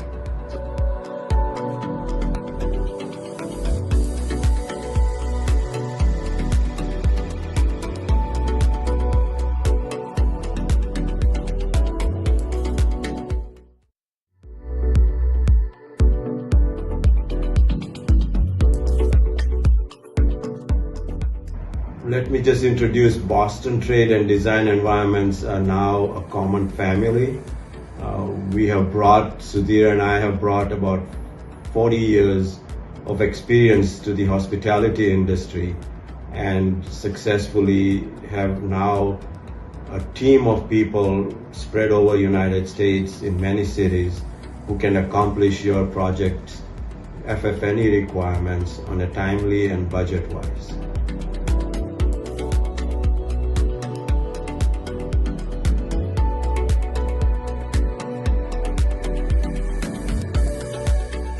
We're experts in renovations and conversions because we are able to take the already pre-approved design package and implement it into an existing building. We're able to problem solve, work through the wayfinding. We really think about the guest experience.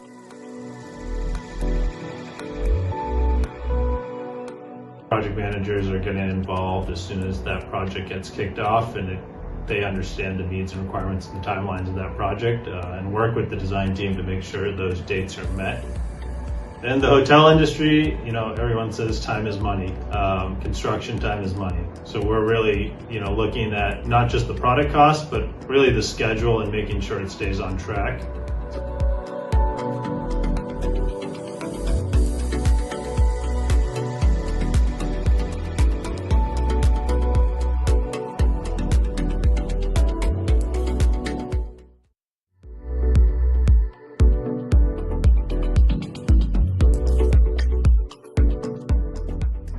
Let me just introduce Boston trade and design environments are now a common family. Sudhir and I have brought about 40 years of experience to the hospitality industry and successfully have now a team of people spread over United States in many cities who can accomplish your project's FF&E requirements on a timely and budget-wise.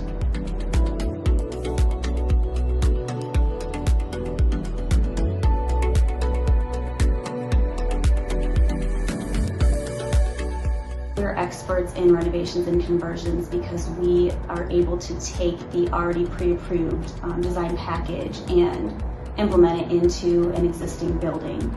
We're able to problem solve, work through the wayfinding. We really think about the guest experience.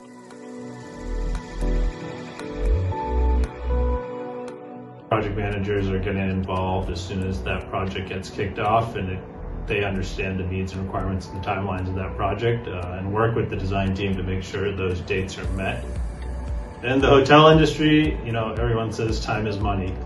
Construction time is money. So we're really, looking at not just the product cost, but really the schedule and making sure it stays on track.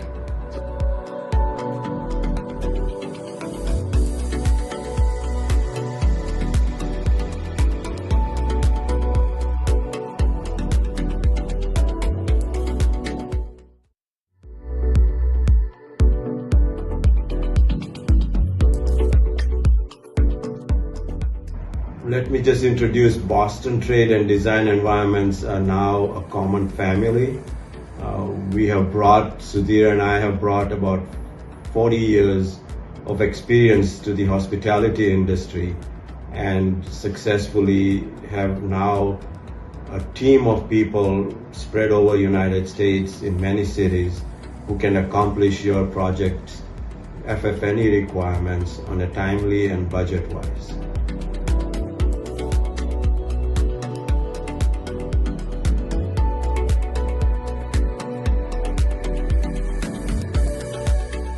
We're experts in renovations and conversions because we are able to take the already pre-approved design package and implement it into an existing building.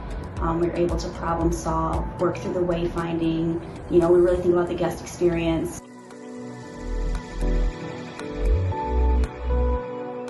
Project managers are getting involved as soon as that project gets kicked off, and they understand the needs and requirements and timelines of that project, and work with the design team to make sure those dates are met. In the hotel industry, everyone says time is money. Construction time is money. So we're really, looking at not just the product cost, but really the schedule and making sure it stays on track.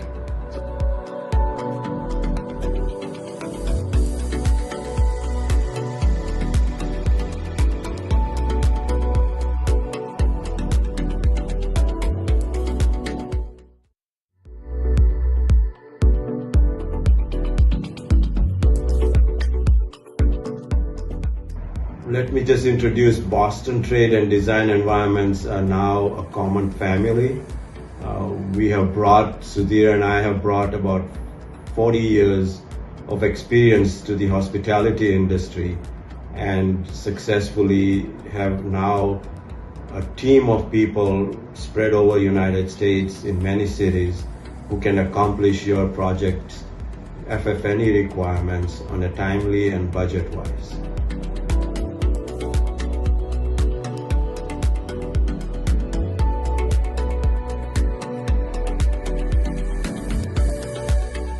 We're experts in renovations and conversions because we are able to take the already pre-approved design package and implement it into an existing building.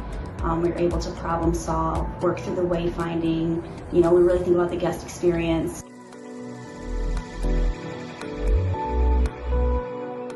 Project managers are getting involved as soon as that project gets kicked off, and they understand the needs and requirements and timelines of that project, and work with the design team to make sure those dates are met.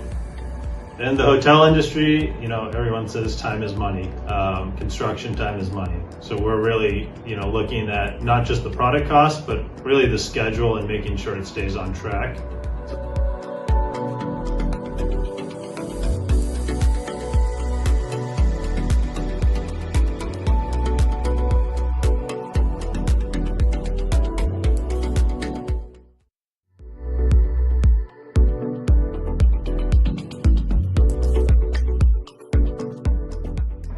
Let me just introduce Boston trade and design environments are now a common family.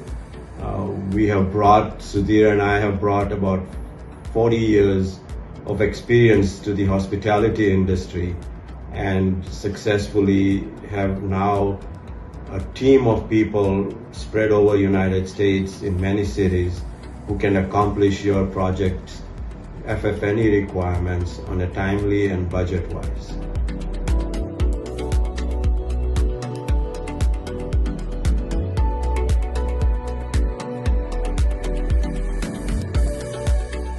We're experts in renovations and conversions because we are able to take the already pre-approved design package and implement it into an existing building. We're able to problem solve, work through the wayfinding. We really think about the guest experience.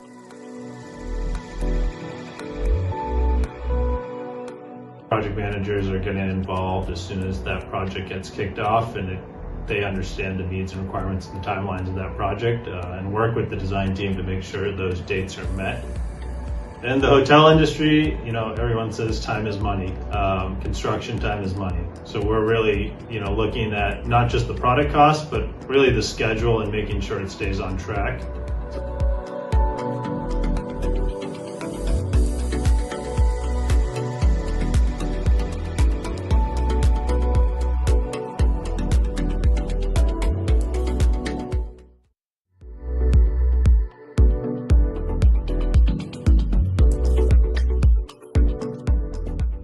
Let me just introduce Boston trade and design environments are now a common family. Sudhir and I have brought about 40 years of experience to the hospitality industry and successfully have now a team of people spread over United States in many cities who can accomplish your project's FF&E requirements on a timely and budget-wise.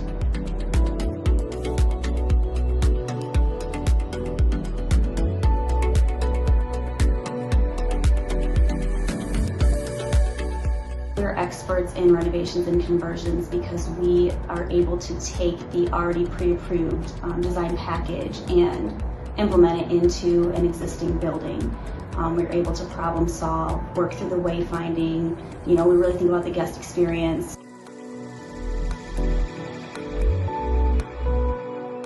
Project managers are getting involved as soon as that project gets kicked off, and they understand the needs and requirements and timelines of that project, and work with the design team to make sure those dates are met. In the hotel industry, everyone says time is money. Construction time is money. So we're really, looking at not just the product cost, but really the schedule and making sure it stays on track.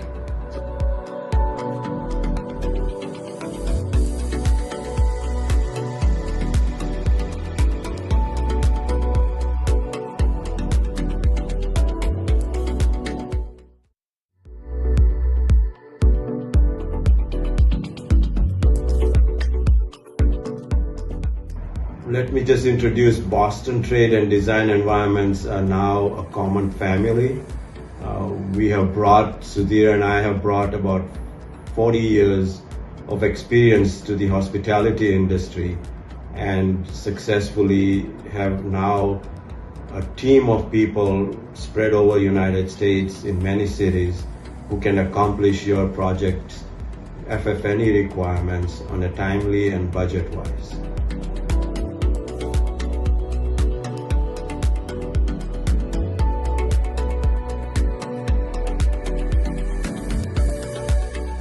We're experts in renovations and conversions because we are able to take the already pre-approved design package and implement it into an existing building. We're able to problem solve, work through the wayfinding. We really think about the guest experience.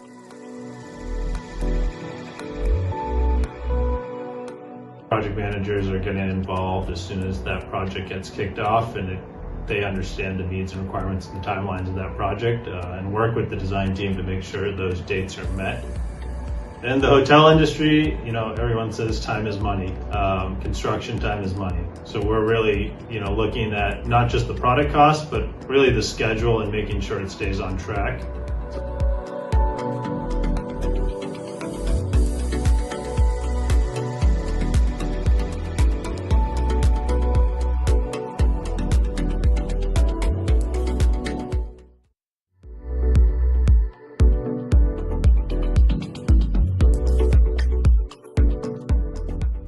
Let me just introduce Boston Trade and Design Environments are now a common family.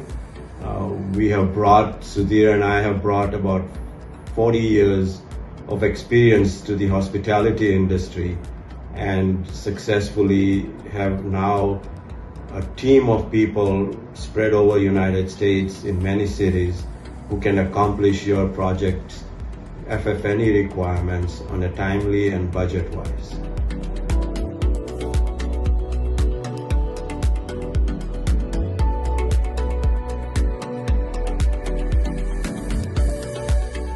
We're experts in renovations and conversions because we are able to take the already pre-approved design package and implement it into an existing building. We're able to problem solve, work through the wayfinding. We really think about the guest experience.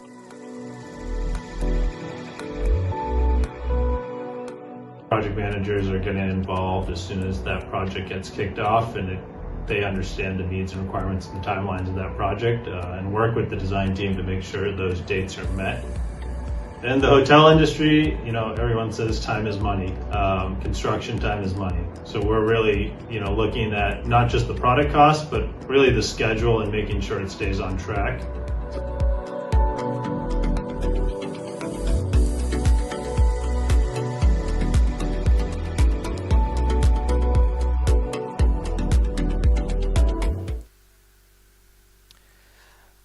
Well, hello and welcome back to the Paramveer Sporting Complex here in Georgia, Atlanta, just north of Atlanta in Cartersville, and the county of Bartow.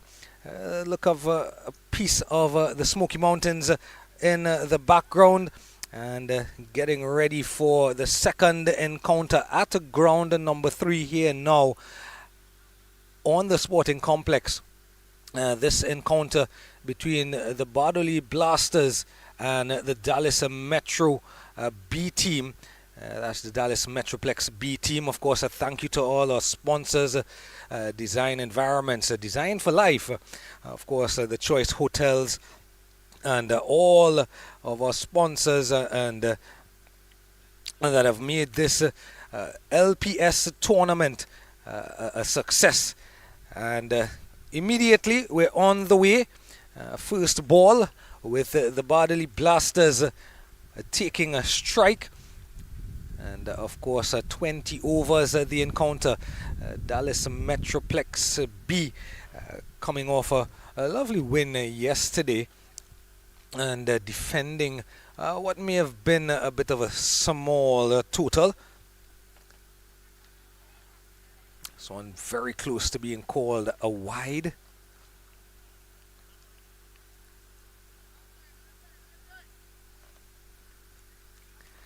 So Devin Harilcha and Bipon Patel are the batters in the middle, and Ravi Patel already into his third delivery, and this one is struck down the ground but into the hands of the fielder at extra cover. Of course, if you take a look at the field in the power play, the first 6 overs, there is that ring of fielders as per usual on the offside from mid-off all the way back to short third man, and picking the gap with precision through the point region. And Devin has the first boundary of the encounter.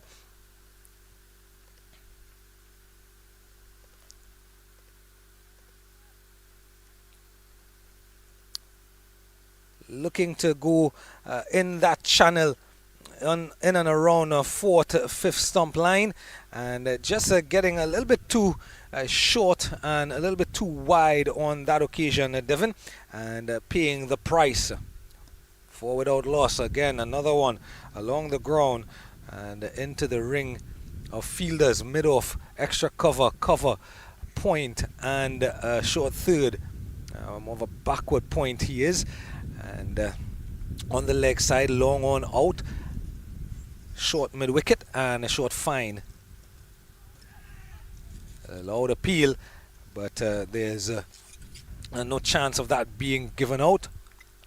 So the two fielders, in fact, a short mid-wicket, and regulation mid-wicket would have been the two fielders outside of the circle. But that dot ball and appeal at the end of the over brings the end of the first over. At the end of one, Bardoli Blasters 4 without loss.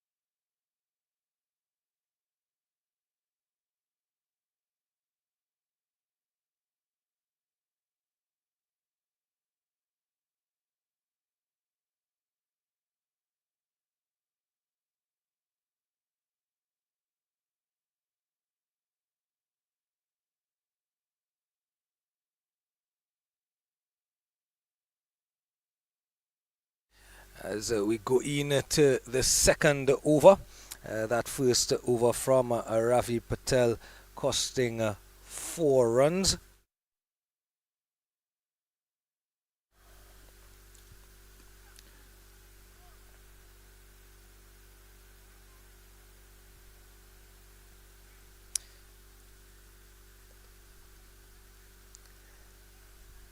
Rushi Patel now, it will be. A single off the first delivery. That single to Bupen, and it will bring Devon back on strike. And he's bowled him! What a delivery that is! And the first wicket going down.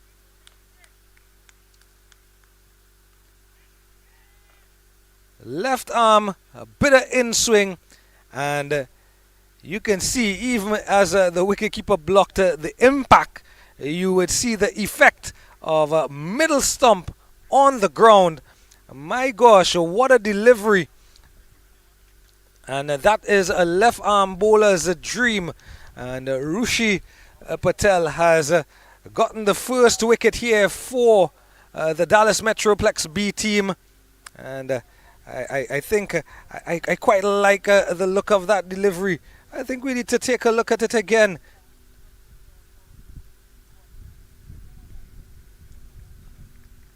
You can't get any better than that. That is an opening bowler, let alone a left arm bowler. That is their dream delivery. Left arm seam over the wicket. Pitching just about middle stump, holding the line, swinging into a right-handed batter, pitching on middle stump and clearing out the middle stump, and immediately some success for the Dallas Metro B team. Remember, they defended a total in that first game on this ground yesterday. They defended 149, and as though this is a bit of unfamiliar territory. They've played 2 games and they have won both their games, the Bardoli Blasters, but they've done that batting second. Here again, a bit of swing and straight to the fielder at cover. And you can see that the left arm bowler, the left arm bowling of Rushi is producing some concern here for the batters. Pranav has come to the middle. He's going to have to contend with the swinging ball. There again, swinging in and a loud appeal. Nothing from the umpire. Probably doing a little bit too much on that occasion. But you can see the prodigious swing. As we get a look at it again, yeah, swinging and just seem to be doing a little bit too much for the liking of the umpire. Of course, the breeze that we've had for the entire day has all but subsided, and the sun is out in its glory, and It's now beginning to feel like summertime. Of course, it is coming up on the latter part of the summer period here in the United States of America.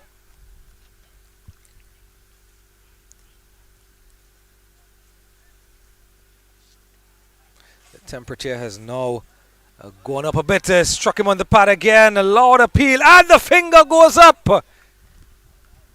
Another wicket. That's 2 in the over.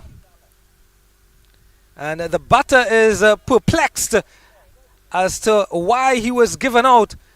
But you can see that ball touching down. We're just obscured by the wicketkeeper, unfortunately. And again, once again, the umpires are in the best position to make these decisions. And even with both the batters being unhappy with the decision, you can't do anything about that because the umpire has given you out. And I think he probably was well positioned to make the call. You can see just swinging in again, that prodigious swing from Rushi Patel. And he is elated. He has a second in the over. It's now a 5 for 2. And Bardoli Blasters, I was just mentioning, this is unfamiliar territory for them. They sit a second on the table with the 2 wins from 2 games. Only the Strikers are ahead of them, but the Strikers have played 3 games and won 3. Dallas Metroplex B have played 2 and won 2 as well. So they're on the same points as Bardoli Blasters, but a lesser run rate, a lesser net run rate for the Dallas Metro B team. And that wicket coming at the end of the over. And my, what an over from Rushi Patel. 2 for 1 from his opening over. And that's the way you back up your opening bowler Ravi Patel, who went for just the 4 runs. And the spectator on the other end is Bhupen Patel, the opening batter. Devin has been bowled into the 3rd over. Devin bowled by Rushi, and then Pranav LBW to Rushi without troubling the scorers. So a boundary and then out for Devin, and Pranav not troubling the scorers, facing 4 deliveries. Ravi Diggers comes to the middle. Struck on the pad, loud appeal, and not given. There is no signal from the umpire, so a bit of bat involved. And it is Ravi who has continued from the commentary position end, the commentary pod end.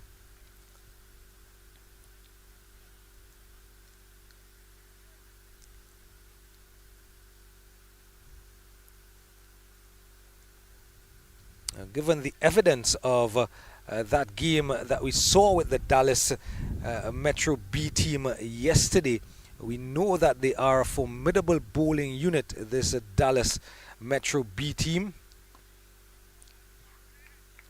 Flicked away into the leg side. Just be 1.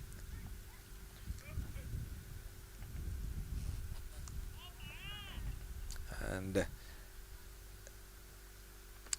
they would have gotten over the Canadian 11, was it, yesterday?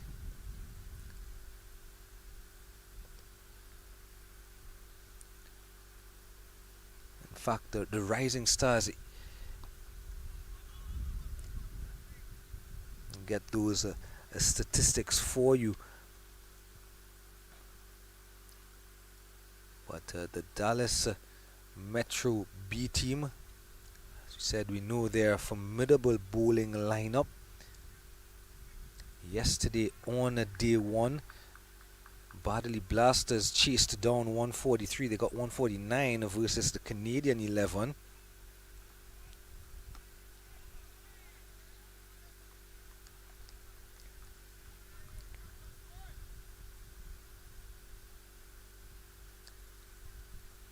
Dallas Metro B team won their first game this morning against the Desai Digaswari.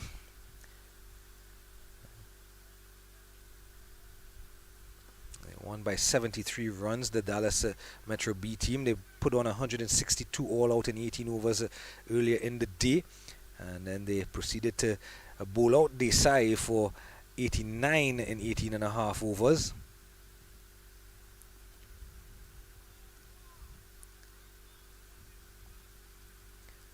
Yesterday they scored 149, the Dallas Metro B team batting first, and then they bowl out the Canadian 11, 19 and a half overs. Bardoli Blasters beat the Desai yesterday, but they were chasing, and they chased down 128, getting to 132 without loss. So significantly better run rate because of that win, and then chasing down the 143 against the Canadian 11 inside 15 overs. So the Bardoli Blasters have really been blasting their way through this tournament, and there are 3 groups in the tournament, but the points table will be done as a league phase type of standings. End of the third over, 8 for 2. The Bardoli Blasters, and he has 2 wickets, so why not give him his second over? Swing, a lot of swing, and swinging down the leg side, and unfortunately given a wide. Just wants to get his line a bit right, a little bit straighter, a little bit more to the offside. Does Rushi. This one swinging inside the bat, under the bat as well. And again, I think he runs in at an angle, and I think that has also helped. There you go, swinging, and that one just keeping a bit low. And the ground staff did roll the pitch between the games.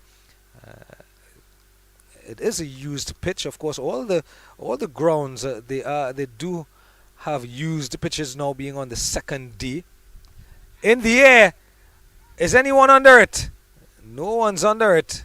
Bounces into vacant space, unfortunately. But pulling his length back here, Rush Patel, and extracting a little bit of bounce after one that just shot off on the lower end, just pulling the length back. A really short ball, went high in the air. You can see mid-off there running around and just not able to get there in time. But mixing it up here a bit is Rushi Patel, and it is such a joy to have a left arm seamer swinging the ball this prodigiously.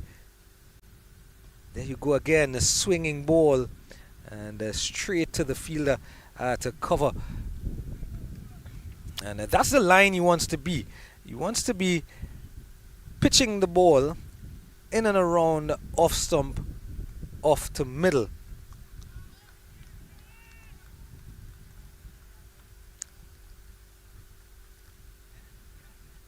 And if you're searching for swing, you're definitely going to err on the fuller side rather than being short, given that a few deliveries ago he was short and he got the top edge. Driven nicely, and straight into the cover boundary. So a bit of a counter attack here. Patel getting a nice juicy half volley. The line just a wide enough for him to throw the hands. It was in the air for a moment, but over the head of that fielder at cover, and 4 runs. So a little bit of a counter attack here off the bat of Ravi Diggers.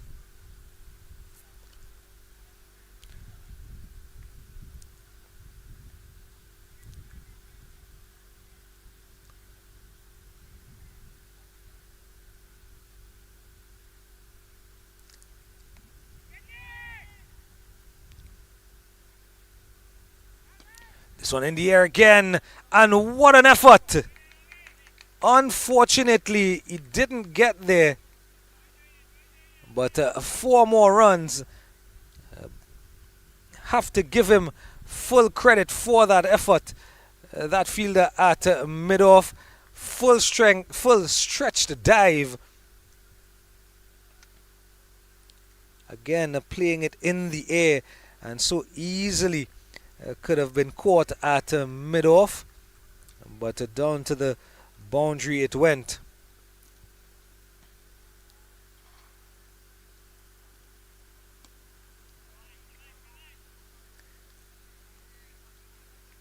So good swing bowling here from Rushi Patel, and Ravi Diggers counteracting that with some lusty blows in that over, the end of the 4th over, 18 for 2, an over that cost 10 runs.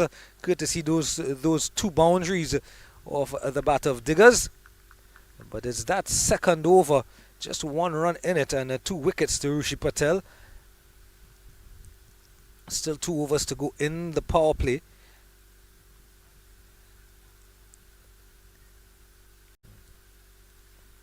With a current run rate of 4.5, Devin Haricha and Pranav Patel, the batters out.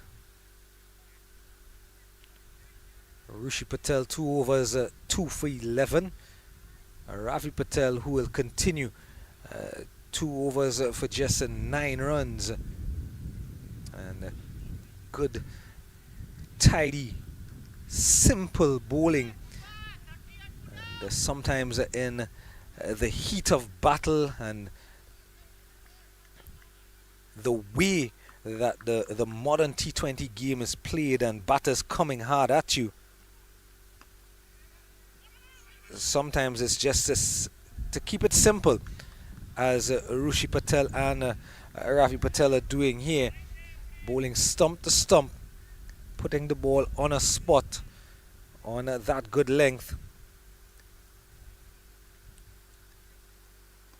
erring on the fuller side because there's a bit of movement through the air.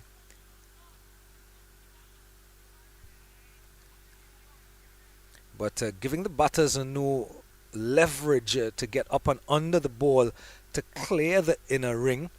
Of course, inside the power play, this is the 5th over. The 2 fielders outside of the 30-yard inner ring are at mid-off, who's now being brought into the circle. There he goes, mid-off into the circle. And the change was made. Mid-off was brought into the circle and third man was sent back. So those were the 2 fielders outside of the circle. It's now going to change back. Third is coming into the circle. So short third, backward point in the circle, cover, extra cover. And the man on the sweeper boundary on the offside along with the long off.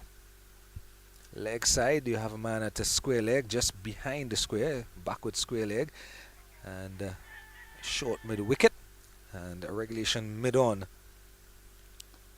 Driven nicely, but that extra cover fielder is in the way.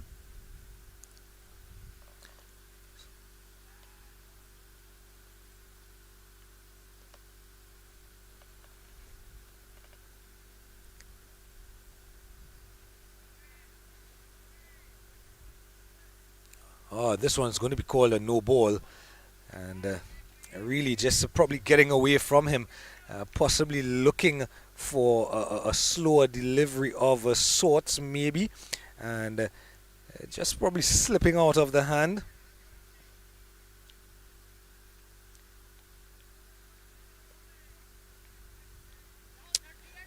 Looking for a slower delivery and well over the waist. Here's the free hit. And is driven along the carpet, along the ground.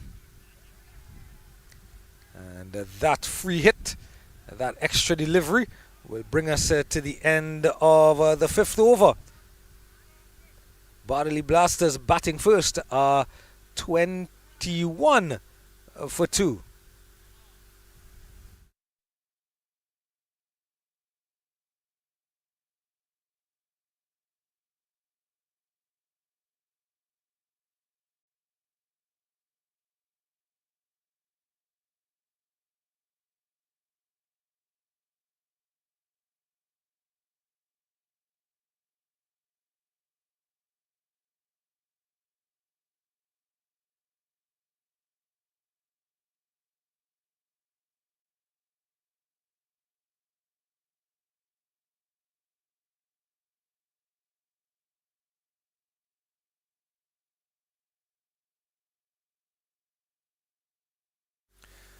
"21 for 2 after 5. Final over of the power play coming. The 2 fielders outside of the inner circle, the 30-yard inner circle, at deep extra cover on the boundary, and regulation third. Man at the regulation third. In the air, and it's over the inner ring and runs away to the boundary now. So even with someone on the deep extra cover boundary, Rushi Patel here again looking for some swing, and Ravi Diggers up to the task, clearing that inner field. In fact, is Bipin, Ravi Diggers clearing that inner field. And 4 lovely looking runs, helping the score along. Remember, they were 5 for 2 inside the second over, with this man who's bowling here, the left arm seamer, Rushi Patel.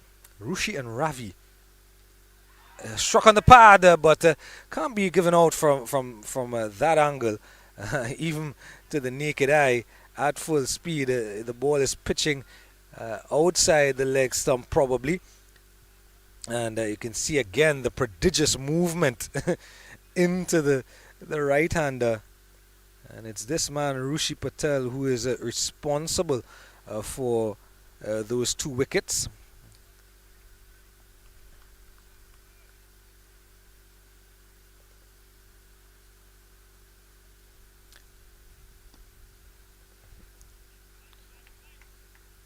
And Ravi Diggers and Bhupin Patel just need to be conscious of the fact that the overs are going by,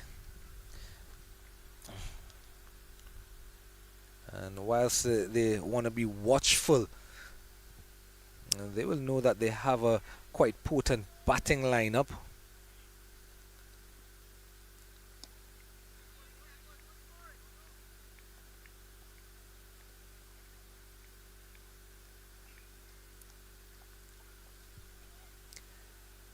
Even in having the potent batting lineup that would have chased down 128 inside 15 overs,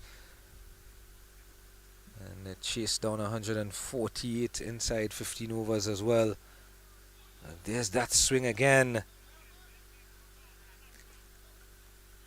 They would have scored their victories chasing, and that 132 in their first game that they made in chasing 128 from Decisive, they did that without losing a wicket.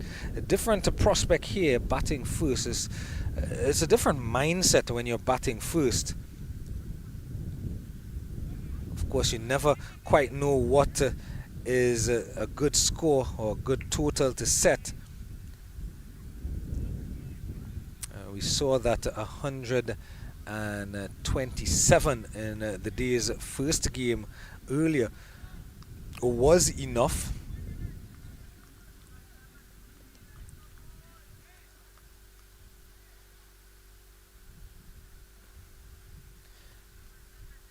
.127 in the first game here on ground 3 was made by Dallas's same franchise, Dallas Metroplex, their A team. Chance of a run out. He's going to be safe. This Dallas team, this Dallas franchise, the Metroplex A team this morning scored 127 right here on ground number 3, and they defended that, restricting the Rising Stars A team to 116 in their for 9 in their 20 overs.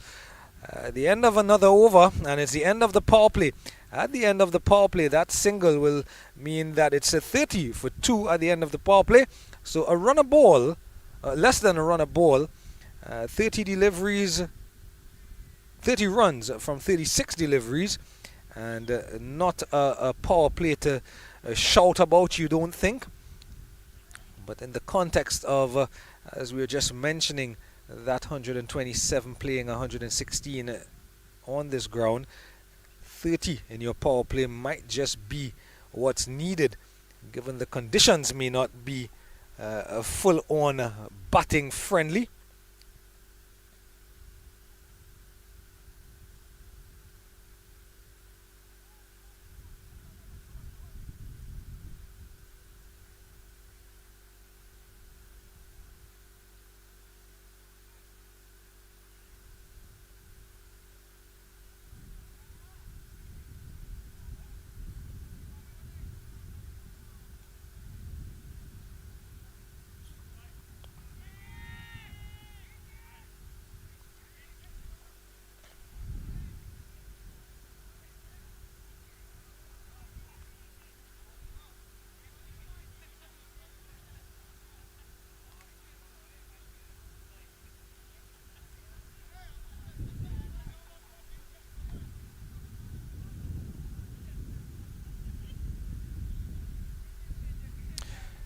So the first signs of a spin here, and as so often in the T20 format, as soon as the power play is completed, the spinner comes into the attack. Hardik Patel, right arm off spinner. This one is just straying down the leg side.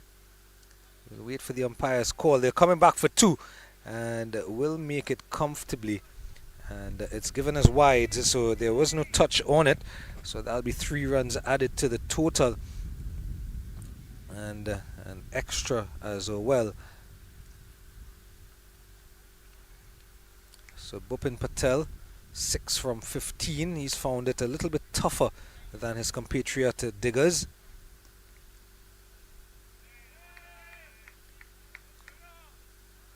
A bit of a misfield there in the covers, and allows them to go through for that single.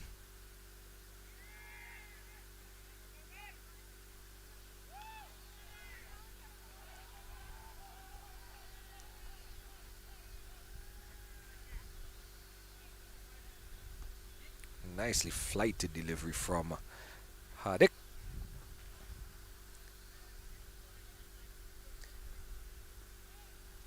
Look around at the world game today, and so many spinners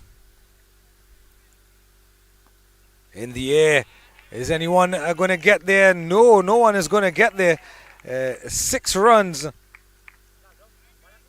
and the first maximum of the innings, just over pitching on that occasion, and paying the price.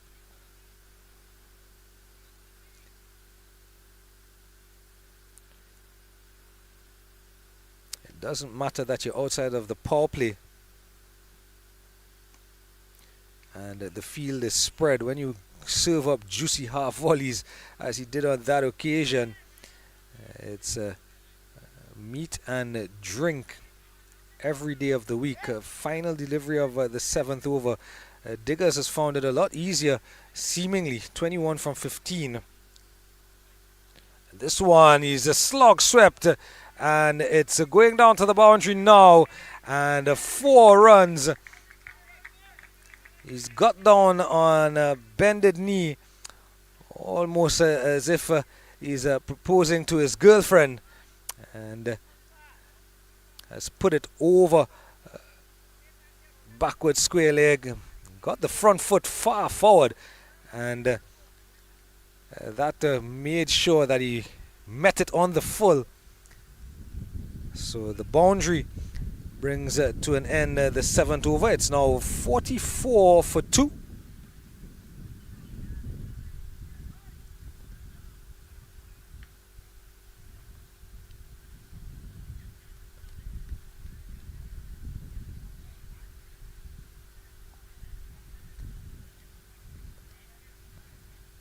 Couple of other games presently ongoing at the other grounds. Decisive Digaswari and the Canadian 11. Decisive are 33 for 3 after 4 overs. PF Roy 11 are 34 for 2 batting first at the end of their power play versus this Dallas franchise, their A team. And the last game on ground number 4 of the 4 grounds being used here at the Paramvir facility, the Boston B team are 29 for 4 after their power play. So wickets falling all around at all the games. Looking for a run, it's not there. Even the misfield by the wicket keeper doesn't allow them to get through for that run. And a bowling change up at that factory end. Rushi Patel bowled 3 overs, and the captain has decided he's going to save one of the Rushi Patel overs, possibly for the back end. As the wind starts picking up, this one is struck away backward square leg, and good fielding from the deep mid wicket. Came around quickly and only restricted them only to 1 run on that occasion. So Miang Patel has replaced Rushi at that factory road end.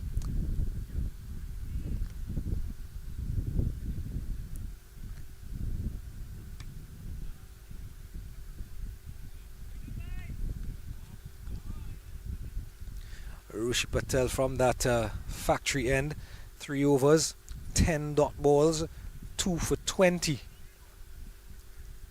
And he did meet with a bit of a counter action, a punch, a bit of a counter punch, if you will. Did meet with a bit of a counter punch from Ravi Diggers.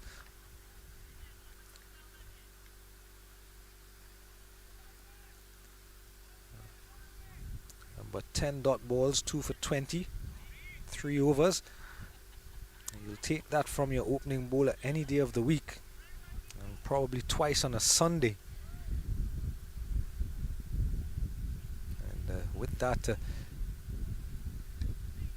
1 over in his bag, you never know, he may come back in the debt in the last 5 overs, and he may be the difference between a score of 150 and a score of 125, or a score of excess of 100 and one of under 100.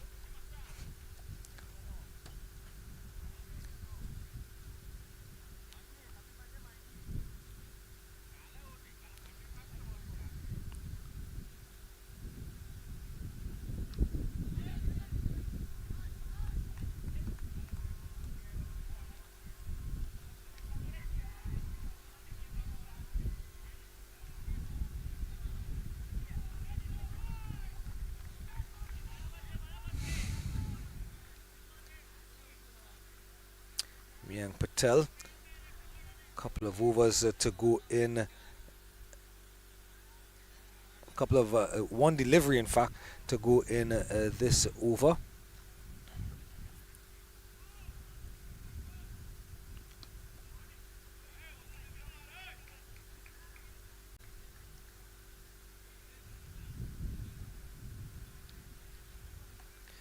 And that single will bring us to the end of the 8th over. After 8, Bardoli Blasters are 47 for 2.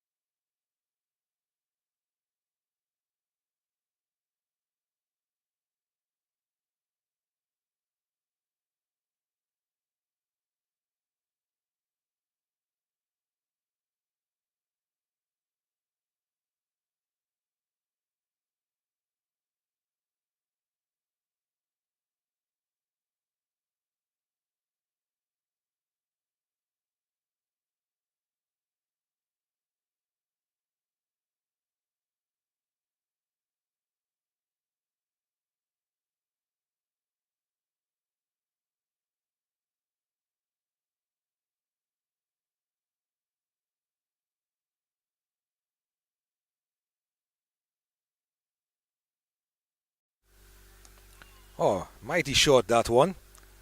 And pulled away into the leg side. Ravi Diggers 26 from 21. 27 now from 22. And Mittal Patel, this is a better delivery. It's in the air. And the fielder going back. And what a catch! He's done well because he's had to run back probably about 5 to 8 meters. And in running back, those are always difficult. Those ones are looking over your shoulder. There he goes, going back, and well judged catch in the end. And wicket number 3 going down. So Mittal gets into the act.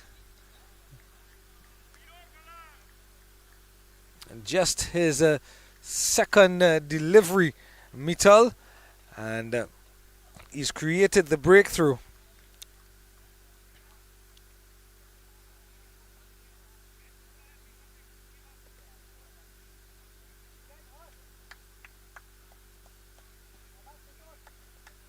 Yeah, running back from that cover point position, and judging the catch well, and completing the catch as well.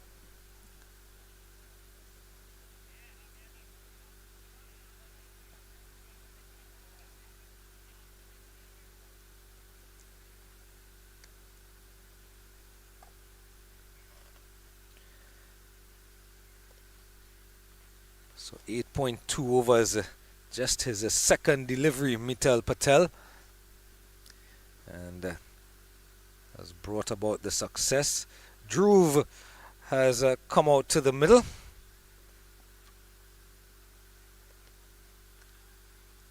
To join Ravi Diggers.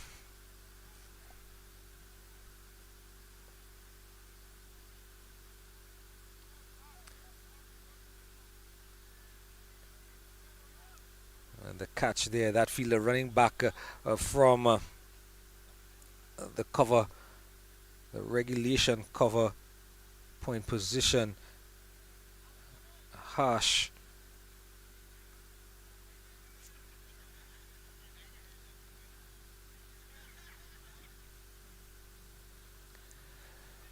Just a bit of adjustments in the field. Fielder backward of square, being moved into a regulation mid-wicket, deep mid-wicket on the boundary. So cover on that leg side, 3 on the fence, and the one man in the circle comes into play. He's not able to stop it cleanly, and will allow them the one run. Now with the right hand on strike, a bit of the seam, deep backward square leg, deep mid wicket, long on, all on the boundary, short fine leg in the circle, in the air, and it's gone over our heads, I think. Yes, indeed, it's gone over our heads. We were ducking for cover as the ball went past us, as straight as you like, from the man Diggers, and 6 more to the total, bringing up the 50 in a fine style. Yeah, our cameraman, he's ducking at this point. He's going running. He didn't know, by the time he followed the ball, he didn't know whether it was coming down on his head or beyond him. But 6 runs. And 55 for 3 now, bringing up the 50.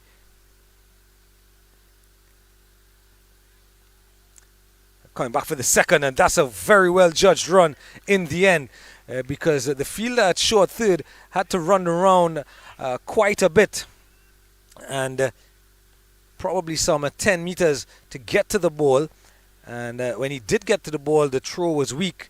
So Ravi Diggers piling on the pressure here now and counteracting those losses of wickets all along the ground. Won't be any run.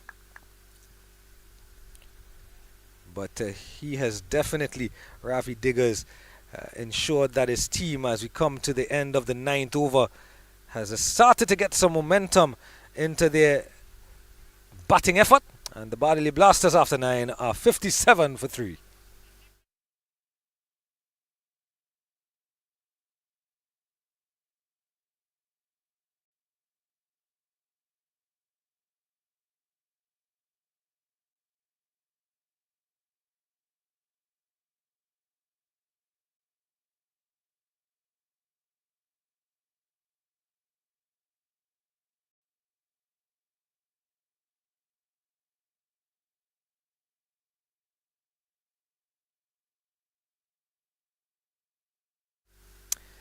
Five fours and 2 sixes so far, in a total of 57 for 3. The Bardoli Blasters, as they've been asked to bat first.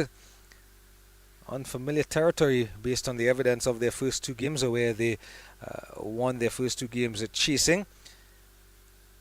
And Dallas Metro B have put them under a bit of pressure, taking 3 wickets inside of the first half of the innings. Of course, there's still 1 over to go in this first half of the innings. This over here will be the 10th over and the halfway mark in the innings. And Miang Patel, is it?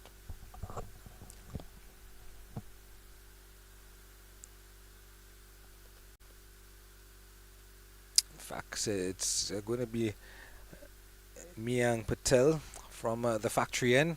His only over costing 3 runs. And he starts with a good delivery. Good pace on that one. And again, because there's the possibility of the ball moving around, you want to err on the fuller rather than shorter side. Extract any of the movement in the air.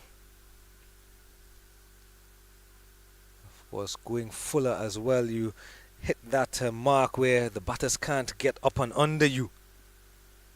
Another one, quick delivery, beat of a pace on that occasion. The ball was nearly to the wicketkeeper by the time the bat came down. He's generating some good pace here, Miang.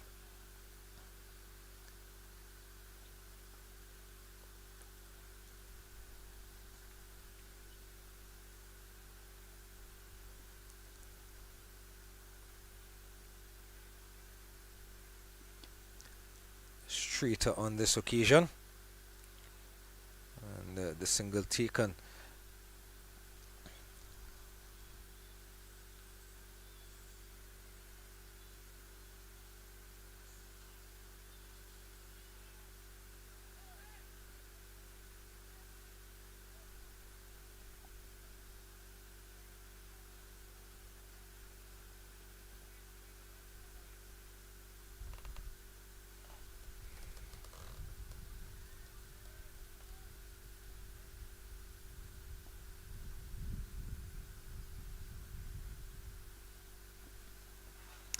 This one has it come off the edge. We're going to have to wait on the umpire to see, but it's gone all the way down to the boundary. And 4 runs given. Yes, indeed, 4 runs given by the umpire.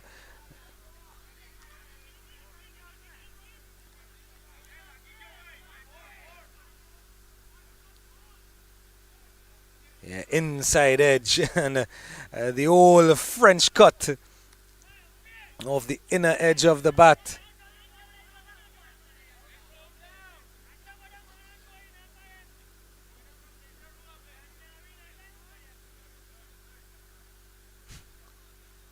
A bit of a chatter coming from the dugout, the Bardoli Blasters dugout. And from our estimation and looking back at it, we do know that it went to the boundary for 4.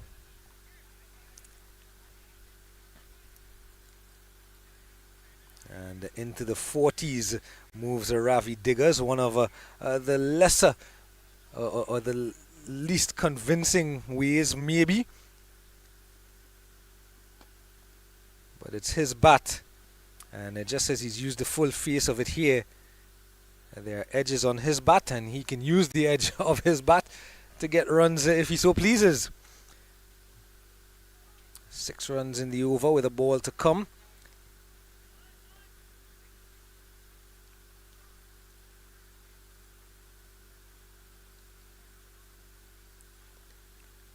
So 1 delivery to come before that halfway mark in the innings, and possibly a bit of a breather, a bit of a drinks break.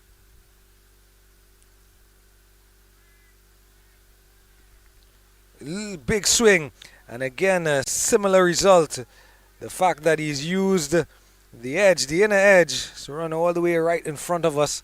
This time it doesn't have the legs to go to the boundary, but they will complete a couple of runs in the interim, and that will bring us to the halfway mark in the innings, and it is at the 10 over mark, 65-3.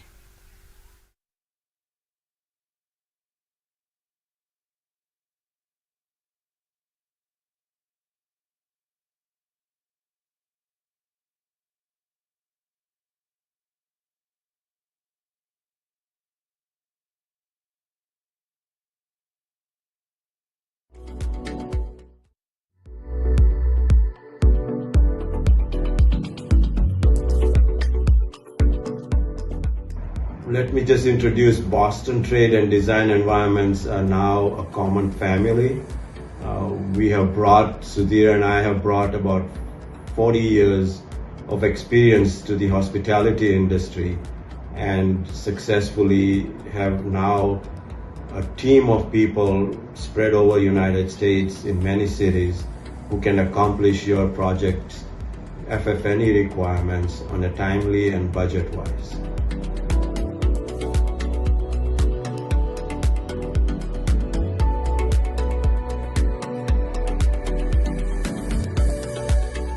We're experts in renovations and conversions because we are able to take the already pre-approved design package and implement it into an existing building.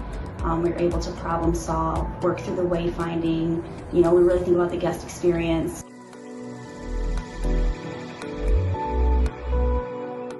Project managers are getting involved as soon as that project gets kicked off, and they understand the needs and requirements and timelines of that project, and work with the design team to make sure those dates are met. In the hotel industry, everyone says time is money. Construction time is money. So we're really, looking at not just the product cost, but really the schedule and making sure it stays on track.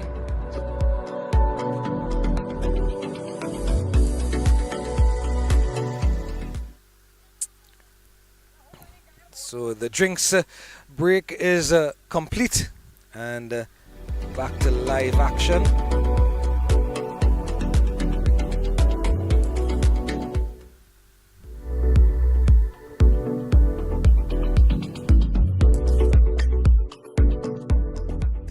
Let me just introduce Boston Trade and Design Environments are now a common family. Sudhir and I have brought about 40 years of experience to the hospitality industry, and successfully have now a team of people spread over United States in many cities.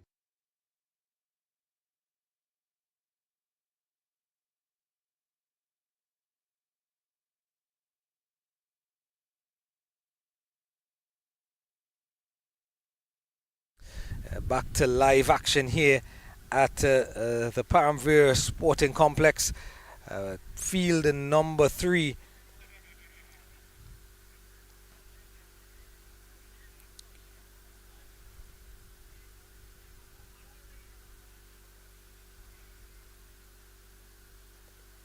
Bardoli Blasters versus the Dallas Metroplex B team.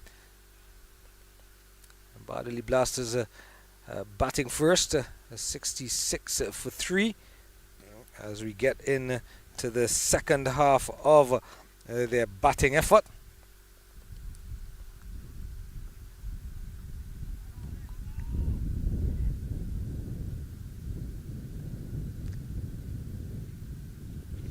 That man, Dhruv Patel, getting his partner Ravi Diggers back on strike. In fact, they run 2, so it will be Dhruv to keep the strike. Ravi Diggers, the man on the non-strikers end, is on 41 from just 28 deliveries, and he's been the aggressor, given that he's seen the 3 of his partners come and go. And this one is run away. It's run away quite comfortably down to that third man fence. And another boundary here. So Dhruv now getting into the act.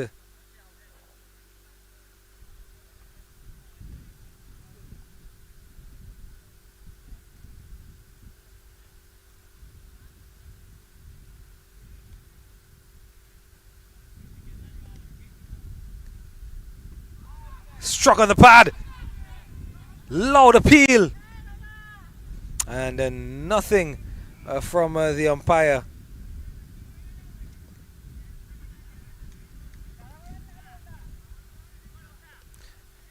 Again, he is in the best position, the umpire.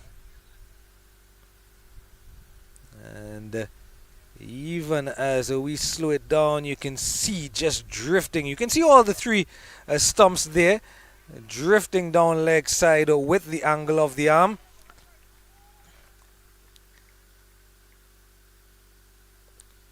And returning to Arushi Patel here, the skipper, as we've exited the water break, hoping to create the breakthrough. So many times in cricket you have a break in play, and one way or the other you end up with some action.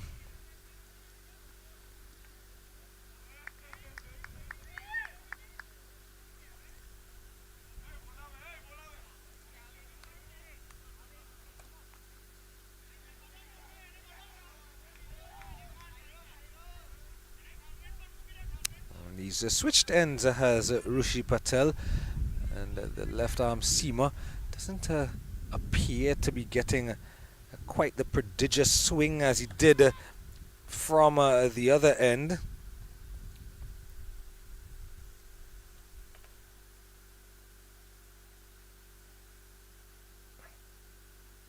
That single out to deep cover point on the boundary will bring the end of the 11th over.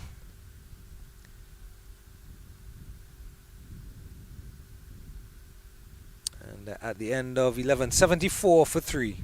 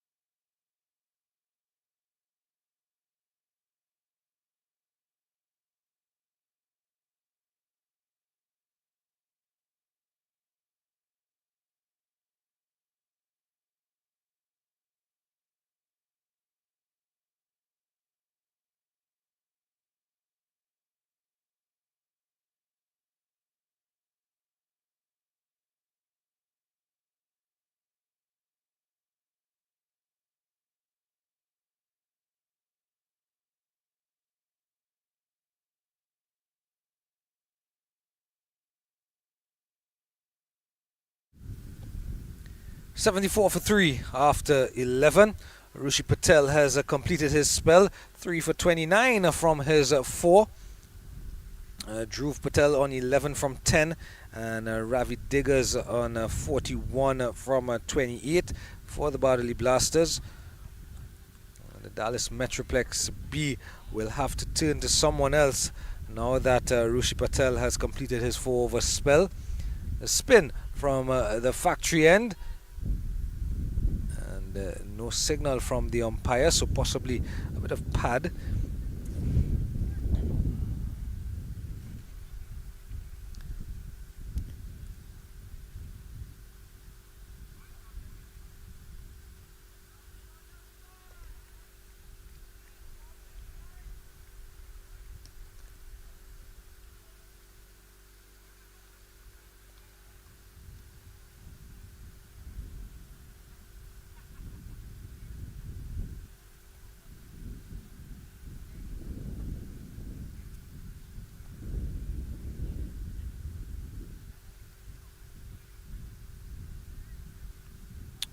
A bit of a moving to and fro in the field.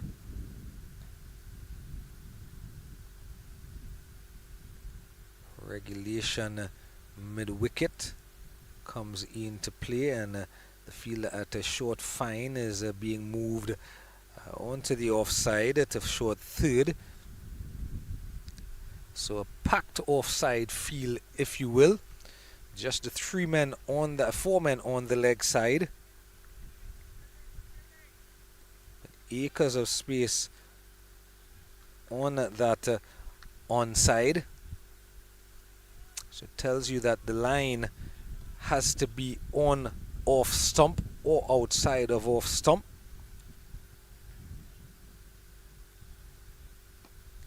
Leg side is gone, and straight into the hands of the fielder at a long on.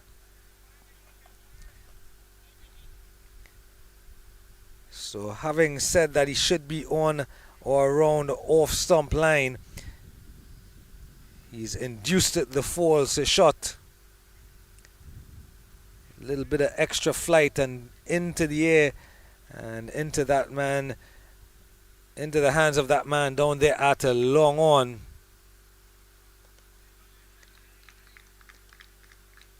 And Dhruv Patel has to depart for a runner ball 12. In fact, it's Diggers who has to depart for 41 from 30 deliveries, caught by Miang down there at long off the bowling of Tarun. He'll be mightily disappointed, Ravi Diggers.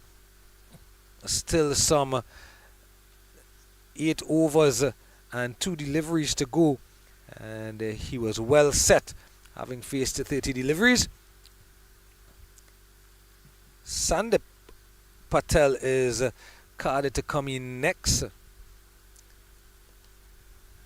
As we look out there, the new batter is in the middle, and it is Sandip.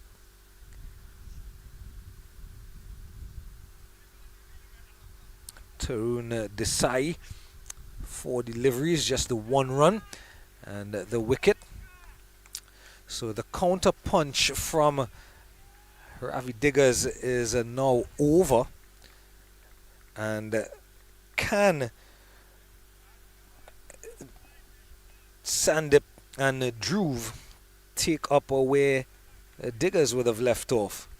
75 in the 12th over by no means is a humongous total. A little bit of air again given by Tarun, and an easy single.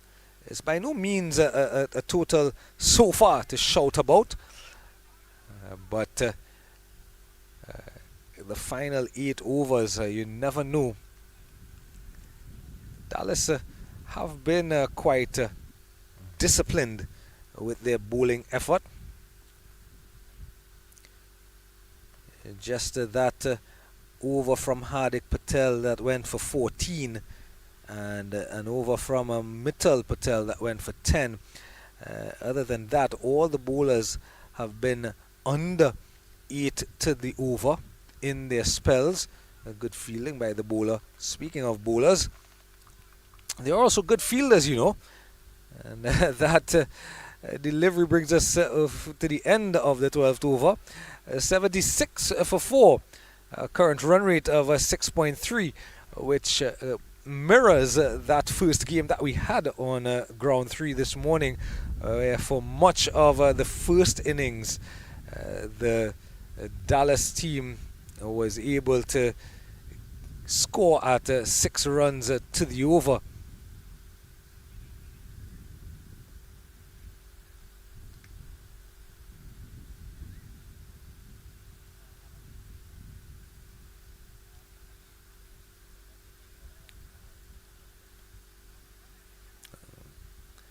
That Dallas A team scored 127 in the first game on this ground.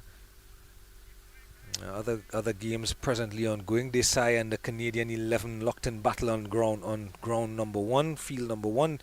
Decisive 68 for 4 at the halfway mark in their innings. Ground number 2, 69 for 4, PF Roy 11 after 13 overs. They're playing Dallas's A team. This one is in the air and over our heads. It's gone.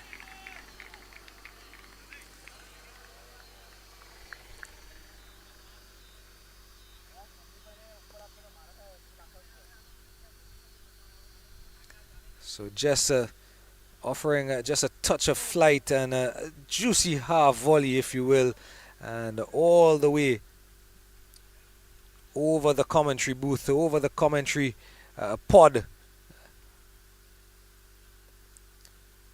Ground number 3 presently in play. 76 for 4 after 12 now becomes 82 for 4 for Bardoli Blasters. And on ground number 4, just up the way from us, just to the southeast of where I'm sitting.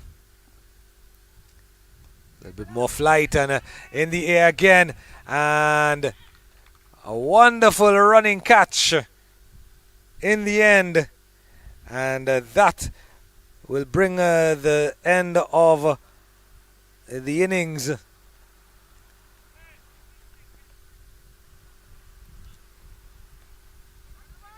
Again, a little bit more flight and up in the air, and a good running catch to bring to an end.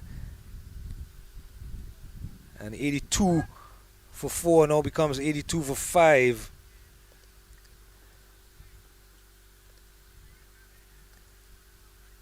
And Sandip finds himself dismissed. His stay was brief, just the 1-6, and that catch by the man Harsh again. Hardik Patel, the bowler from this end, the commentary position end.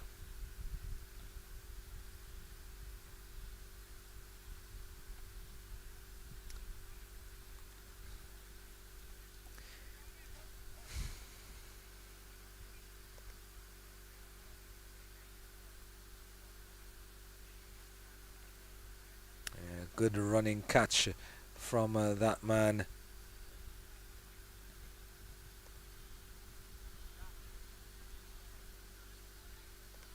Harsh.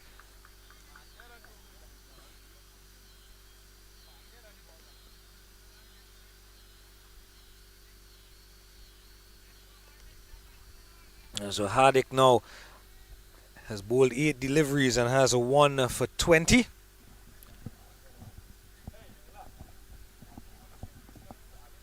There he is. Struck on the pad. Loud appeal. And they believe in their heart that it's out. And we get the opportunity to do this. We can look back at it as many times as we wish. Just remember, the umpire is human, and he gets one look at that. Rocked him on the pad, and even the fielders in the 30-yard circle are on the pitch. My gosh, we get to take a look at it again and again.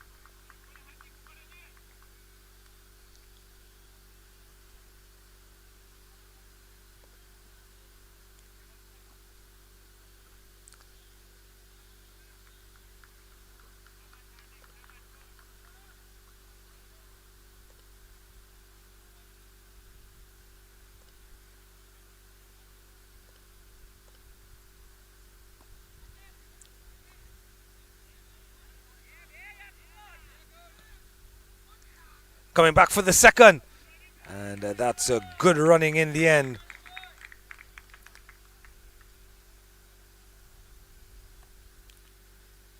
Some good fielding on the leg side.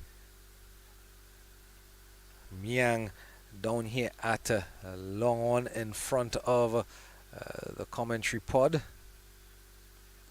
In the air, and just short of the fielder at a short mid-wicket.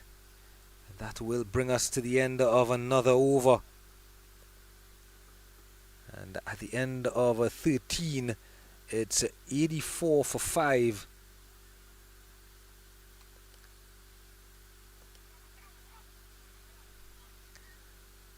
On field number 1, 78 for 4. Desai batting first after 11.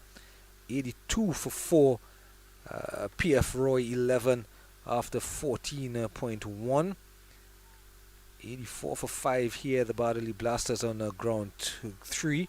And on ground 4, 74 for 5 after 12.4. The Boston B team.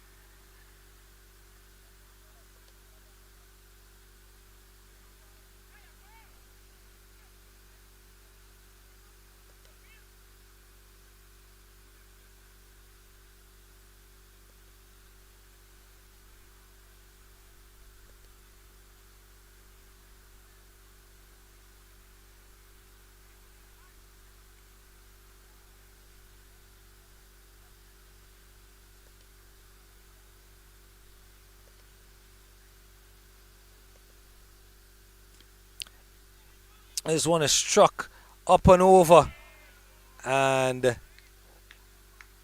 is gone all the way. 6 runs.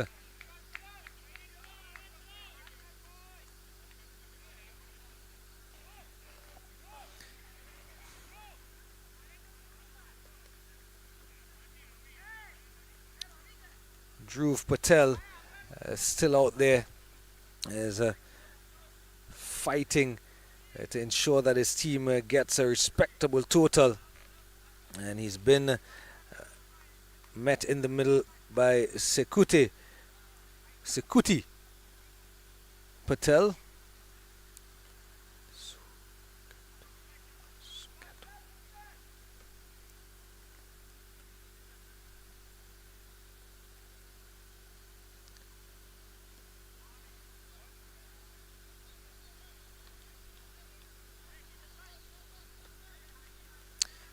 Tarun Desai here into his second over. Tidy so far, 7 deliveries he's bowled, 1 over and 1 ball, and just 8 runs. Met half volley and up and over into the trees it goes.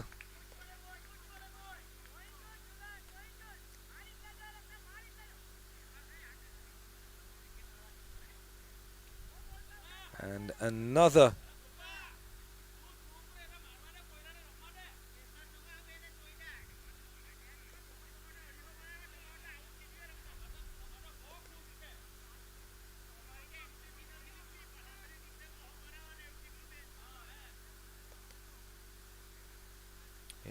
meeting it on the full and up and over deep mid wicket and down in the vicinity of the factory. This time is up and away again. This time though straight into the hands of the fielder, and he has to perish on this occasion.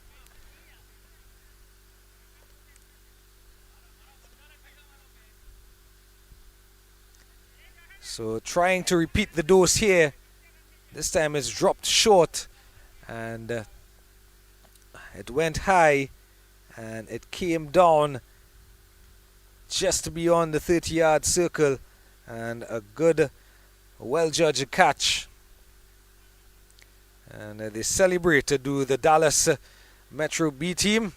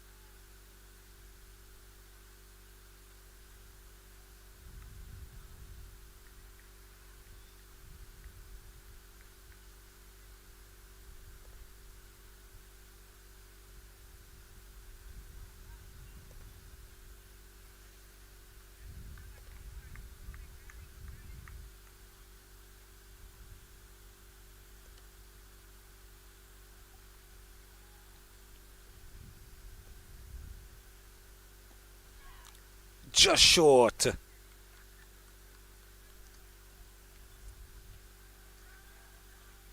Pinkal Patel has come out to the middle, and Suketu Patel at the non-striker's end. Tarun Desai with his second wicket, and he's getting a bit of in-drift here, and keeping it simple, trying to bowl a wicket to wicket. Is a Tarun Desai.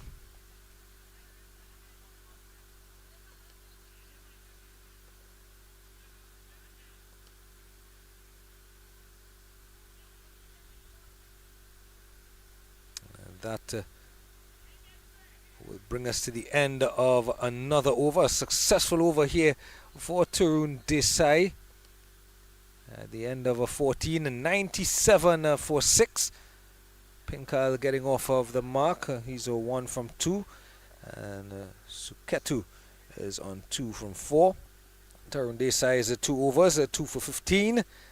Hardik Patel from the other end, a 1 for 22 from his 2 overs. Will it be Hardik to continue? As the batters or the batter just requested that he gets a new bat here. Seem to have a creak in the handle, and also a bit of a message coming through, probably from the coaching staff, as to the approach to take. And that's Suketu having a bat change. He's going to be on strike to face up to Hardik. Hardik with his third over.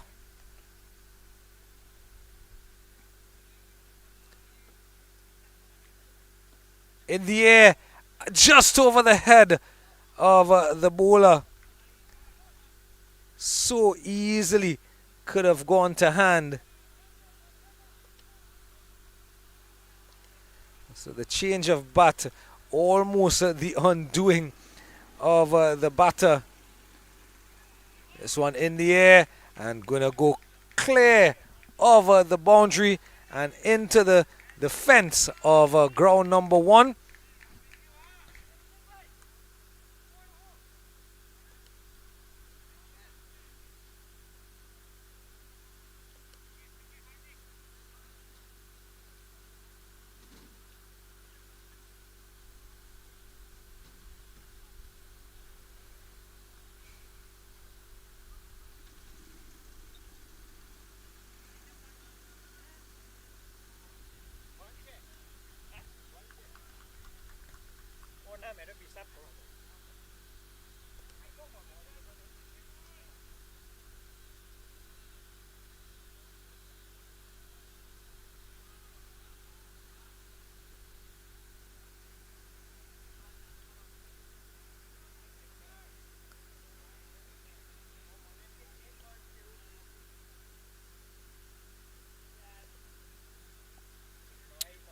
Vedic conceding 6 runs off the bat of Pinkal, and then following it up with one down the leg side, but more importantly just a bye, no boundary conceded.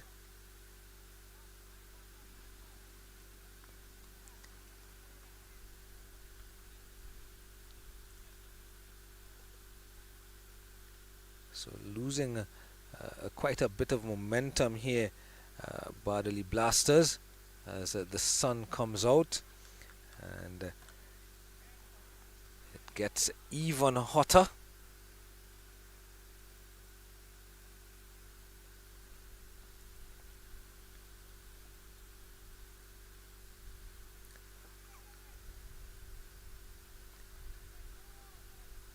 Straight to the man at point.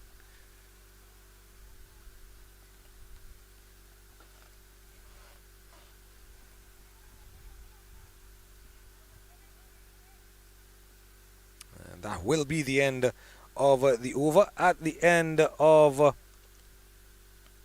15 overs, 104 for 6. 7 runs coming off of that over, and also bringing up the 100 for the Bardoli Blasters. 104 for 6 with 30 deliveries to go. Current run rate of 6.9, and they should get in and around that 140 mark. A run a ball from here will get them to just about 135, 134 exactly.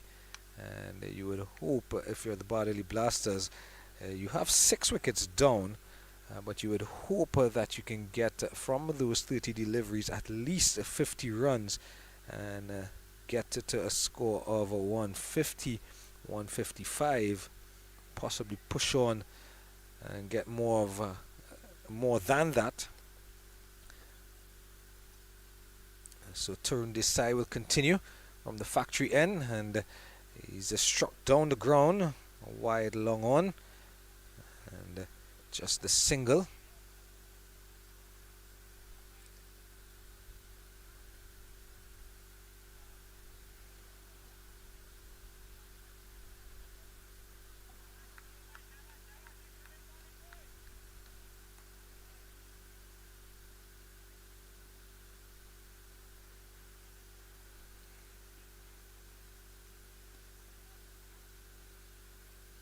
He's going to long on. Now he's going to long off.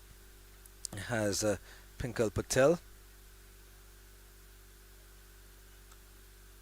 So 7 from 5 for Pinkal, and 2 from 7 Suketu.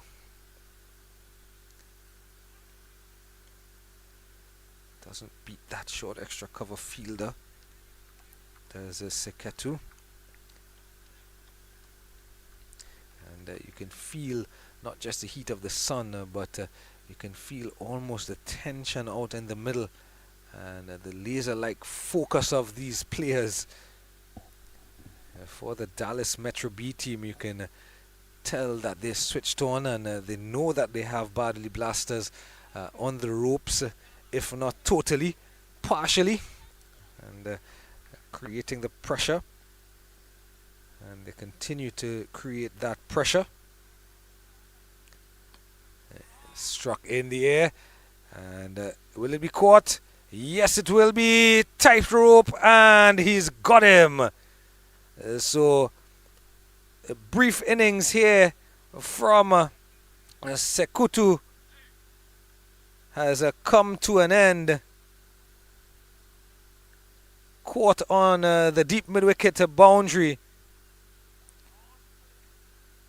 That's a nice gentle half volley, and the man on the deep mid-wicket boundary coming around, judging the catch well, and also judging where he was positioned.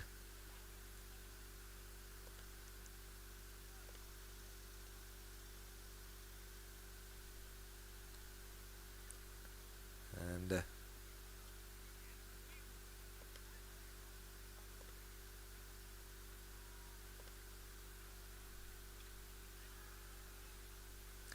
batter coming in. There's the catch again, and judging well where he was standing. A bit of a tightrope walking, and now 7 wickets down.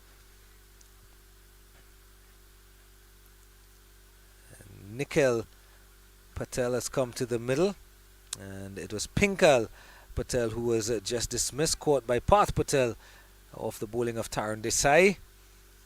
Just the 8 runs from 8 deliveries for Pinkal. Stumping appeal, and the umpire says not out. It doesn't seem like that back leg. It was firmly planted on the ground, that back leg. So good decision by the umpire.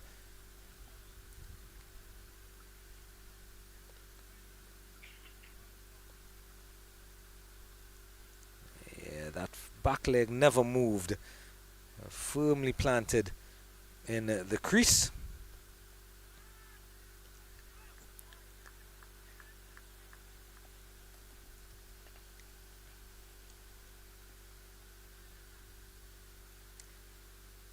This side loops one up, and he's going to be called for a wide, but you can see the thought process, trying to entice the big shot from Nikhil Patel, and just hanging it out there. Come at me if you will. Flighted delivery, and down to mid wicket. They're going to go back for 2. That's a well judged second run. A bit slow in the outfield. The man who completed the catch just moments ago to get rid of Pinkal Patel, that man Parth, out there on the deep mid wicket boundary, just a tad slow to get to the ball, but the couple of runs moves the score on to 110 for 7 after 16 overs. So 24 deliveries to go, and in those 24 deliveries, the Bardoli Blasters will hope that they can get a score of respectability. Of course, even though they chased on previous occasions, they managed to keep their opponents to par or below par scores.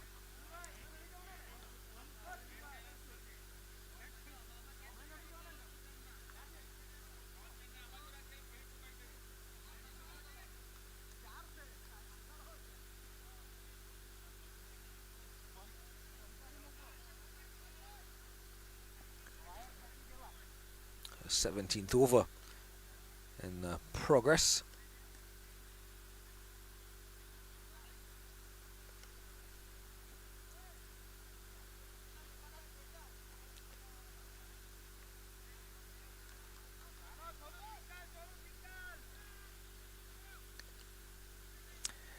It is Hardik Patel who's come in, and he's bowling to Suketu.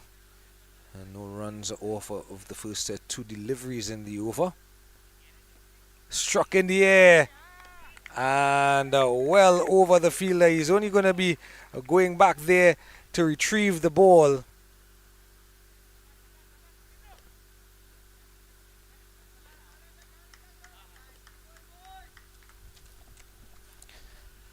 And just getting into the arc, the hitting arc. Yeah, just a nice gentle half volley, and away she went.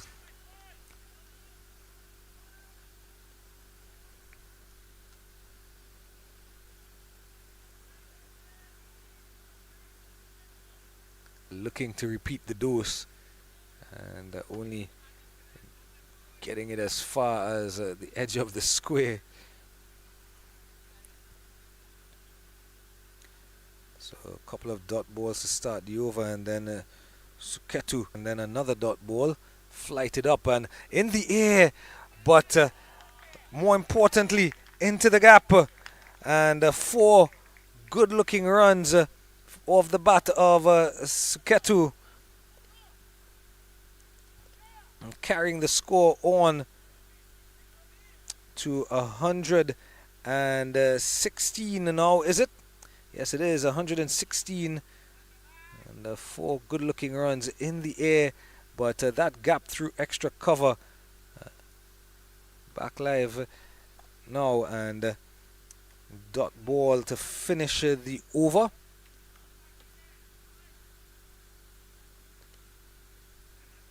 .120 with that boundary, in fact.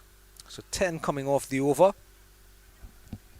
120 for 7.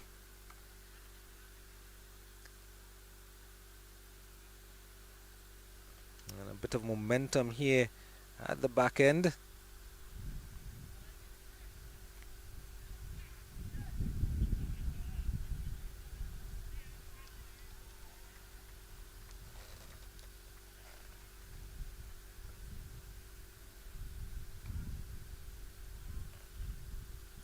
Can Nikhil Patel follow his partner Suketu and hit a couple of boundaries? Hardik going for some 10 runs off of his final over, and his figures now read 4 overs, 1 for 38.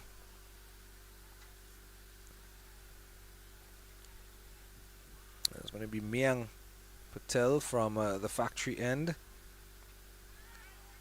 Miang has bowled 2 overs so far and only gone for 11 runs. And with 2 overs to go, you would think 18 and 20 would be Miang. And then there are some options here for the skipper. Ravi Patel, who bowled wonderfully well at the start, is probably going to bowl the penultimate over, that 19th over. Tarun Desai has 3 wickets for 21 runs from his 3 overs, so he is also an option. In the air, the fielder coming around, and it drops just a few meters away from him. So opportunity created immediately by Miang here. Quite possibly the captain may give 1 over each of Miang, Ravi, and then Tarun. Tarun Desai, of course, definitely the pick of the bowlers with those 3 for 21. Those figures of 3 for 21 from his 3 overs. Bowl him! Clean them up! Middle stump rocked back. And the decision to bring this man Miang into the bowling attack has worked. Pitching on that hard length and getting a success for his skipper.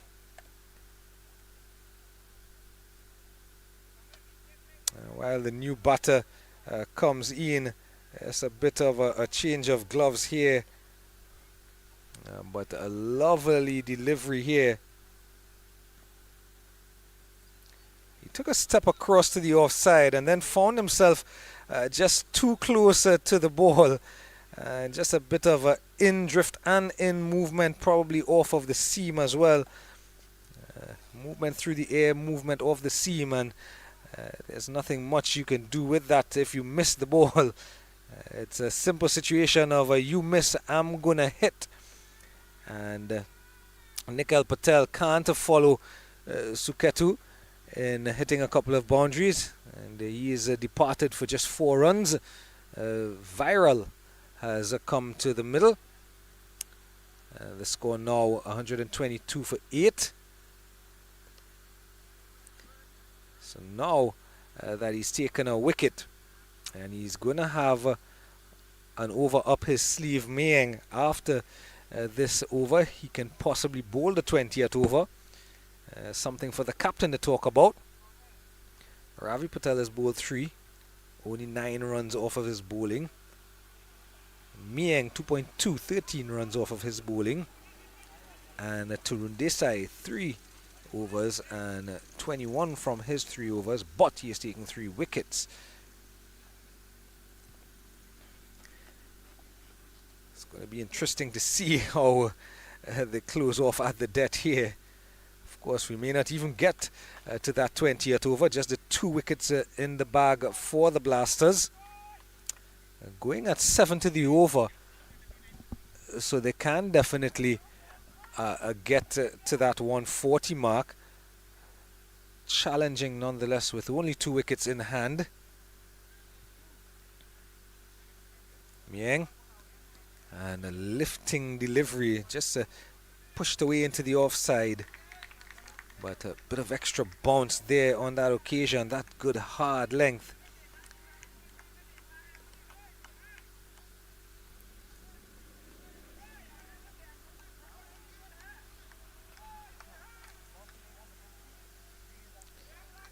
You can hear the voices in the field just going up an octave, recognizing that they are on top in this one at the moment, the Dallas Metroplex B.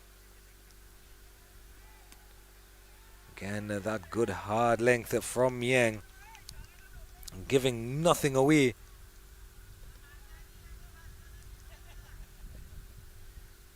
He's almost as if he's telling Suketu, if you want to get your runs, you're going to have to come at me. You're going to have to do something out of the ordinary.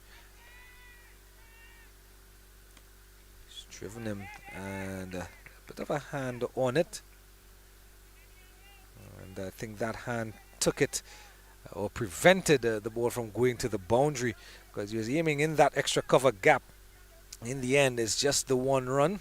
In fact, the 2 runs coming off of a bit of a misfield at short extra cover.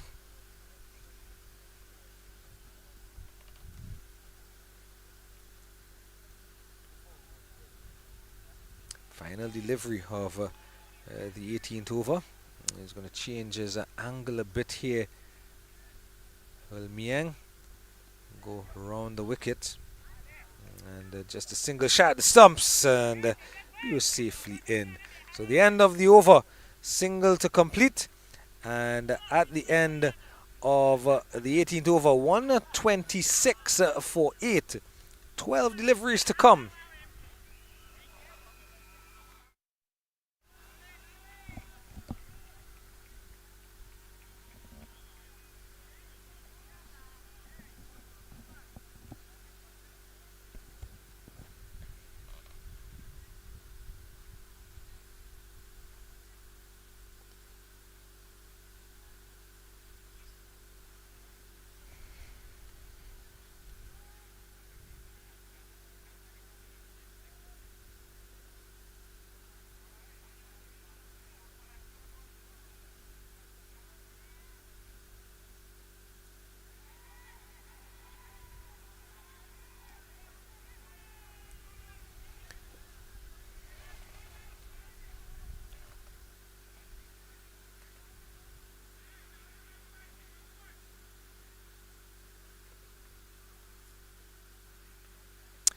So Ravi Patel it will be.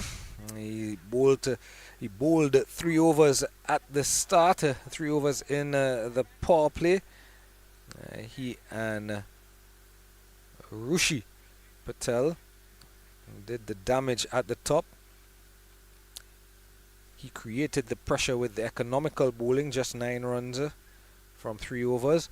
And Rushi with the swinging ball, the left arm swinging ball, swinging the ball a mile, picked up a couple of wickets in that power play. He came back later on from this commentary booth, ended Rushi, and immediately on the money is Ravi. And on the other side of the coin, Suketu will be looking to get some quick runs here. A bit wayward here from Ravi. Suketu now on 16 from 19 deliveries. Viral at the non-striker's end has just come to the crease, and he's just on one. Third. Backward point in the circle. Point in the circle. Extra cover in the circle. Sweeper on the offside. And, one of the three fielders on the leg side will do the fielding here. So offside, mid-off, extra cover, cover point on the boundary, backward point in the circle, and a short third. Regulation mid-wicket in the circle, deep mid-wicket, and a long on the onside. Good, well judged single here. That fielder at extra cover in the circle, just a bit on his toes, a bit on his heels, and the batters on their toes, getting in and out of their crease.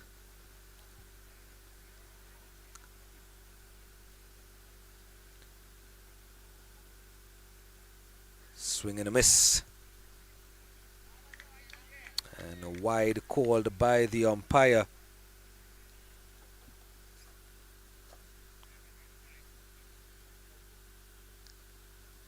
So another extra to the total.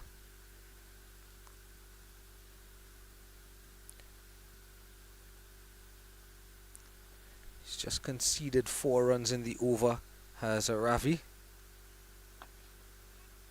And this one straight to that fielder at a point. There's no run, so 1 to come. Just the 4 runs in the over. So this is a good over here from Ravi Patel. He hasn't picked up a wicket today, but 3.5 overs. And just out of his reach. And a chance there of a return catch.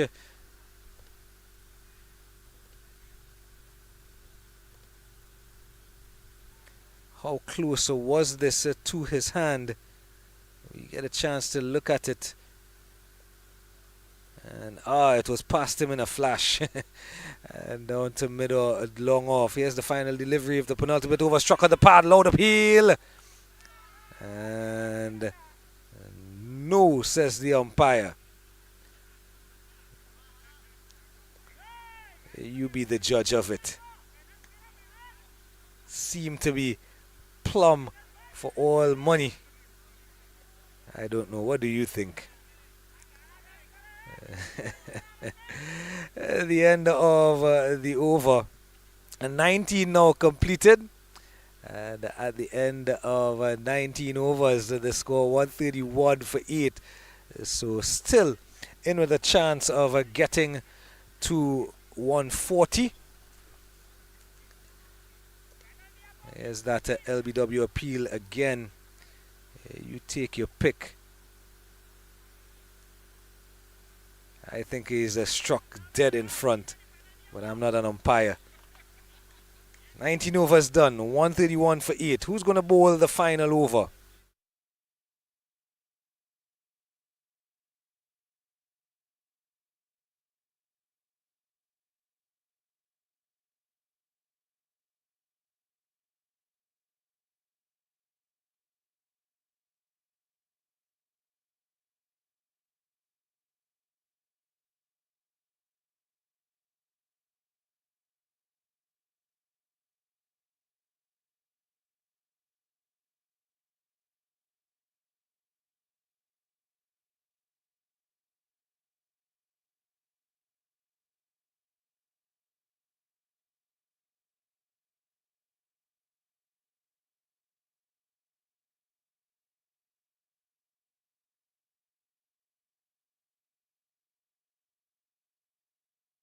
So the final over, Ravi Patel, the penultimate over, going 4 overs and none for 14. A good day's work.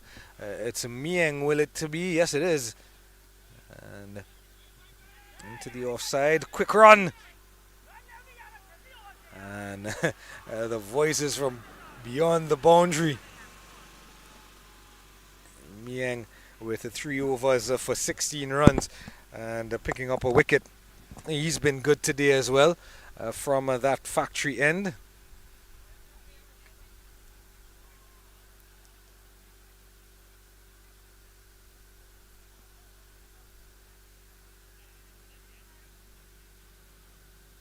Taking his time here, getting his field set just right. Struck in the air, but land well short of that fielder at long off.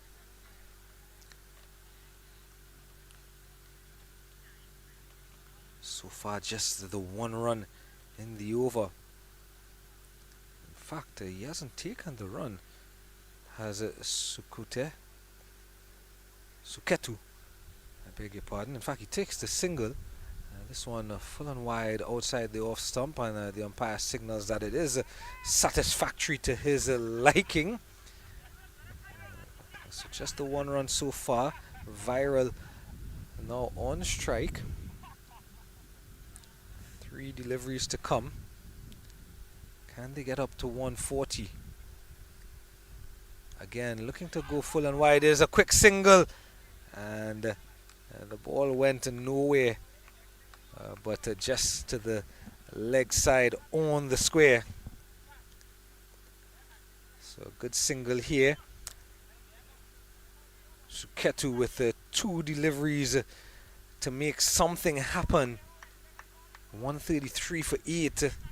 Can he find a couple of boundaries here and get the total over 140? May very well be a fighting total. Cut away and finds the field at backward point. Just 1. So final delivery coming up. Viral to face. Bardoli Blasters would love for this delivery to go over the ropes. Dallas would love for this to be a dot ball or a wicket. And it's going to be a quick run, and in the end, good work from the wicketkeeper. Seemed to be wrong-footed for a moment, and did well in the end to get his whole body behind the ball. Had he hit the stumps, though, it would have been curtains. But in the end, the single complete, and 134 for 8 will be the final score for the Bardoli Blasters. And again, an innings that never got any real momentum. Just that 41 from 30 deliveries from Ravi Diggers and 24 from 17 from Dhruv. That partnership had them looking like possibly getting up to 160, but when the pair of them were removed by Tarun Desai, it was then Suketu who remained not out on 20 from 24, who fought his way to the end to try and get his team up to a respectable total. Wickets for Rushi, Hardik, Miang, Mittal, and Tarun Desai, the pick of the bowlers with the 3 for 21. Rushi Patel at the top, his first 3 overs. Just amazing the amount of swing that he was able to extract, and picking up 2 wickets early, really setting Bardoli on the back foot. Bardoli Blasters, their job with the bat is done. Dallas will have to chase it this time around, and they do have a batting order that can score 140. We know that on the evidence of the game they played on ground number 3 here yesterday. So this should be a simple chase for them based on that evidence, but based on the 129 in the prior game today on ground number 3 here that was defended, 127 I beg your pardon, was defended earlier in the day. No score seems to be a safe score on ground number 3 at present. You never know how the game will ebb and flow, but to find that out, you're going to have to rejoin us in about 10 minutes time when the run chase will get underway and the Dallas Metro B will attempt to overhaul the Bardoli Blasters.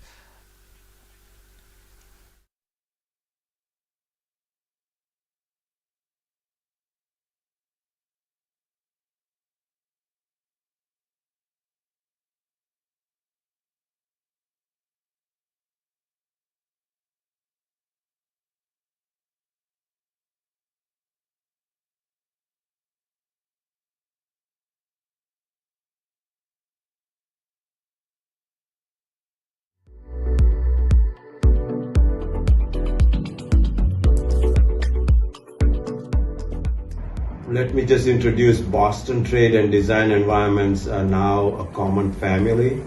Sudhir and I have brought about 40 years of experience to the hospitality industry and successfully have now a team of people spread over United States in many cities who can accomplish your project's FF&E requirements on a timely and budget-wise.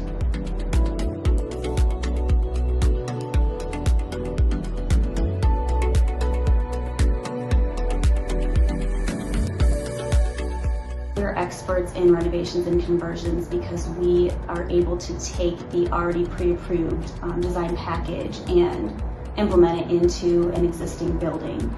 We're able to problem solve, work through the wayfinding. We really think about the guest experience.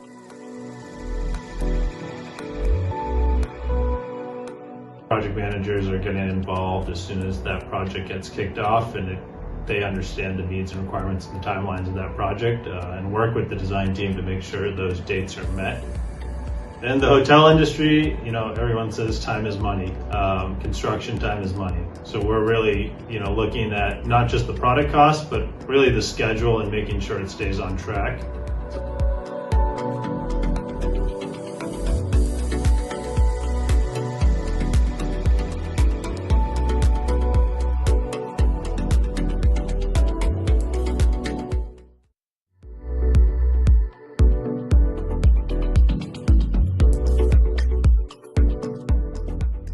Let me just introduce Boston trade and design environments are now a common family. Sudhir and I have brought about 40 years of experience to the hospitality industry and successfully have now a team of people spread over United States in many cities who can accomplish your project's FF&E requirements on a timely and budget-wise.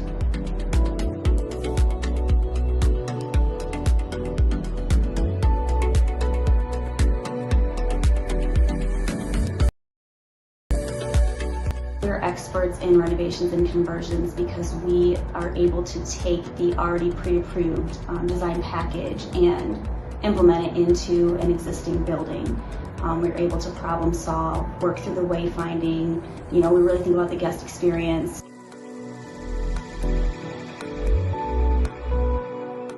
Project managers are getting involved as soon as that project gets kicked off, and they understand the needs and requirements and timelines of that project, and work with the design team to make sure those dates are met. In the hotel industry, everyone says time is money. Construction time is money. So we're really, looking at not just the product cost, but really the schedule and making sure it stays on track.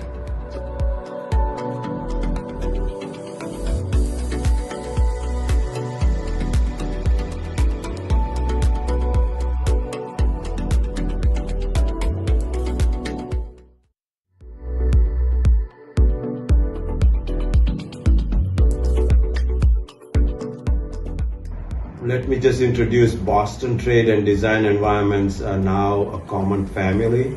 Sudhir and I have brought about 40 years of experience to the hospitality industry and successfully have now a team of people spread over United States in many cities who can accomplish your project's FF&E requirements on a timely and budget-wise.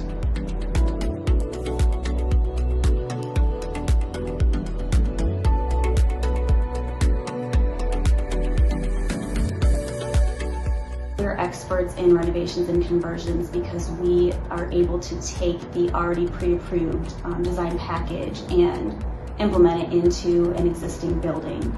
We're able to problem solve, work through the wayfinding. We really think about the guest experience.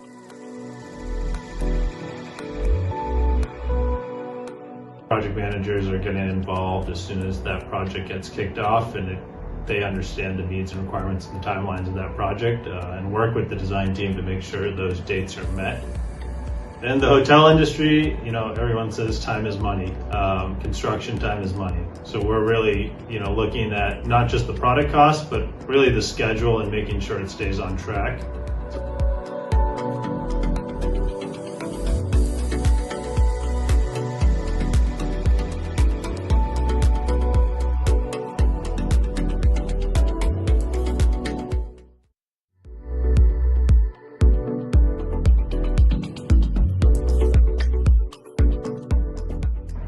Let me just introduce Boston trade and design environments are now a common family.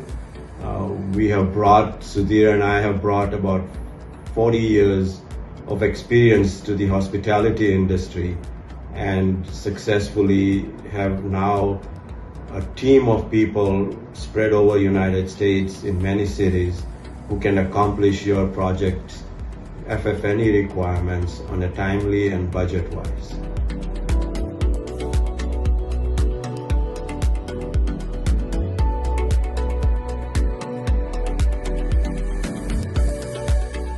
We're experts in renovations and conversions because we are able to take the already pre-approved design package and implement it into an existing building.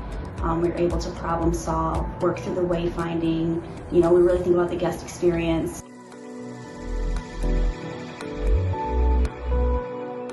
Project managers are getting involved as soon as that project gets kicked off, and they understand the needs and requirements and timelines of that project, and work with the design team to make sure those dates are met. In the hotel industry, everyone says time is money. Construction time is money. So we're really, looking at not just the product cost, but really the schedule and making sure it stays on track.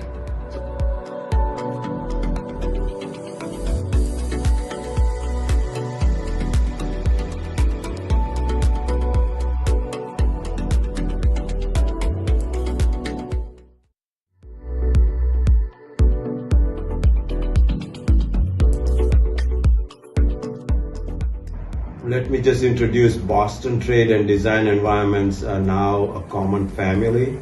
Sudhir and I have brought about 40 years of experience to the hospitality industry and successfully have now a team of people spread over United States in many cities who can accomplish your project's FF&E requirements on a timely and budget-wise.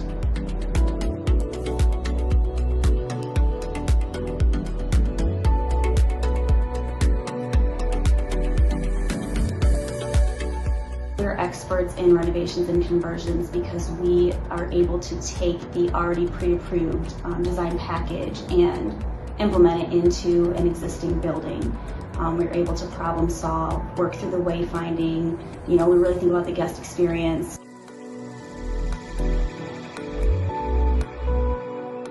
Project managers are getting involved as soon as that project gets kicked off, and they understand the needs and requirements and timelines of that project, and work with the design team to make sure those dates are met. In the hotel industry, everyone says time is money. Construction time is money. So we're really, looking at not just the product cost, but really the schedule and making sure it stays on track.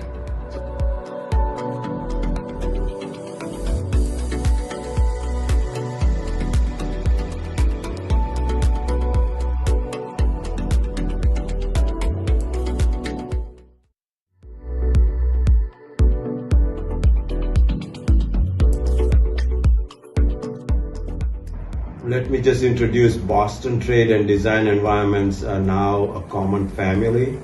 Sudhir and I have brought about 40 years of experience to the hospitality industry and successfully have now a team of people spread over United States in many cities who can accomplish your project's FF&E requirements on a timely and budget-wise.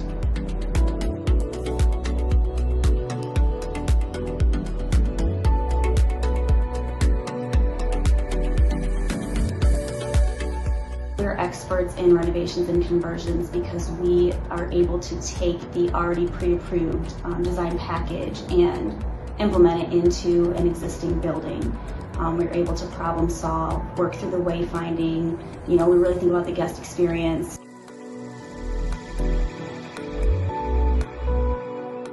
Project managers are getting involved as soon as that project gets kicked off, and they understand the needs and requirements and timelines of that project, and work with the design team to make sure those dates are met. In the hotel industry, everyone says time is money. Construction time is money. So we're really, looking at not just the product cost, but really the schedule and making sure it stays on track.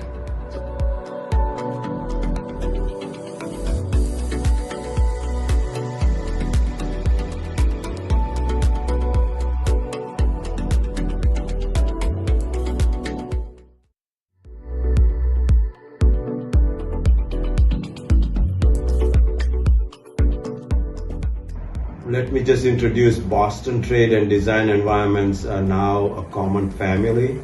Sudhir and I have brought about 40 years of experience to the hospitality industry and successfully have now a team of people spread over United States in many cities who can accomplish your project's FF&E requirements on a timely and budget-wise.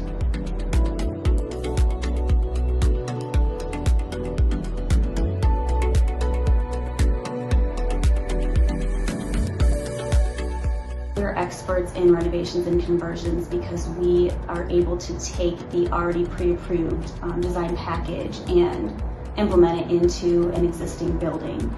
We're able to problem solve, work through the wayfinding. We really think about the guest experience.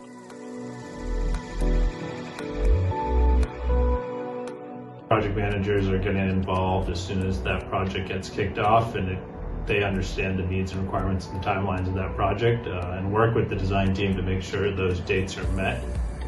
In the hotel industry, everyone says time is money. Construction time is money. So we're really, looking at not just the product cost, but really the schedule and making sure it stays on track.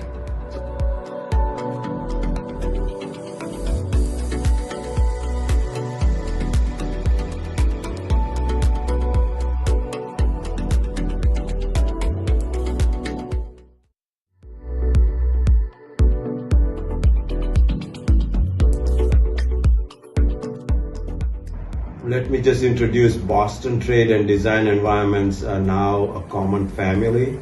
Sudhir and I have brought about 40 years of experience to the hospitality industry and successfully have now a team of people spread over United States in many cities who can accomplish your project's FF&E requirements on a timely and budget-wise.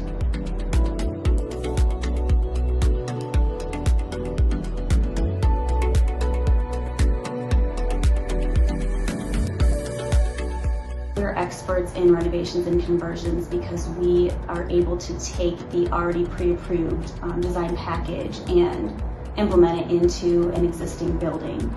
We're able to problem solve, work through the wayfinding. We really think about the guest experience.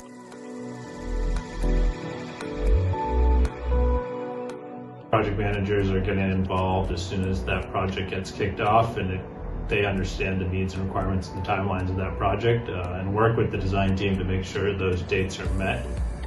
In the hotel industry, everyone says time is money. Construction time is money. So we're really, looking at not just the product cost, but really the schedule and making sure it stays on track.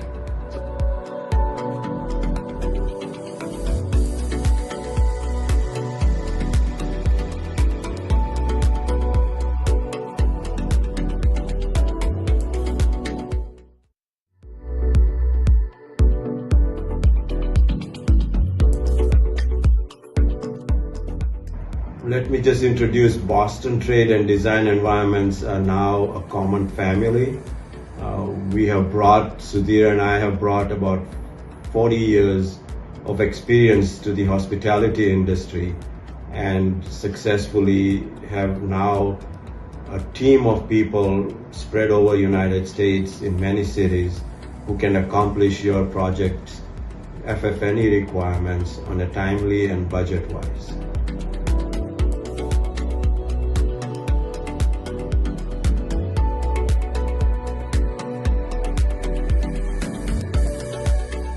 We're experts in renovations and conversions because we are able to take the already pre-approved design package and implement it into an existing building. We're able to problem solve, work through the wayfinding. We really think about the guest experience.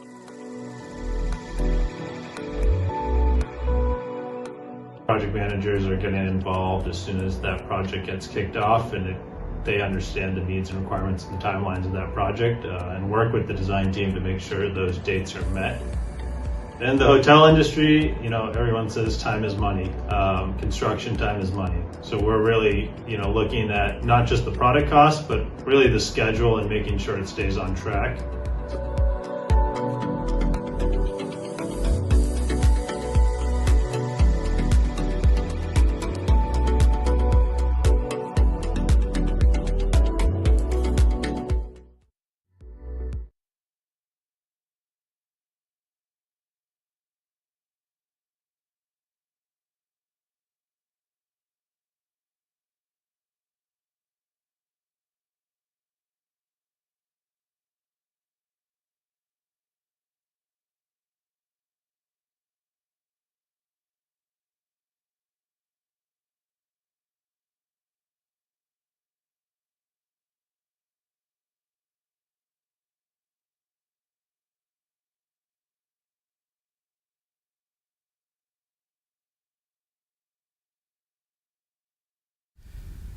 As we welcome you back here live at the Paramveer Sporting Complex in beautiful Georgia, just north of Atlanta, about an hour and 15 minutes away from Atlanta, the metropolitan city of Atlanta. Look there at the team tents, Bardoli Blasters to the left, and the Dallas Metro B team to the right, and out in the middle are the Blasters, who would have scored 135 for 8 in their allotment of 20 overs. Dallas Metro B has sent their batters out in the hope of overhauling this 135. 136 is the victory target. Parth Patel, Nasura and Tarun Desai will get us on the way. They are in the middle, and Nasura, the last time he played on this ground, he was quite good with a bat in hand. He'll want to repeat the dose of sorts and get his team off to a good start.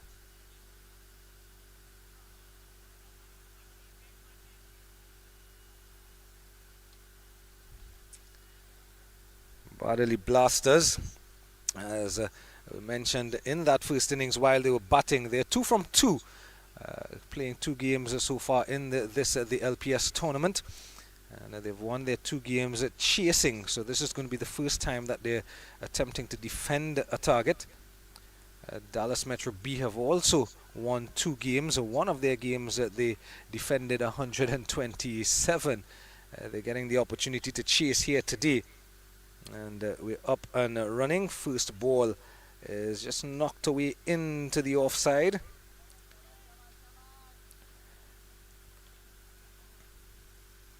They'll have to be very disciplined with the ball here this afternoon. Nikhil Patel gets going from the commentary booth end.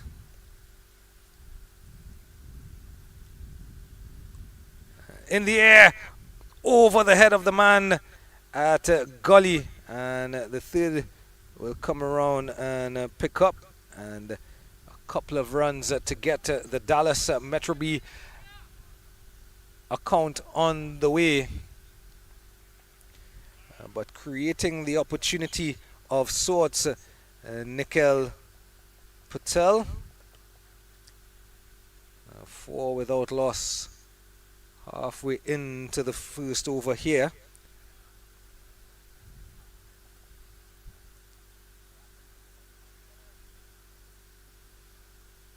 This one is going wider, trying to keep it out of the reach of the batters, possibly.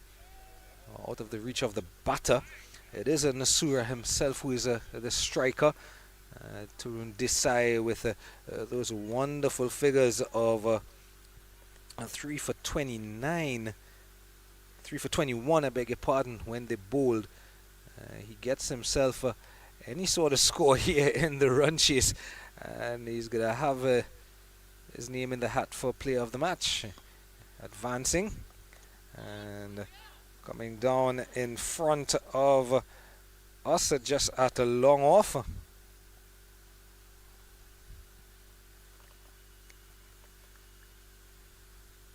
So Tarun Desai, the aforementioned, with 3 for 21, will get his opportunity now. In fact, they went back for the second, so Desai is still at the non-strikers end. But Nasura looks comfortable and looks like a man in good form, and why not? He scored some runs yesterday on the opening day, and this time through the gap on that offside, up the hill, and it's actually gone all the way. It seemed for a moment he didn't get a full hold of it, but it was high enough on the up, and picking up 6 runs, the first maximum. Yeah, there you go, getting the elevation right, and over the rope and on to playing surface, playing ground number 4. He's looking to repeat the dose, chasing a wide one, back of a length on this occasion from Nikhil Patel. He's raced along with a 6 and a couple of 2s to 10 from the 5 deliveries he's faced so far.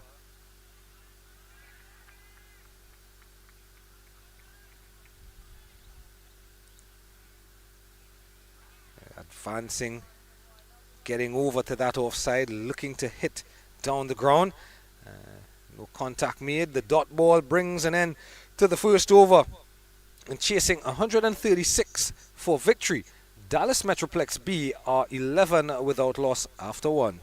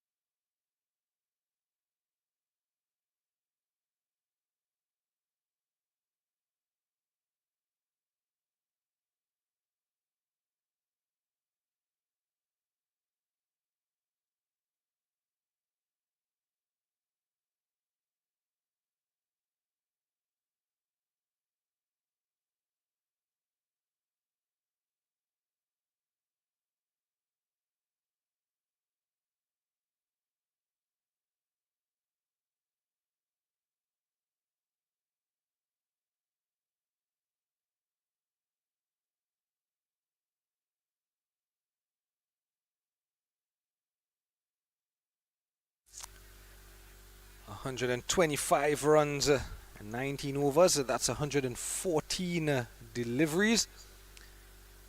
That's the target. That's the equation for Dallas Metroplex B.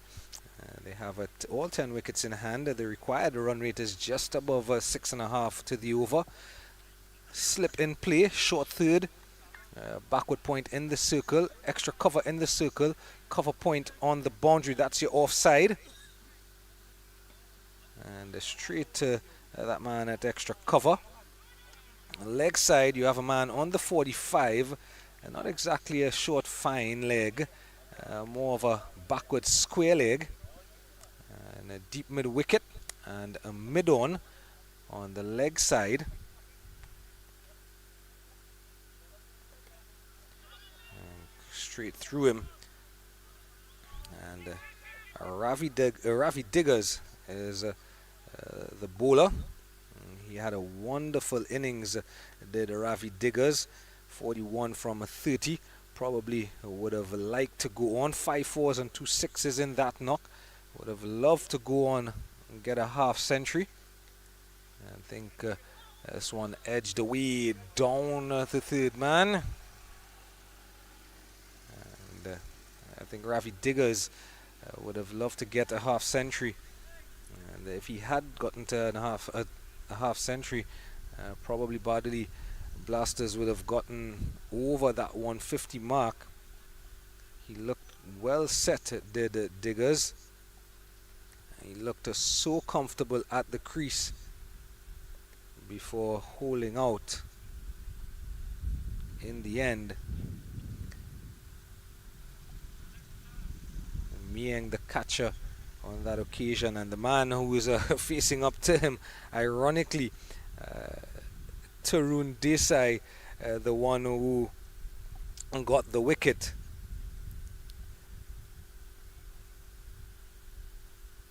So Tarun would have dismissed Diggers on 41, and now it's a Diggers' opportunity to return the favour. Of course, the single of the first ball he faces from Diggers, and he is off the mark.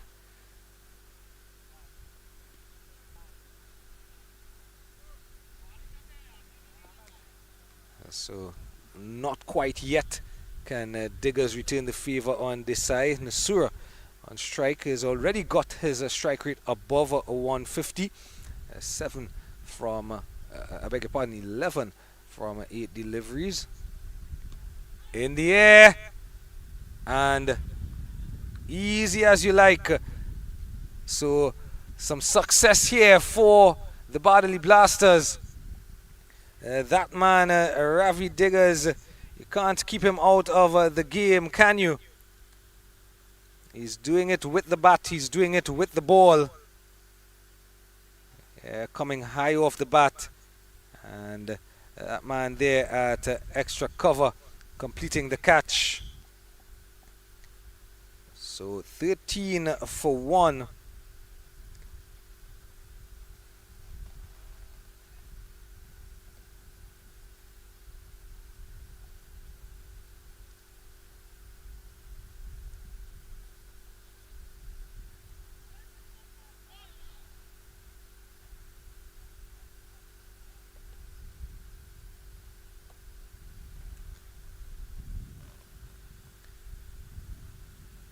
So Hardik Patel walks to the middle. Ravi Diggers completes his first over. So at the end of 2, 13 for 1. Diggers 1 over, just 2 runs, and that wicket of Tarun Desai. So he has definitely got some measure of revenge on his counterpart. Tarun dismissed Diggers for 41. And now Diggers dismisses Tarun for just 1. So definitely a measure of success going the way of Diggers.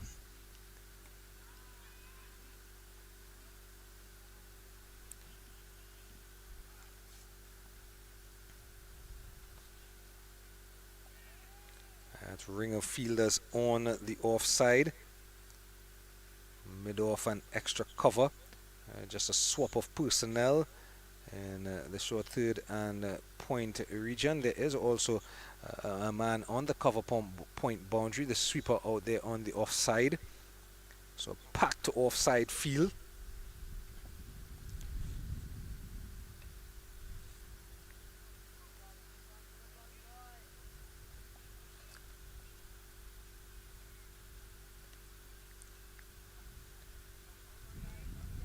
Nikhil Patel continuing here from the commentary position end, the commentary pod end.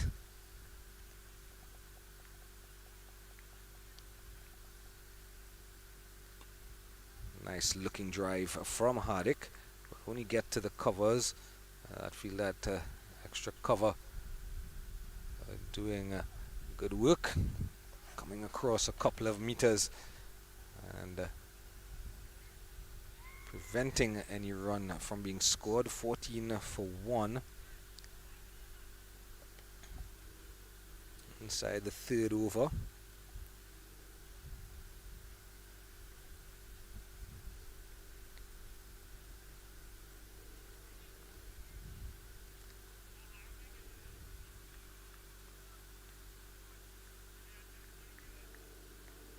Of course, it was around this point that the Blasters had also lost their first wicket inside the second over. They lost 2 inside the second over, in fact. And inside the third over, they were reeling going into this third over at 5 for 2.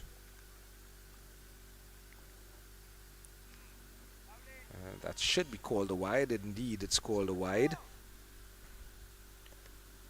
And that will be the first wide of the innings. In fact, the second wide of the innings. Of course, that's also another aspect of the Bardoli innings. There were 12 wides and no ball in that innings. Of course, 5 of those wides are wide down the leg side that came all the way down here for 4 runs. In the air. Is anyone under it? No. It bounces in a no man's land. But an opportunity of sorts created here from Nikhil Patel. And escaping is hitting high on the bat. Back live and stroked away into the cover region. And that will bring us to the end of the over. And a quite tidy over from Miang. And I beg your pardon, from Nickel to Hardik. Just 9 wickets remaining now. So the end of a 3. And it's a 17 for 1. Bardoli were 8 for 2 after 3 overs. It was Ravi and Rushi who were keeping them in check at that point in time. Had them reeling.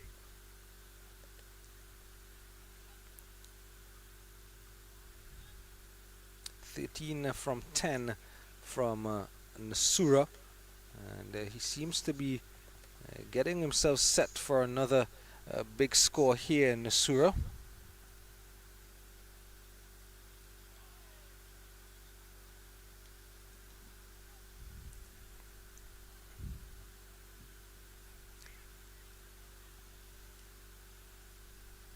Ravi Diggers, will it be?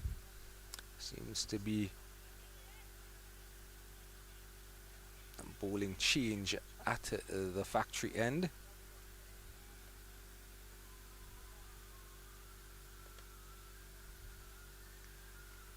Yeah, it is a bowling change at the factory end. Diggers has given way. Turned away leg side. Going back for the second. And he's in, is he? Yes, he is. That dive probably what saved him. A risky run, if you will. And here we go. Just turning the ball onto the leg side. The fielder coming around from in front of square to just about the 45 angle, just outside of the 30-yard circle. And the big dive coming in. And the stumps broken by the wicket keeper. He thought he had his man. But the umpire at a square leg definitely well positioned to make the call. And Parth Patel, Nasura, is well in his ground. Pranav is the bowler from the factory end.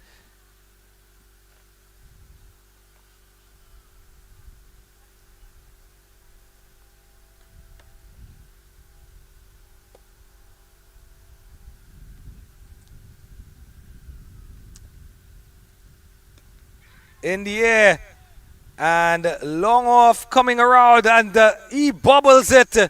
He's put it down, and they will come back for a second, but definitely should have held on. It was in the air for quite some time, and he had some time to get himself set under the ball, and it just seemed never to get his feet under him.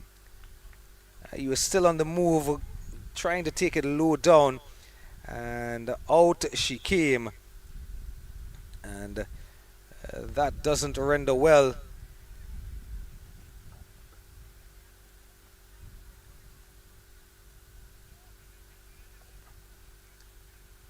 That does not render well for Bardoli. Remember, at this point in their innings, they had already lost their first 2 wickets inside the first 4 overs. They were struggling in their power play. So 21 for 1 should have been 19 for 2, or 20 for 2 in fact. Coming back for 2 runs.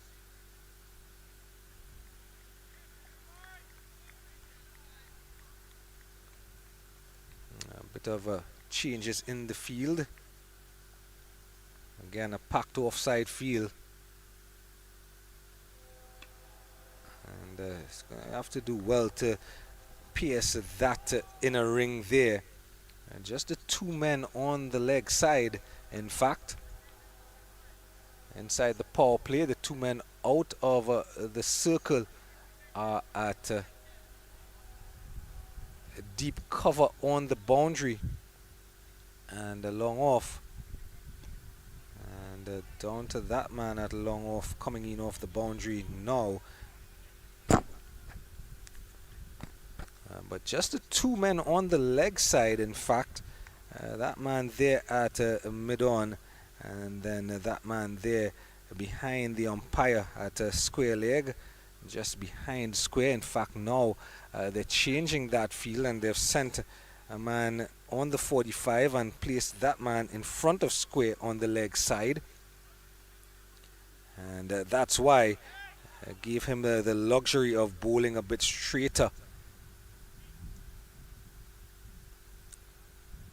So allowing the bowler Pranav to bring the line in more towards a middle stump, and if he is, at least he has cover in those two fielders in front and behind square. And it goes a direction over that man in front of square, but well beyond him, and it will stop beyond before the boundary. A long on has to come around to help, but a good fielding in the end from the man on the boundary.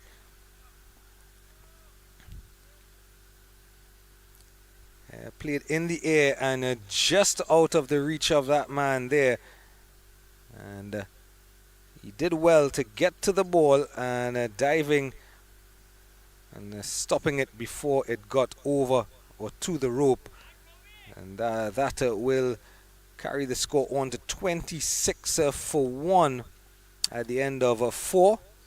2 overs are still to go in the power play. Pranav's first over costing 9 runs, and will it be Nikhil Patel to continue from this end? It does look like Nikhil, is it? And again, quite the packed offside field. A man going back to third presently, one going just in the gully region. In fact, they're almost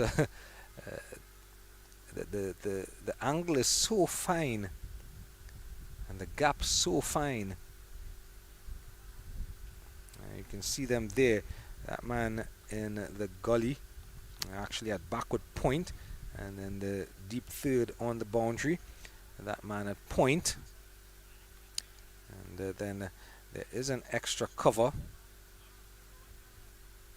And a man at mid-off, and the sweeper on the boundary, cover point boundary on the offside, packed offside field, and he's attempting to pierce that gap, and once he gets it past the inner ring, there's that man, that sweeper out there, who is going to hopefully prevent the boundary. So a bit of pressure being created here. The captain has set the field predominantly offside, and the bowlers are responding by bowling that corridor just outside of the off stump, forcing the batters to play to that offside. Advances, and this one is coming down and well fielded in the end. That man PK there coming around from mid-on and possibly stopping a boundary, because it didn't have very far to go. Once it gets out of that 30-yard circle, there are only probably about 30 meters to get to, 25 to 30 meters to get to the boundary rope.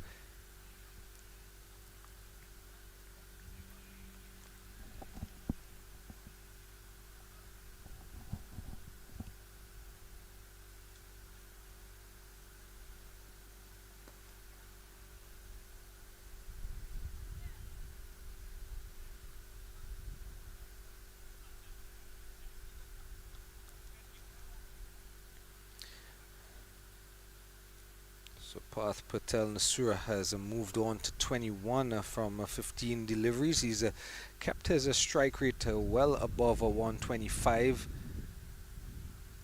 And now Hardik Patel will have the opportunity. His strike rate is just on 50. He's got 4 from the 8 deliveries he's faced.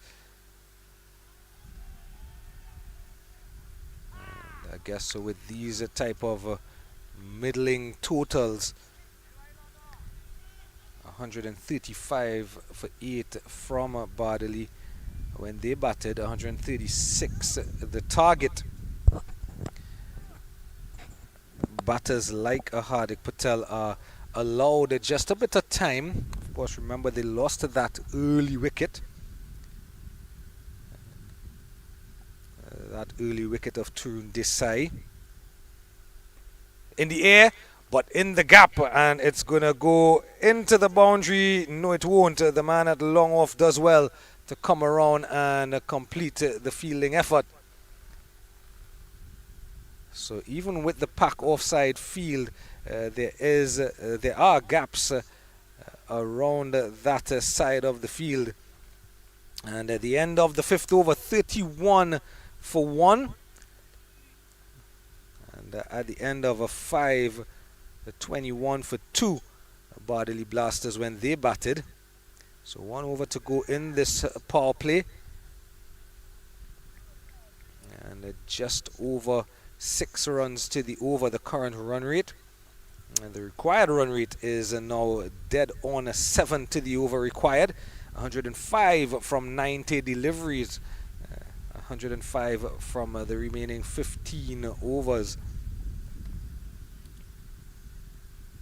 Path Patel with a lovely half century yesterday on opening day here on ground number 3.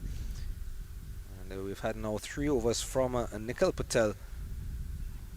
And those 3 overs have gone for 20.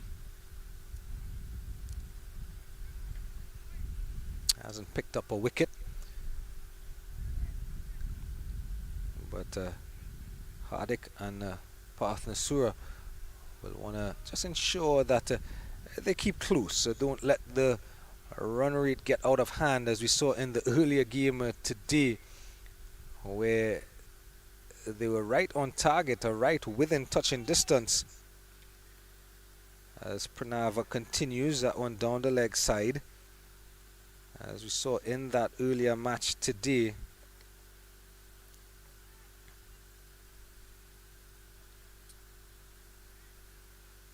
With the Rising Stars and Dallas, this Dallas franchise, their A team, the Rising Stars look comfortable at one point within touching distance, and in the back end they just lost their way, and the run rate required skyrocketed from just about 7. Then it went up to 8, 8.5, and in a blink of an eye, as they started to lose their way and lose wickets, it went up to 9. In the end, they needed 16 from the final over, and it was a mountain just too much to climb for the Rising Stars A team.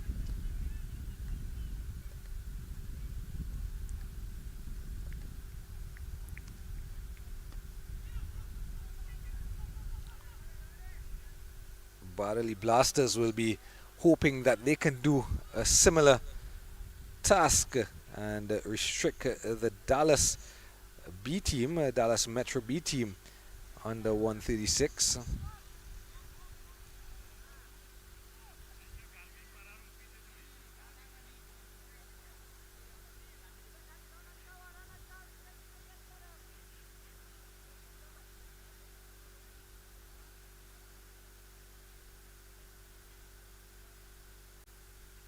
Struck on the pad, and the finger goes up. For those of you who have watched international cricket for many a year, that slow finger going up, reminiscent of one Steve Bucknor from Jamaica. He would take all but 2 minutes sometimes, Mr. Bucknor, and the finger going up in a slow motion here. And Bardoli have their second breakthrough. He took his time, did the umpire, and just looking at it on the second time, we can slow it right down And probably with the angle maybe going down the leg side. In the estimation of the umpire, no. It's going to go on and hit the leg stump. So in walks a new batter. And a success here for the Bardoli Blasters.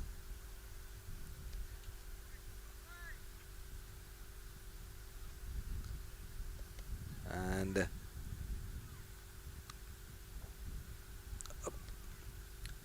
it's Tejas Patel who's made his way to the middle. Hardik Patel not troubling the score as much. It was a bit of a vigil in the context of modern day T20 cricket, 4 from 12.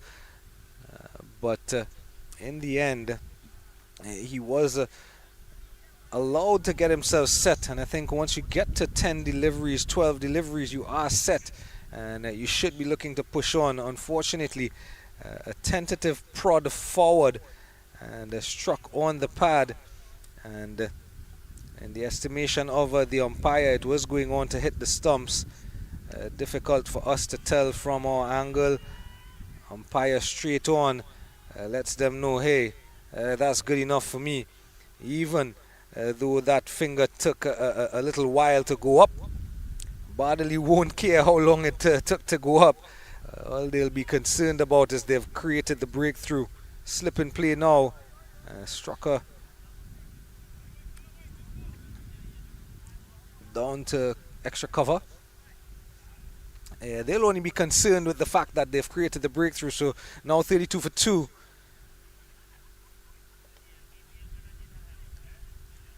And the final delivery coming here of the power play. Can they create one more breakthrough here? Pranav down the leg side. It's going to be called a wide.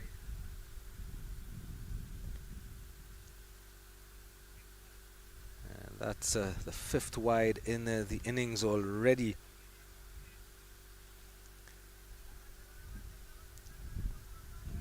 And given that this is a club type franchise, in the air, but just short. And I think the fact that he was on the move and he played it with soft hands, it just meant that it died as it was going through in the direction of that first slip. How close was it? Because he took that step forward, and in playing it, he turned the bat, looking to turn it to the leg side, and just a shrug of the shoulders, and what are we going to do? Just short of the fielder in the slip cordon, the one lone slip. Maybe the argument is that he's standing too deep. The end of the power play, 33 for 2 at the end of the power play. Dallas Metro B still need 103 from 84 deliveries at the end of their power play. 30 for 2 were the Bardoli Blasters. So even Stevens, just a difference of 3 runs, if you will. And are we in for yet another tight finish? We've had 3 of the 4 games, 2 of the 3 games so far, I beg your pardon, on field number 3 here have been close encounters. Going down to the last over, where 3 different results would have been possible. Win one way or the other, or a tied match. A spin from the commentary booth end. It's knocked into the stumps. He's hit direct. And what's the call is he's out. That is some amazing fielding. Has he given him? No, he's not. I'm getting beyond myself. The throw came in. You can take a look here. Direct hit, and to my estimation, it's a little bit difficult to tell But I think it's a lot closer than initially thought.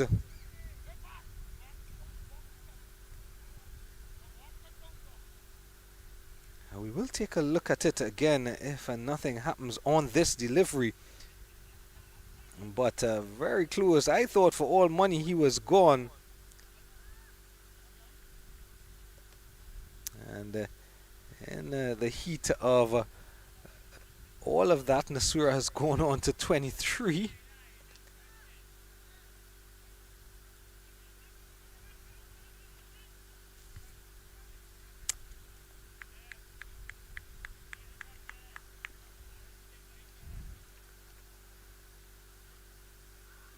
Through him.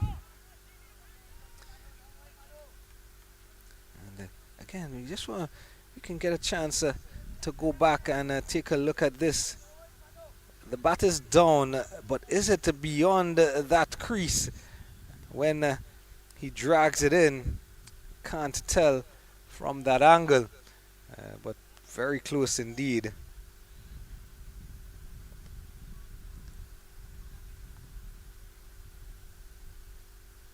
Pulled away, and one bounce, two bounces, and that's a bit of sloppy fielding coming around from fine leg, and what should have been just a couple of runs has turned out to be 4 runs, dropping just a tad shorter, and pulled away, bounced away, and maybe a dive might have been on the cards. In the end, trying to use his feet to get to the ball, and making a meal of it.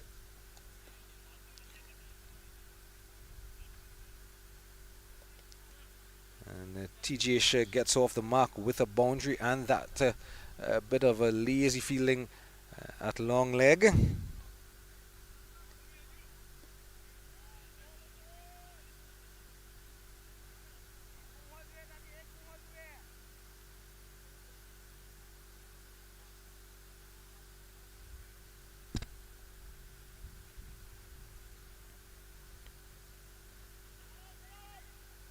Shy at the stumps, and he is in his creases, so no chance of a run out. They would dearly love to get to Parth Patel. Sandip Patel is the one bowling, slow left arm orthodox from the commentary pod end.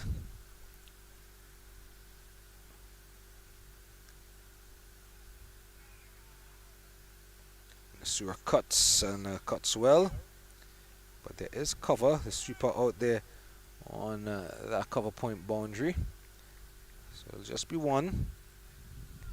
And Nasura moves on to 24 from 20 deliveries.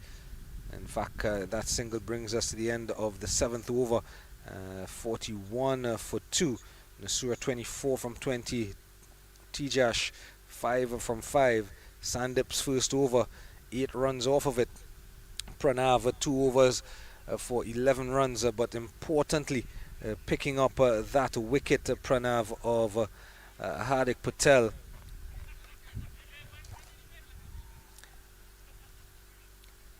The equation now stands at a 95 from 78 deliveries. 13 overs still to go. 8 wickets in hand.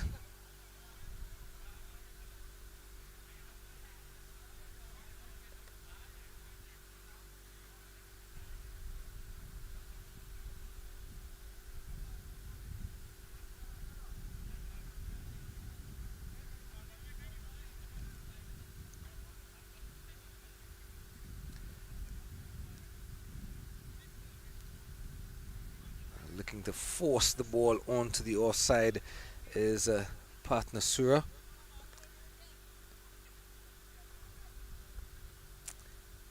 Pranav will bowl his 3rd over. He's bowled his allotment so far from that factory end.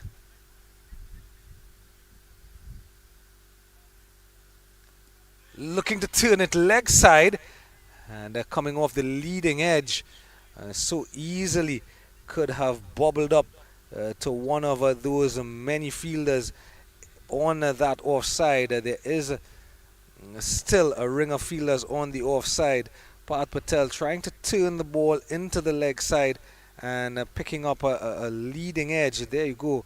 And those are 4 fielders on the offside there.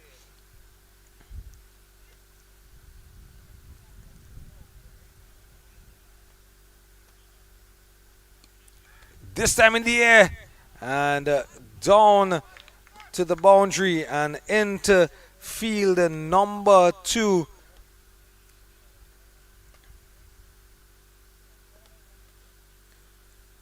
Parth Nasura is on the tear here and looking good as he did yesterday through the gap and beating that fielder out there on the cover boundary.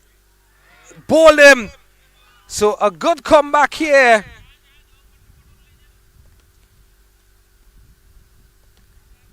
A good comeback here from Pranav after being hit for a boundary. He has breached the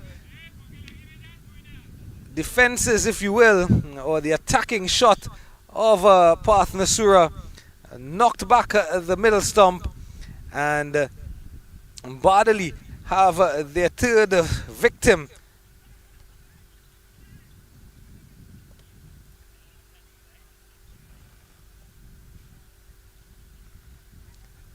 Yeah, looking to play across the line and just leaving that gap open between bat and pad, and Bardoli are in the game here. It's not an easy surface, it seems.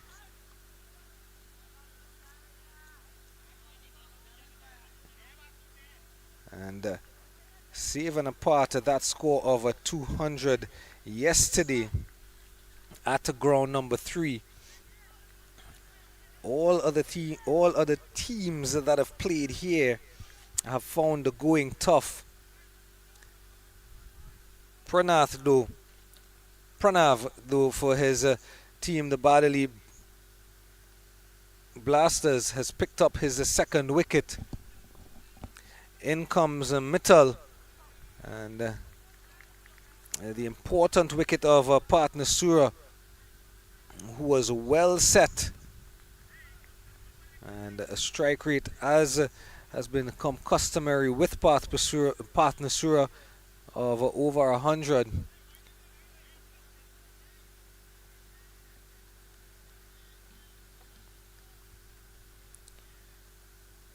(28 from 24) Parth Nasura.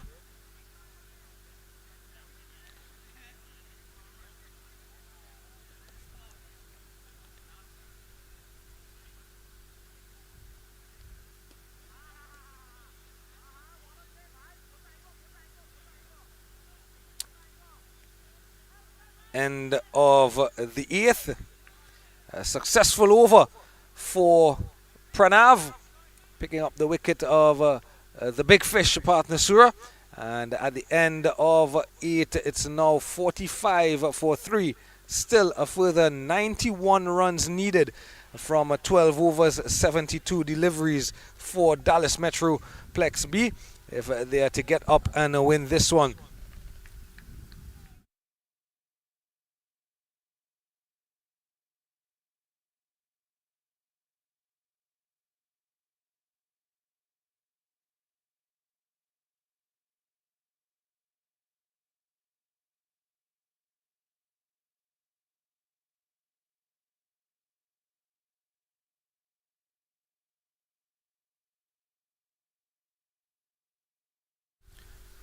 So Sandip will continue. This one struck in the air. Someone's back there, but he'll just retrieve the ball. Just getting too full on that occasion, Sandip, and paying the price.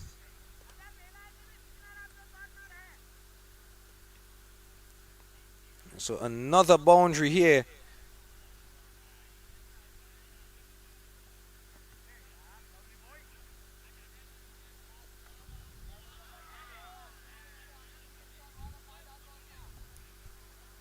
And that 6 brings up the 50. It's gone in the air again. Gone back, but it's well over his head there and into field number 2. And another 6 in the over. And Sandeep is losing his way here. And Tejas is getting into his groove.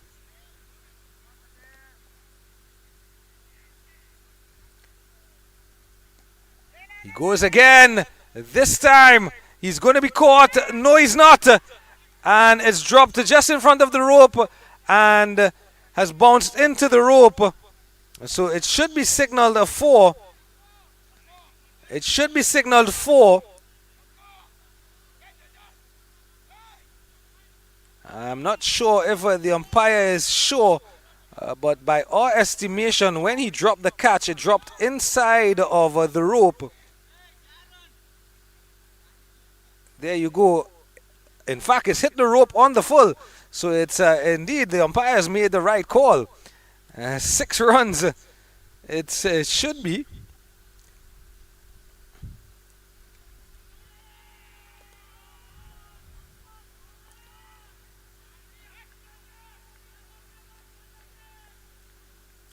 Of course, we get the benefit of looking at it a second and third time. The umpire making the right call. So 6.66 dot to finish the over, and 63 for 3 now at the end of 9 overs. 73 now needed from 66 deliveries for victory for the Dallas Metroplex B. And remember, this is an encounter of 2 unbeaten teams. Bardoli sit higher in the table at number 2. Dallas sit at number 4, and the only difference, because they both have 4 points, the only difference being that of net run rate. So Dallas will know that a win here and an improvement on their net run rate will put them level on 6 points with the strikers. Of course, the strikers are playing at the moment as well. So the strikers are not playing at the moment, so they can go even on points with the strikers.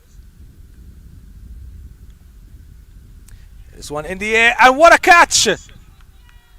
What a catch! In the air.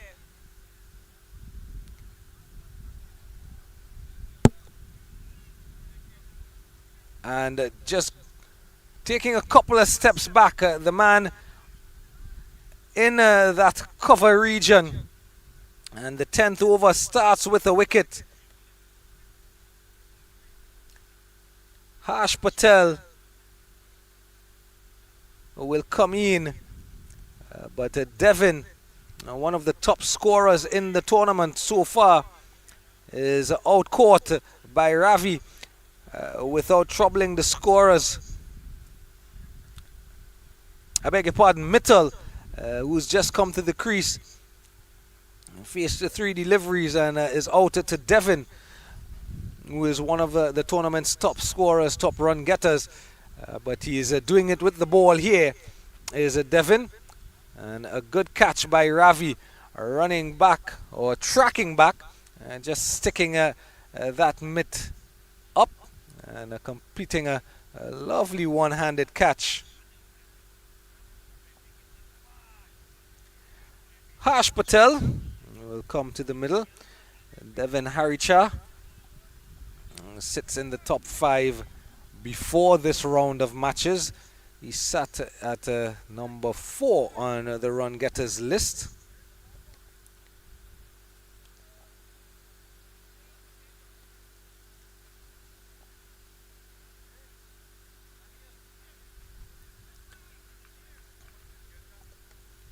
And exactly what we were speaking about a couple overs ago. It's not an easy target at this 135, 136.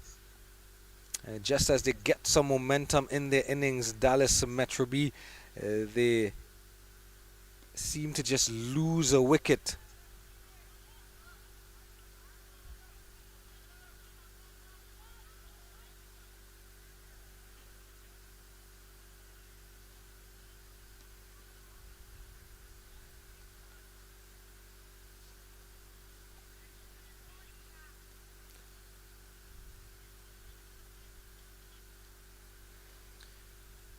So coming up upon the halfway mark in the innings.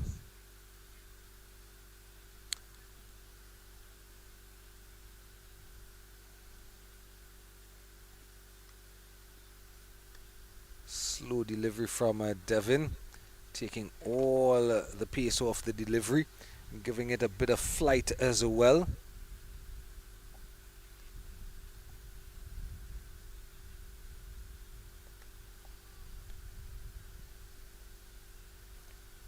That's is it out?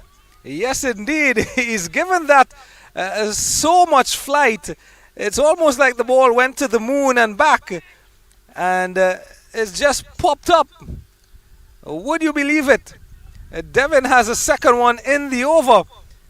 Take a look at this, floating it up almost to the moon and back, and yes, indeed, that is a return catch. And what a way to get your wicket. That is some bowling from the man Devin.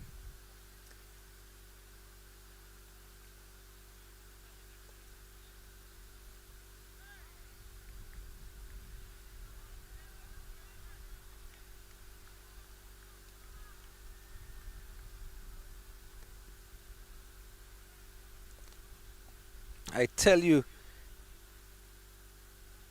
he just floated that one up almost to the moon and back, and it just popped up, and he has himself a wicket. So 2 in the over for Devin, and the score now 64 for 5.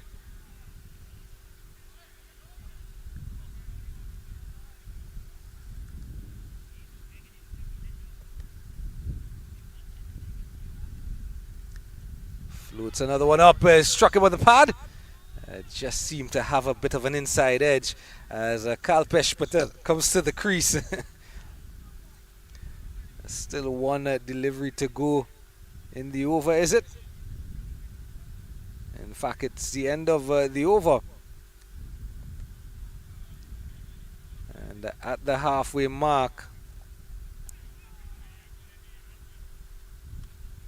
it is a 64 for 5. And at this same point, the Bardoli Blasters were 65 for 3. So pretty much even by way of runs. But they've lost 2 wickets more, have the Dallas Metro B.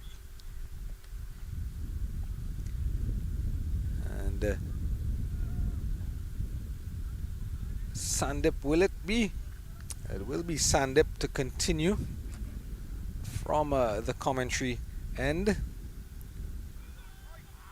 and through him.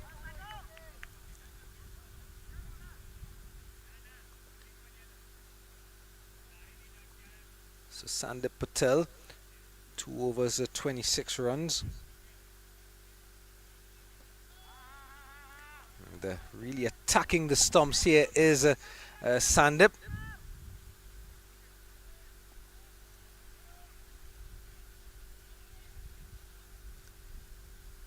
A little bit shorter on this occasion.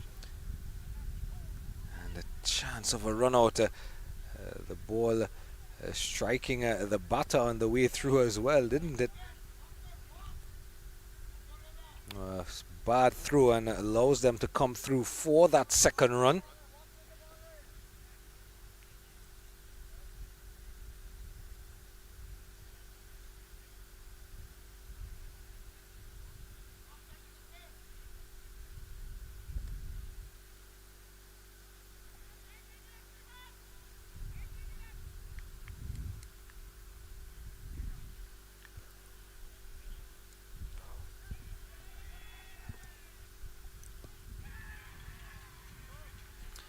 Harsh Patel on strike.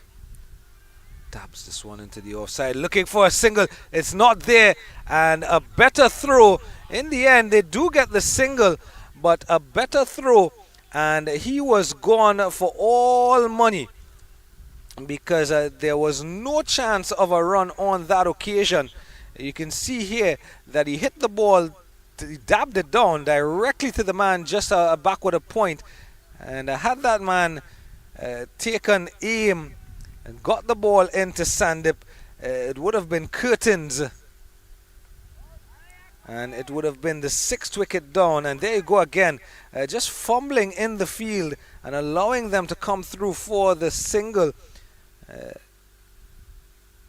Kalpesh was all the way down the pitch and got away, and then the subsequent delivery, that same fielder at short third bobbled and allowed them to get the second run, get the single in fact. So a bit of untidy fielding in this over from the Bardoli strikers, and those little moments that you talk about in any form of sports, let alone cricket, let alone T20 cricket, can change the momentum and trajectory of a game. 68 for 5 at the end of 11. And the equation, 68 needed. They are halfway to their target. 68 needed from 54 deliveries, 9 overs to go. It seems like we're on course for another tight finish. If Harsh Patel and Kalpesh Patel can put on a bit of a partnership here, we may be in for a bit of excitement at the end of the innings.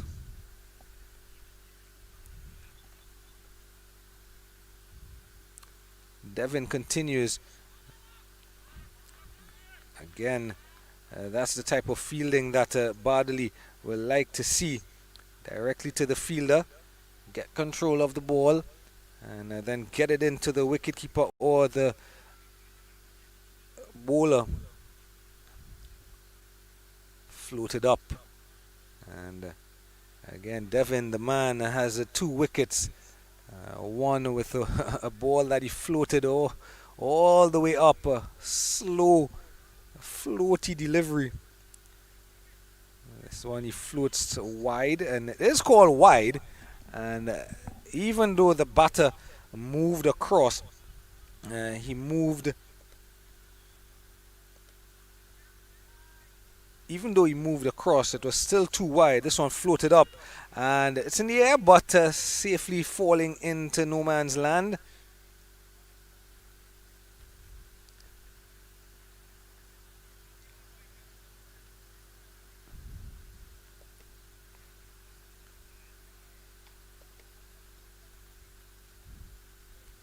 This one is dropped short, and it's gone absolutely nowhere, coming off the toe end of the bat and almost cueing it down to mid-wicket.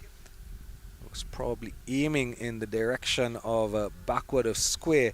Again, one of these field sets that there is no one behind square on that leg side. But Devin Haricha is really putting the screws on here on this Dallas Metroplex B team. Again, another well-flighted delivery. And there's a mix-up, and again, all he had to do was get the ball into his keeper, and it was curtains.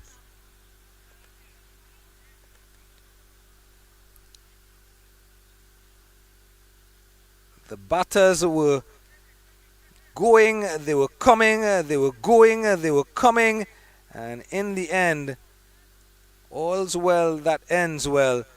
And the expression of the wicketkeeper tells you what you need to know. And that will bring an end to the over as well.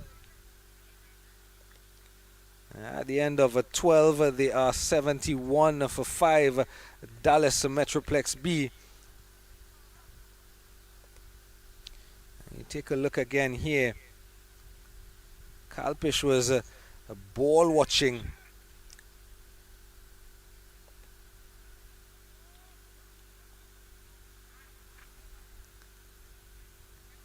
And that mix-up could have been fatal. And one of the final nails in the coffin of the Dallas Metro B team.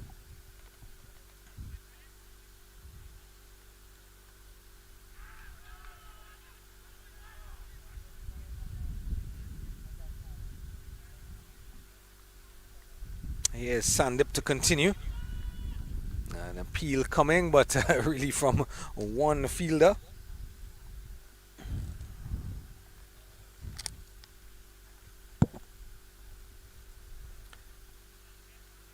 Sandip's 3 overs going for 29 runs. You want to close off his spell here into his 4th.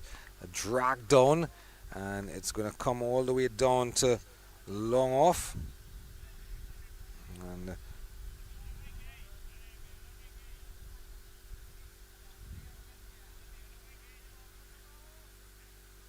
just the single.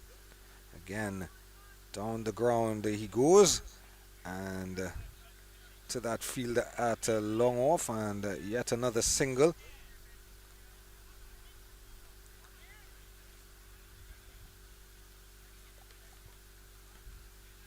.63 now from 45 deliveries.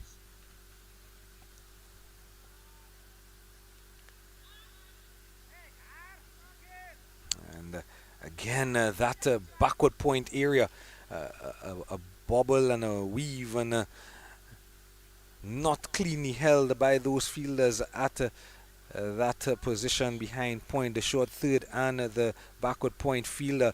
They've now made the personnel change, and a different fielder is now in that position.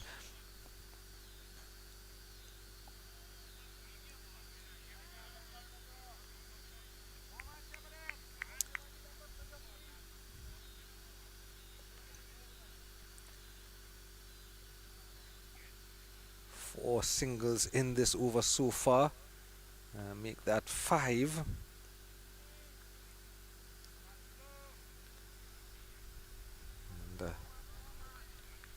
Then make that 6, make that 5 in the over, in fact, yes. 5 singles in the over. And at the end of the 13th over, 76 for 5 now. And the equation still within reach. It is 60 from 7 overs, 60 runs needed from 42 deliveries, 42 legal deliveries. Kalpish and Harsh will want to just continue to knock it around, get themselves set. Harsh has faced 11 deliveries, Kalpish has faced 10.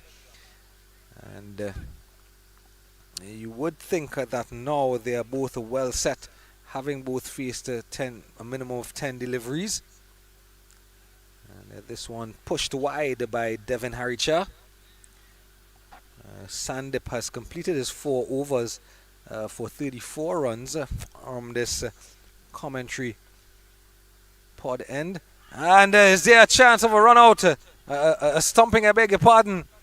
He was looking to run down the wicket, but seems to be back in the nick of time. But there you go again. Devin Haricha just taking all the air out of the ball. And yeah, he was back in. Good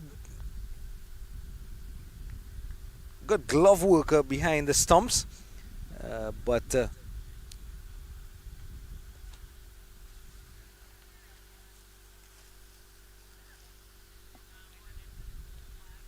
But Harsh Patel was up to the task, and he was in his crease. He was quicker than the wicket keeper. Floated up again, looking to turn it leg side. He does get it on that leg side, and vacant space again. There is no one between the short third man and deep backward square leg on that 45-degree angle. No one in the circle or beyond the circle.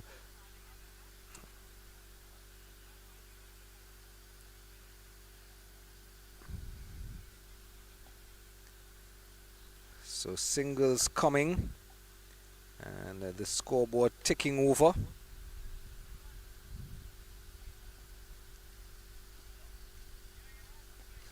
Speaking of singles, this one is out to that man in a deep square leg, but it's gone all the way beyond the man at a deep square leg.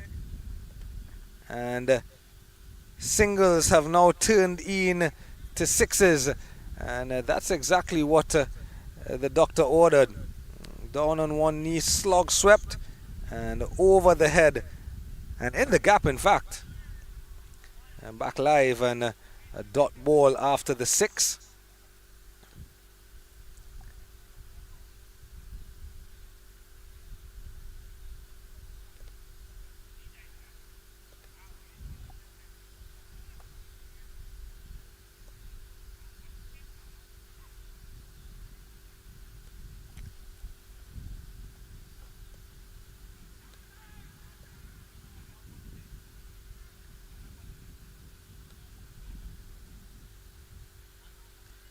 .86 for 5. And that 6 will help. Devin Haricha has been good.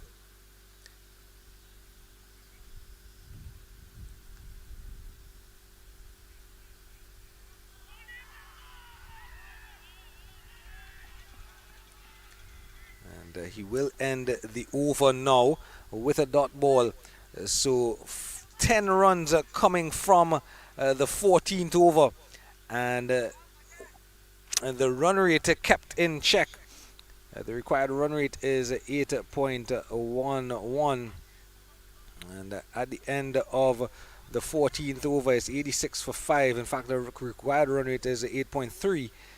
50 runs needed from the final 6 overs, 50 runs needed from 36 deliveries, and definitely well within reach here. But it's going to take some sensible batting on the part of Harsh Patel and Kalpesh Patel.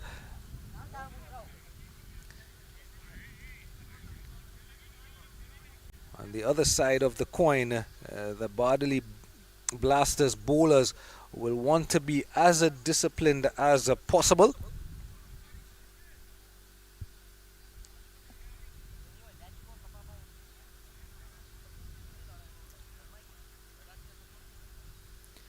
And just a little break in play as the Bardoli team just get a drink of water and also take the opportunity. It is quite a hot evening out here in Cartersville.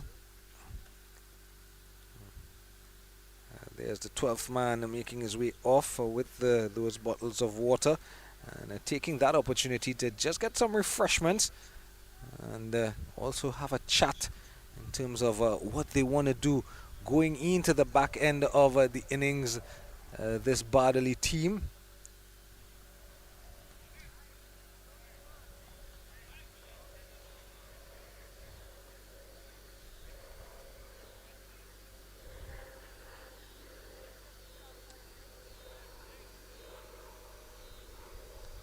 Lovely hot sunny evening in the air, and is it going to drop in no man's land? Yes, it does.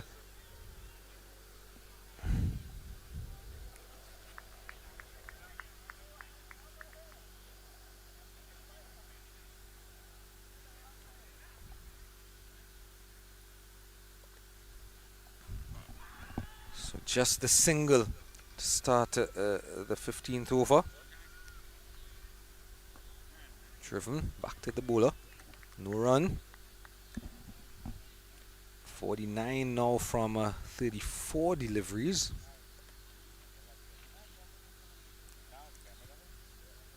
There's Ravi Diggers. He's changed ends, a bit short on this occasion.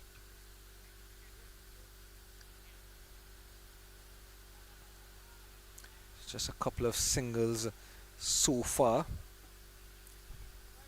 And if you're just joining us, this man with the ball in hand, Ravi Diggers, he was phenomenal with the bat. 41 from 28 deliveries.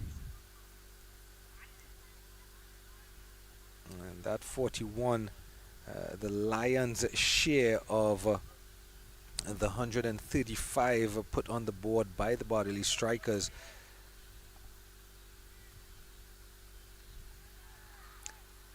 Short third, backward point, and extra cover in the circle on the offside. This one is in the air, leg side, and away for another boundary here. So Ravi Diggers just dropping short and paying the price. Not where he wants to be. In fact, just in the slot, more than dropping short. It was Harsh Patel getting that back leg bent and getting up and under the ball. He's attempting to do the same here again, and unfortunately is unable to do so. But single. So a good over here, the 15th over. And at the end of 15, it's 94 for 5. That over costing 8 runs. So 2 good overs in succession. 10 from the Devon over number 14, and 8 from Ravi. And that's 18 in the last 2 overs. So definitely momentum in the batting of the Dallas Metroplex B team. 94 for 5, 42 needed from the final 5 overs of the innings.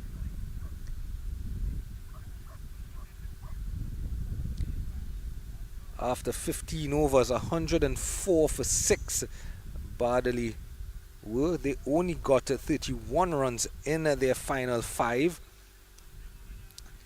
And Dallas will need more than 31. They'll need 42 from their final 5. So they'll have to have a better back end than the Blasters had. Kalpish is set on 15 from 17. Harsh set on 13 from 16.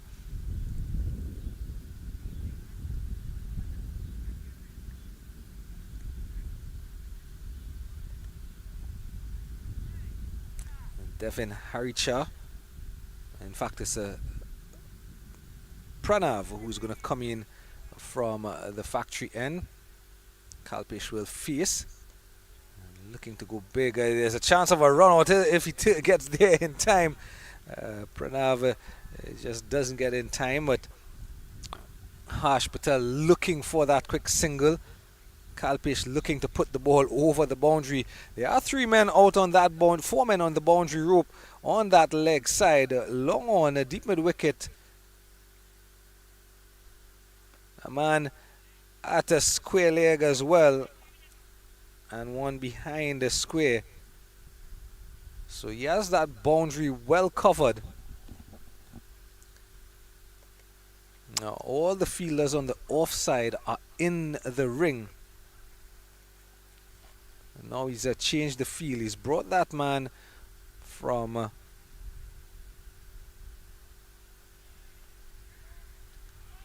deep mid wicket into the circle. And he sent the extra cover onto the boundary. Looking for the big shot again.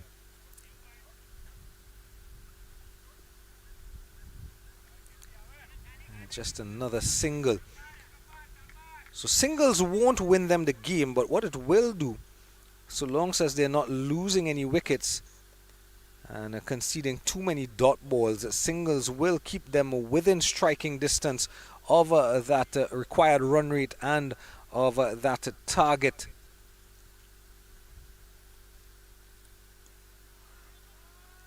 Again, probably looking to hit the ball too hard, the pair of Harsh and Kalpesh.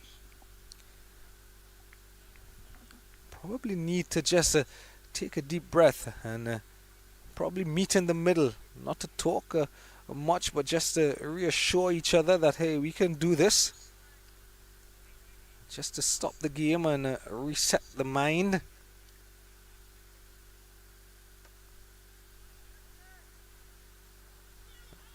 And just on the inside edge, how close was that to the stumps? It was mighty close to the stumps, and a bit of movement in the late end as well too. In fact, it was mighty close to the inner edge of the bat.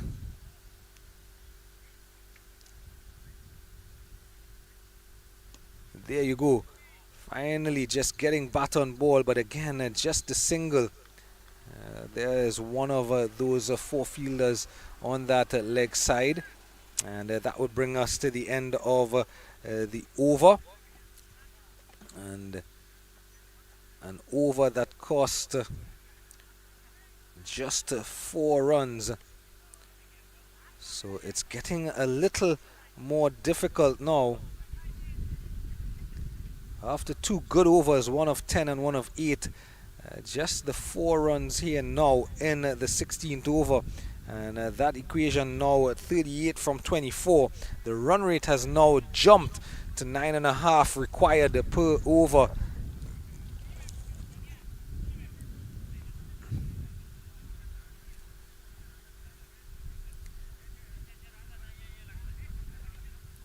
The Bardoli Blasters are looking like turning the screws.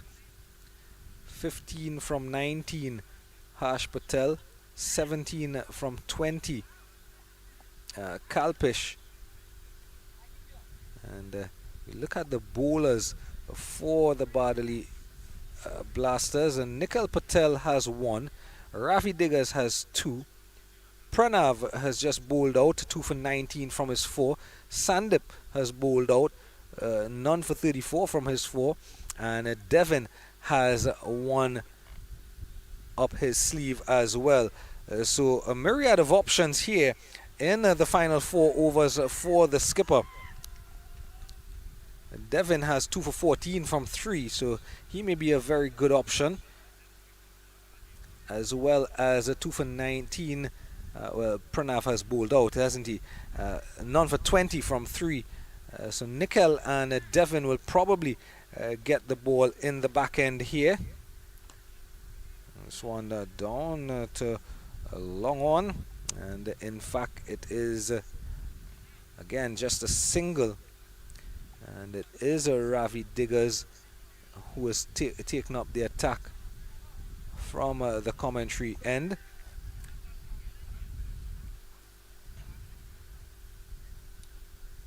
And it's going to be called a wide. So Ravi Diggers is bowling this the 17th over. He still has 1 after this, so he may very well bowl 17 and 19. Down the leg side, another wide, giving Dallas Metroplex B an opportunity here. So he's probably going to bowl out, and then Devin and Nikhil 1 apiece from the other end. But who is he going to bowl first between Nikhil and Devin? Devin has picked up his wickets from that end.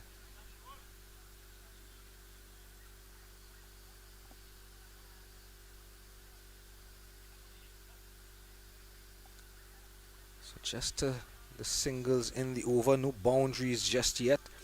34 to get, 22 deliveries.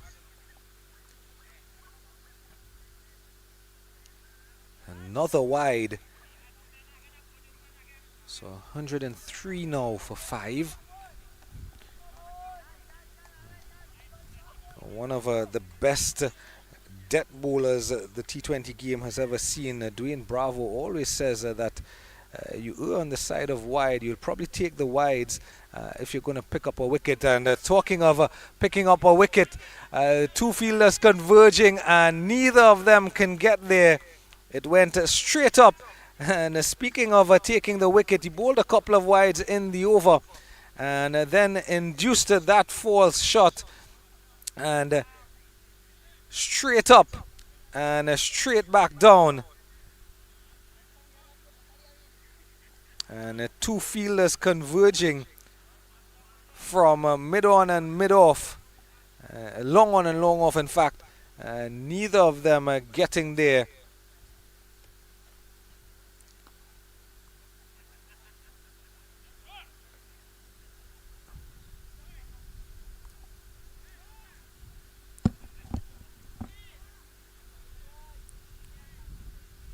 So opportunity created. 2 runs off of that dropped catch. Bowled him! Cleaned him up! Looking to swing for the fences. And he has his man.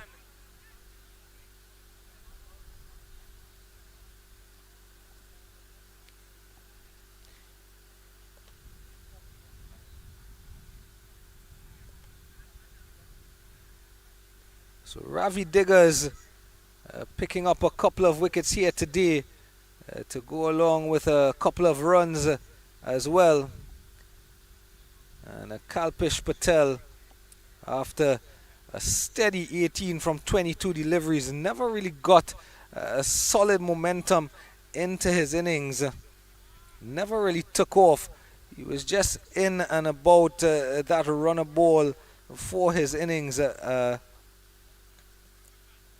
The man Kalpish Patel, and looking to go big.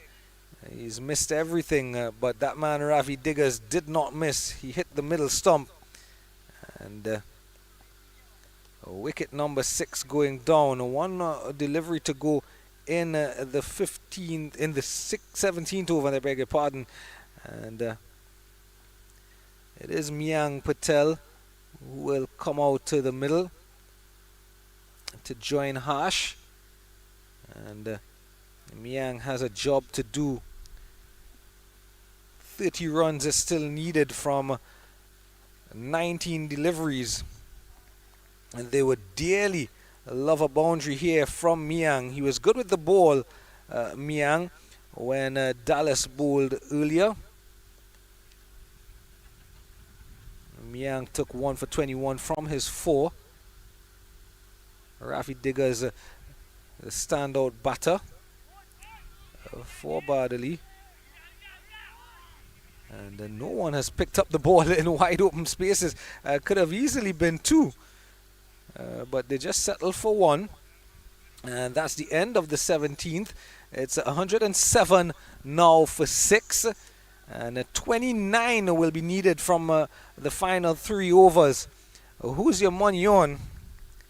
Which direction is this game going? The required run rate is still just under 10. And you think in the modern era, once it's not in double figures, you think that it's always gettable.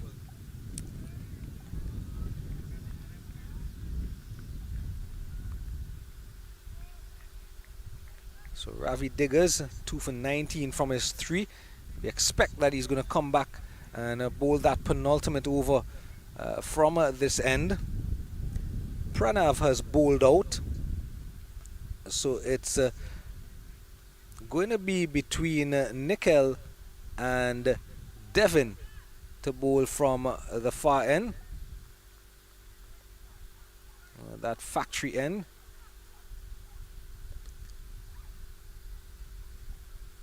And in fact it is Nikhil Patel with ball in hand from the factory end. And he struck in the air over extra cover, one bounce to that fielder at deep extra cover, and again just the single. So Nikhil Patel, 3 overs, costing him 20 runs. First delivery of his final over out to deep extra cover for just 1. And he'll take singles because the required rate is over 9. Struck powerfully and firmly down the ground. Again, just a single. He'll take singles for his entire final over, will Nikhil Patel, because 6 runs to the over is well below that required run rate of a 9.5. It's now going up to 9.6. 27 needed from 16. In fact, it's jumped just to over 10. And the one just shooting off, keeping a bit low. Possibly a slower ball, was it?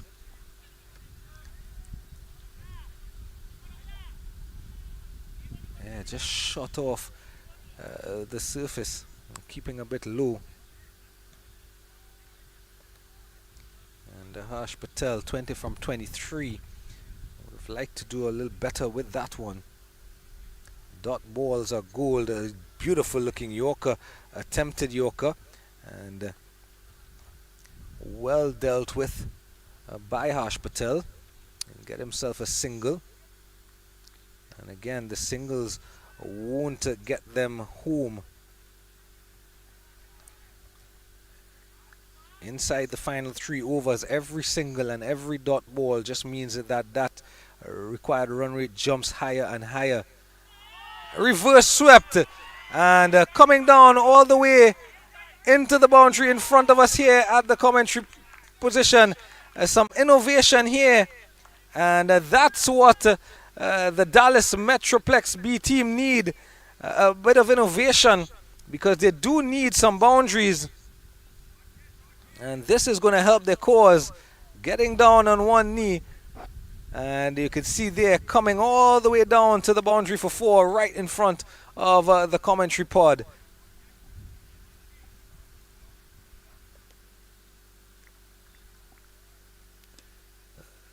Powerfully hit, and it'll just be 1 to long on, but 5 runs in the last 2 deliveries, and that's just kept them within touching distance here. And 10.5 needed, 21 from 12. Still very much gettable. Harsh Patel, a runner ball 25. And he will be the one that you expect. Good intelligent cricket, getting down with some innovation and then taking that single off the last ball to keep the strike. He's the one who you would expect will take them over the line if you're a Dallas Metroplex supporter.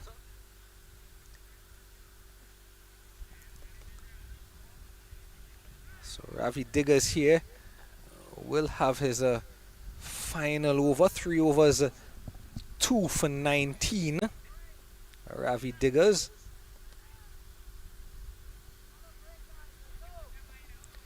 Two wickets apiece for Diggers, Pranav and Devin.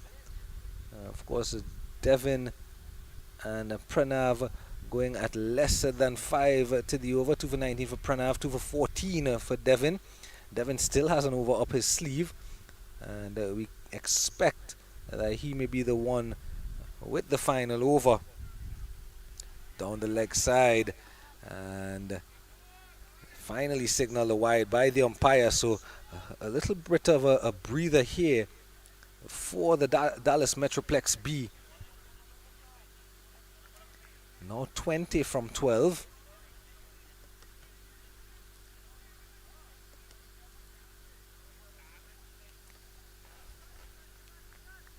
In the air, over the head of the bowler, and down to long off, just the one.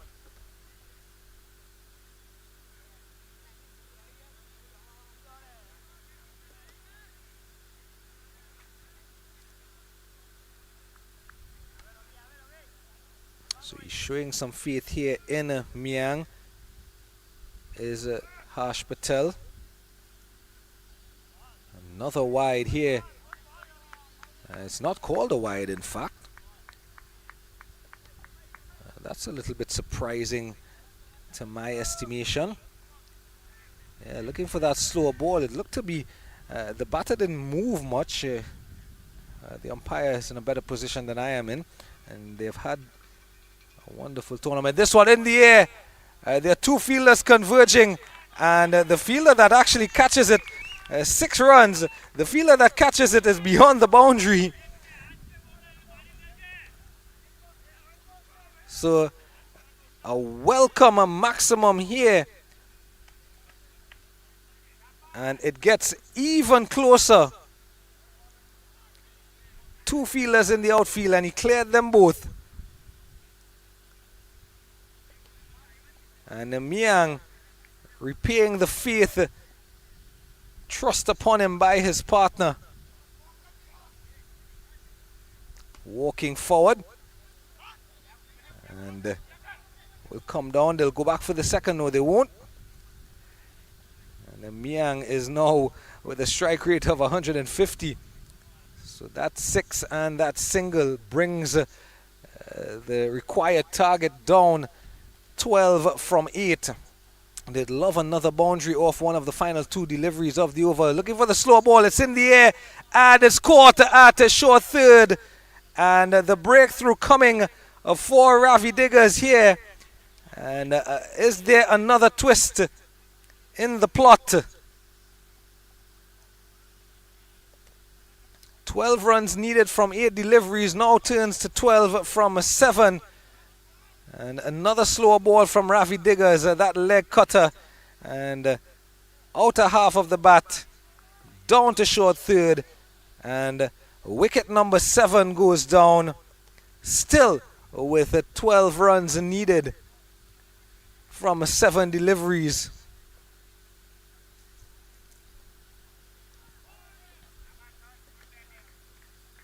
So, Miang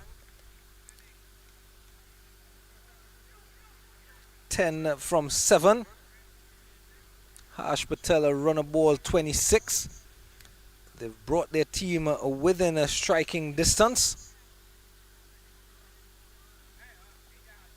12 from 7 needed. And it is Harsh Patel who has been dismissed. 26 from 26. Here's Ravi Diggers. And single taken. They'll come back for the second, will they? Yes, they do. And is he run out? Yes, he's going to be run out. Going back for the second. And the wide is signaled. So the wide and 1 will be 2 runs. But importantly for the Bardoli Blasters is that importantly for the Bardoli Blasters, as you see here, coming back for the second, a good throw in the end. The wicket means that they are now 8 wickets down, and it makes the final over a little tricky with just 2 wickets in hand.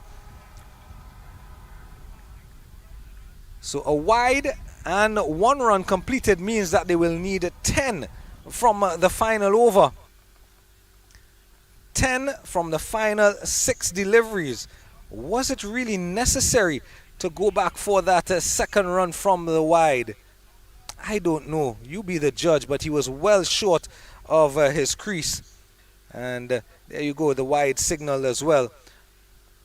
So you be the judge of that one. 10 runs needed from the final over. Harsh Navsari comes to the crease. Ravi Patel run out.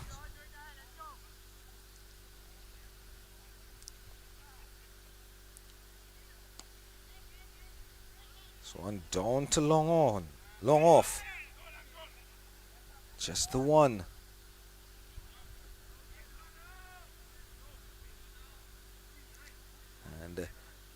That's the extra ball in the over because the wide. So the over is now complete.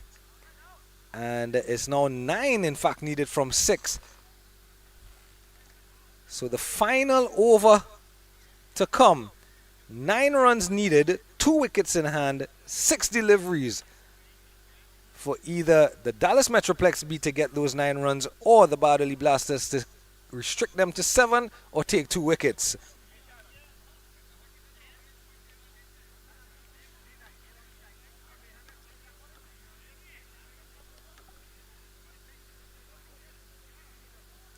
The final over.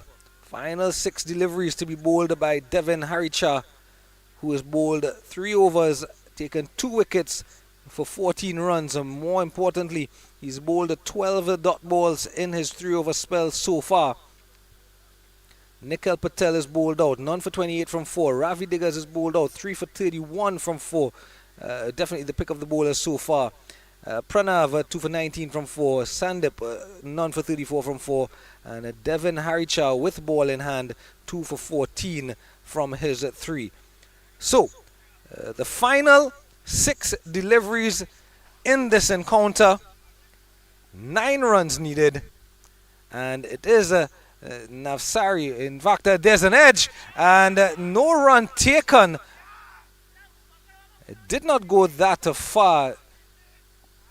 And these are the type of conversations that you have in between overs, so you are clear. Harsh and Navsari on the strike. Swings in the air. Man at long off. Man at long off takes the catch. And is that going to be the final nail in the coffin?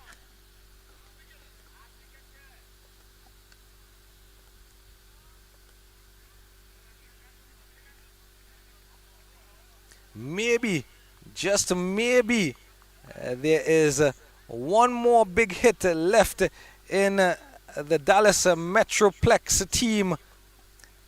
But going for that big shot wasn't Navsari and just could not clear the boundary. Maybe they should have taken the single the ball before and Miang would have been on strike. So many maybes, so many ifs. But in the end, a wicket. Well caught by Subsitri down there on the long off boundary.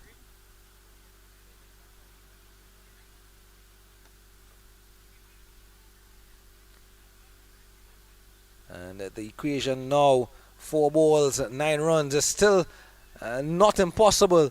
The concern though, they only have 1 wicket in hand. Uday comes to the crease. Bit of movement in the field, a packed offside field, just 3 fielders on the leg side, long on, deep mid wicket and deep backward square. Everyone else on the offside.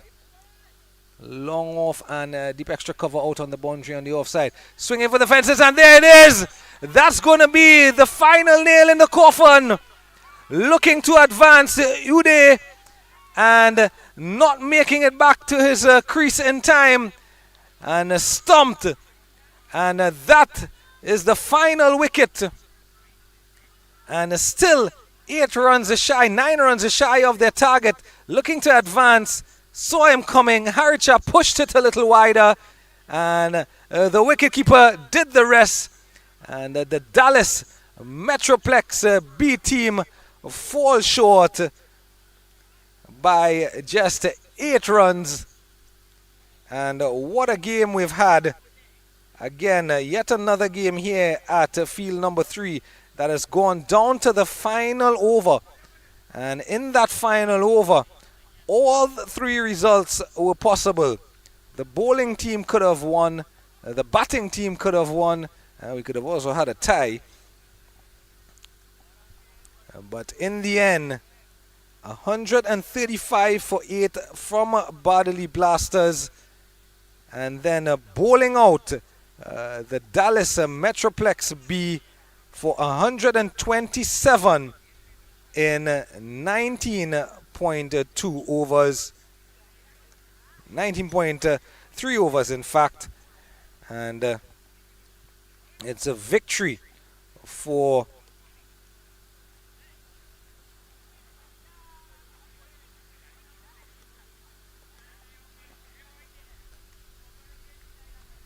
the Metroplex, for the Bardoli Strikers.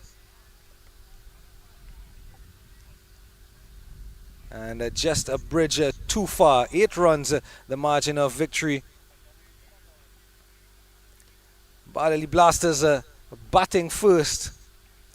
And when they batted, their innings was built on the back of Ravi Diggers with 41 from 30 deliveries, 24 from 17 from Dhruv Patel, and 20 from 24 from Sukuti Patel. Pick of the bowlers, 3 for 21 from Tarun Desai. And in the end, Dallas Metroplex falling short, 28 from 24 from Partner Sura. When he was gone, it was all an uphill battle from then. Tejash made a brilliant effort, 23 from 13, 18 from 22, and 10 from 7, Miang and Kalpesh, 26 from 27 from Harsh. And with 9 runs needed in the final over, just a bridge too far to cross. 4 wickets for 14 runs in 3.5 overs from Devin Haricha. Definitely the pick of the bowlers. 3 wickets for Ravi Diggers, and I think he's going to be the man of the match, the player of the match, to go along with his 41 runs. 3 for 31 from his 4, and a couple of wickets for Pravnav Patel. And in the end, a victory for Bardoli Blasters, and they stay unbeaten in the LPS tournament so far. And for now, it's so long and bye-bye from field number 3. There's still action going on field number 2 and field number 4. And until tomorrow, when we'll join you at just about 10 a.m. for another round of matches in the LPS tournament. So long and bye-bye. Keep it locked to 360 TV and Cricket 360.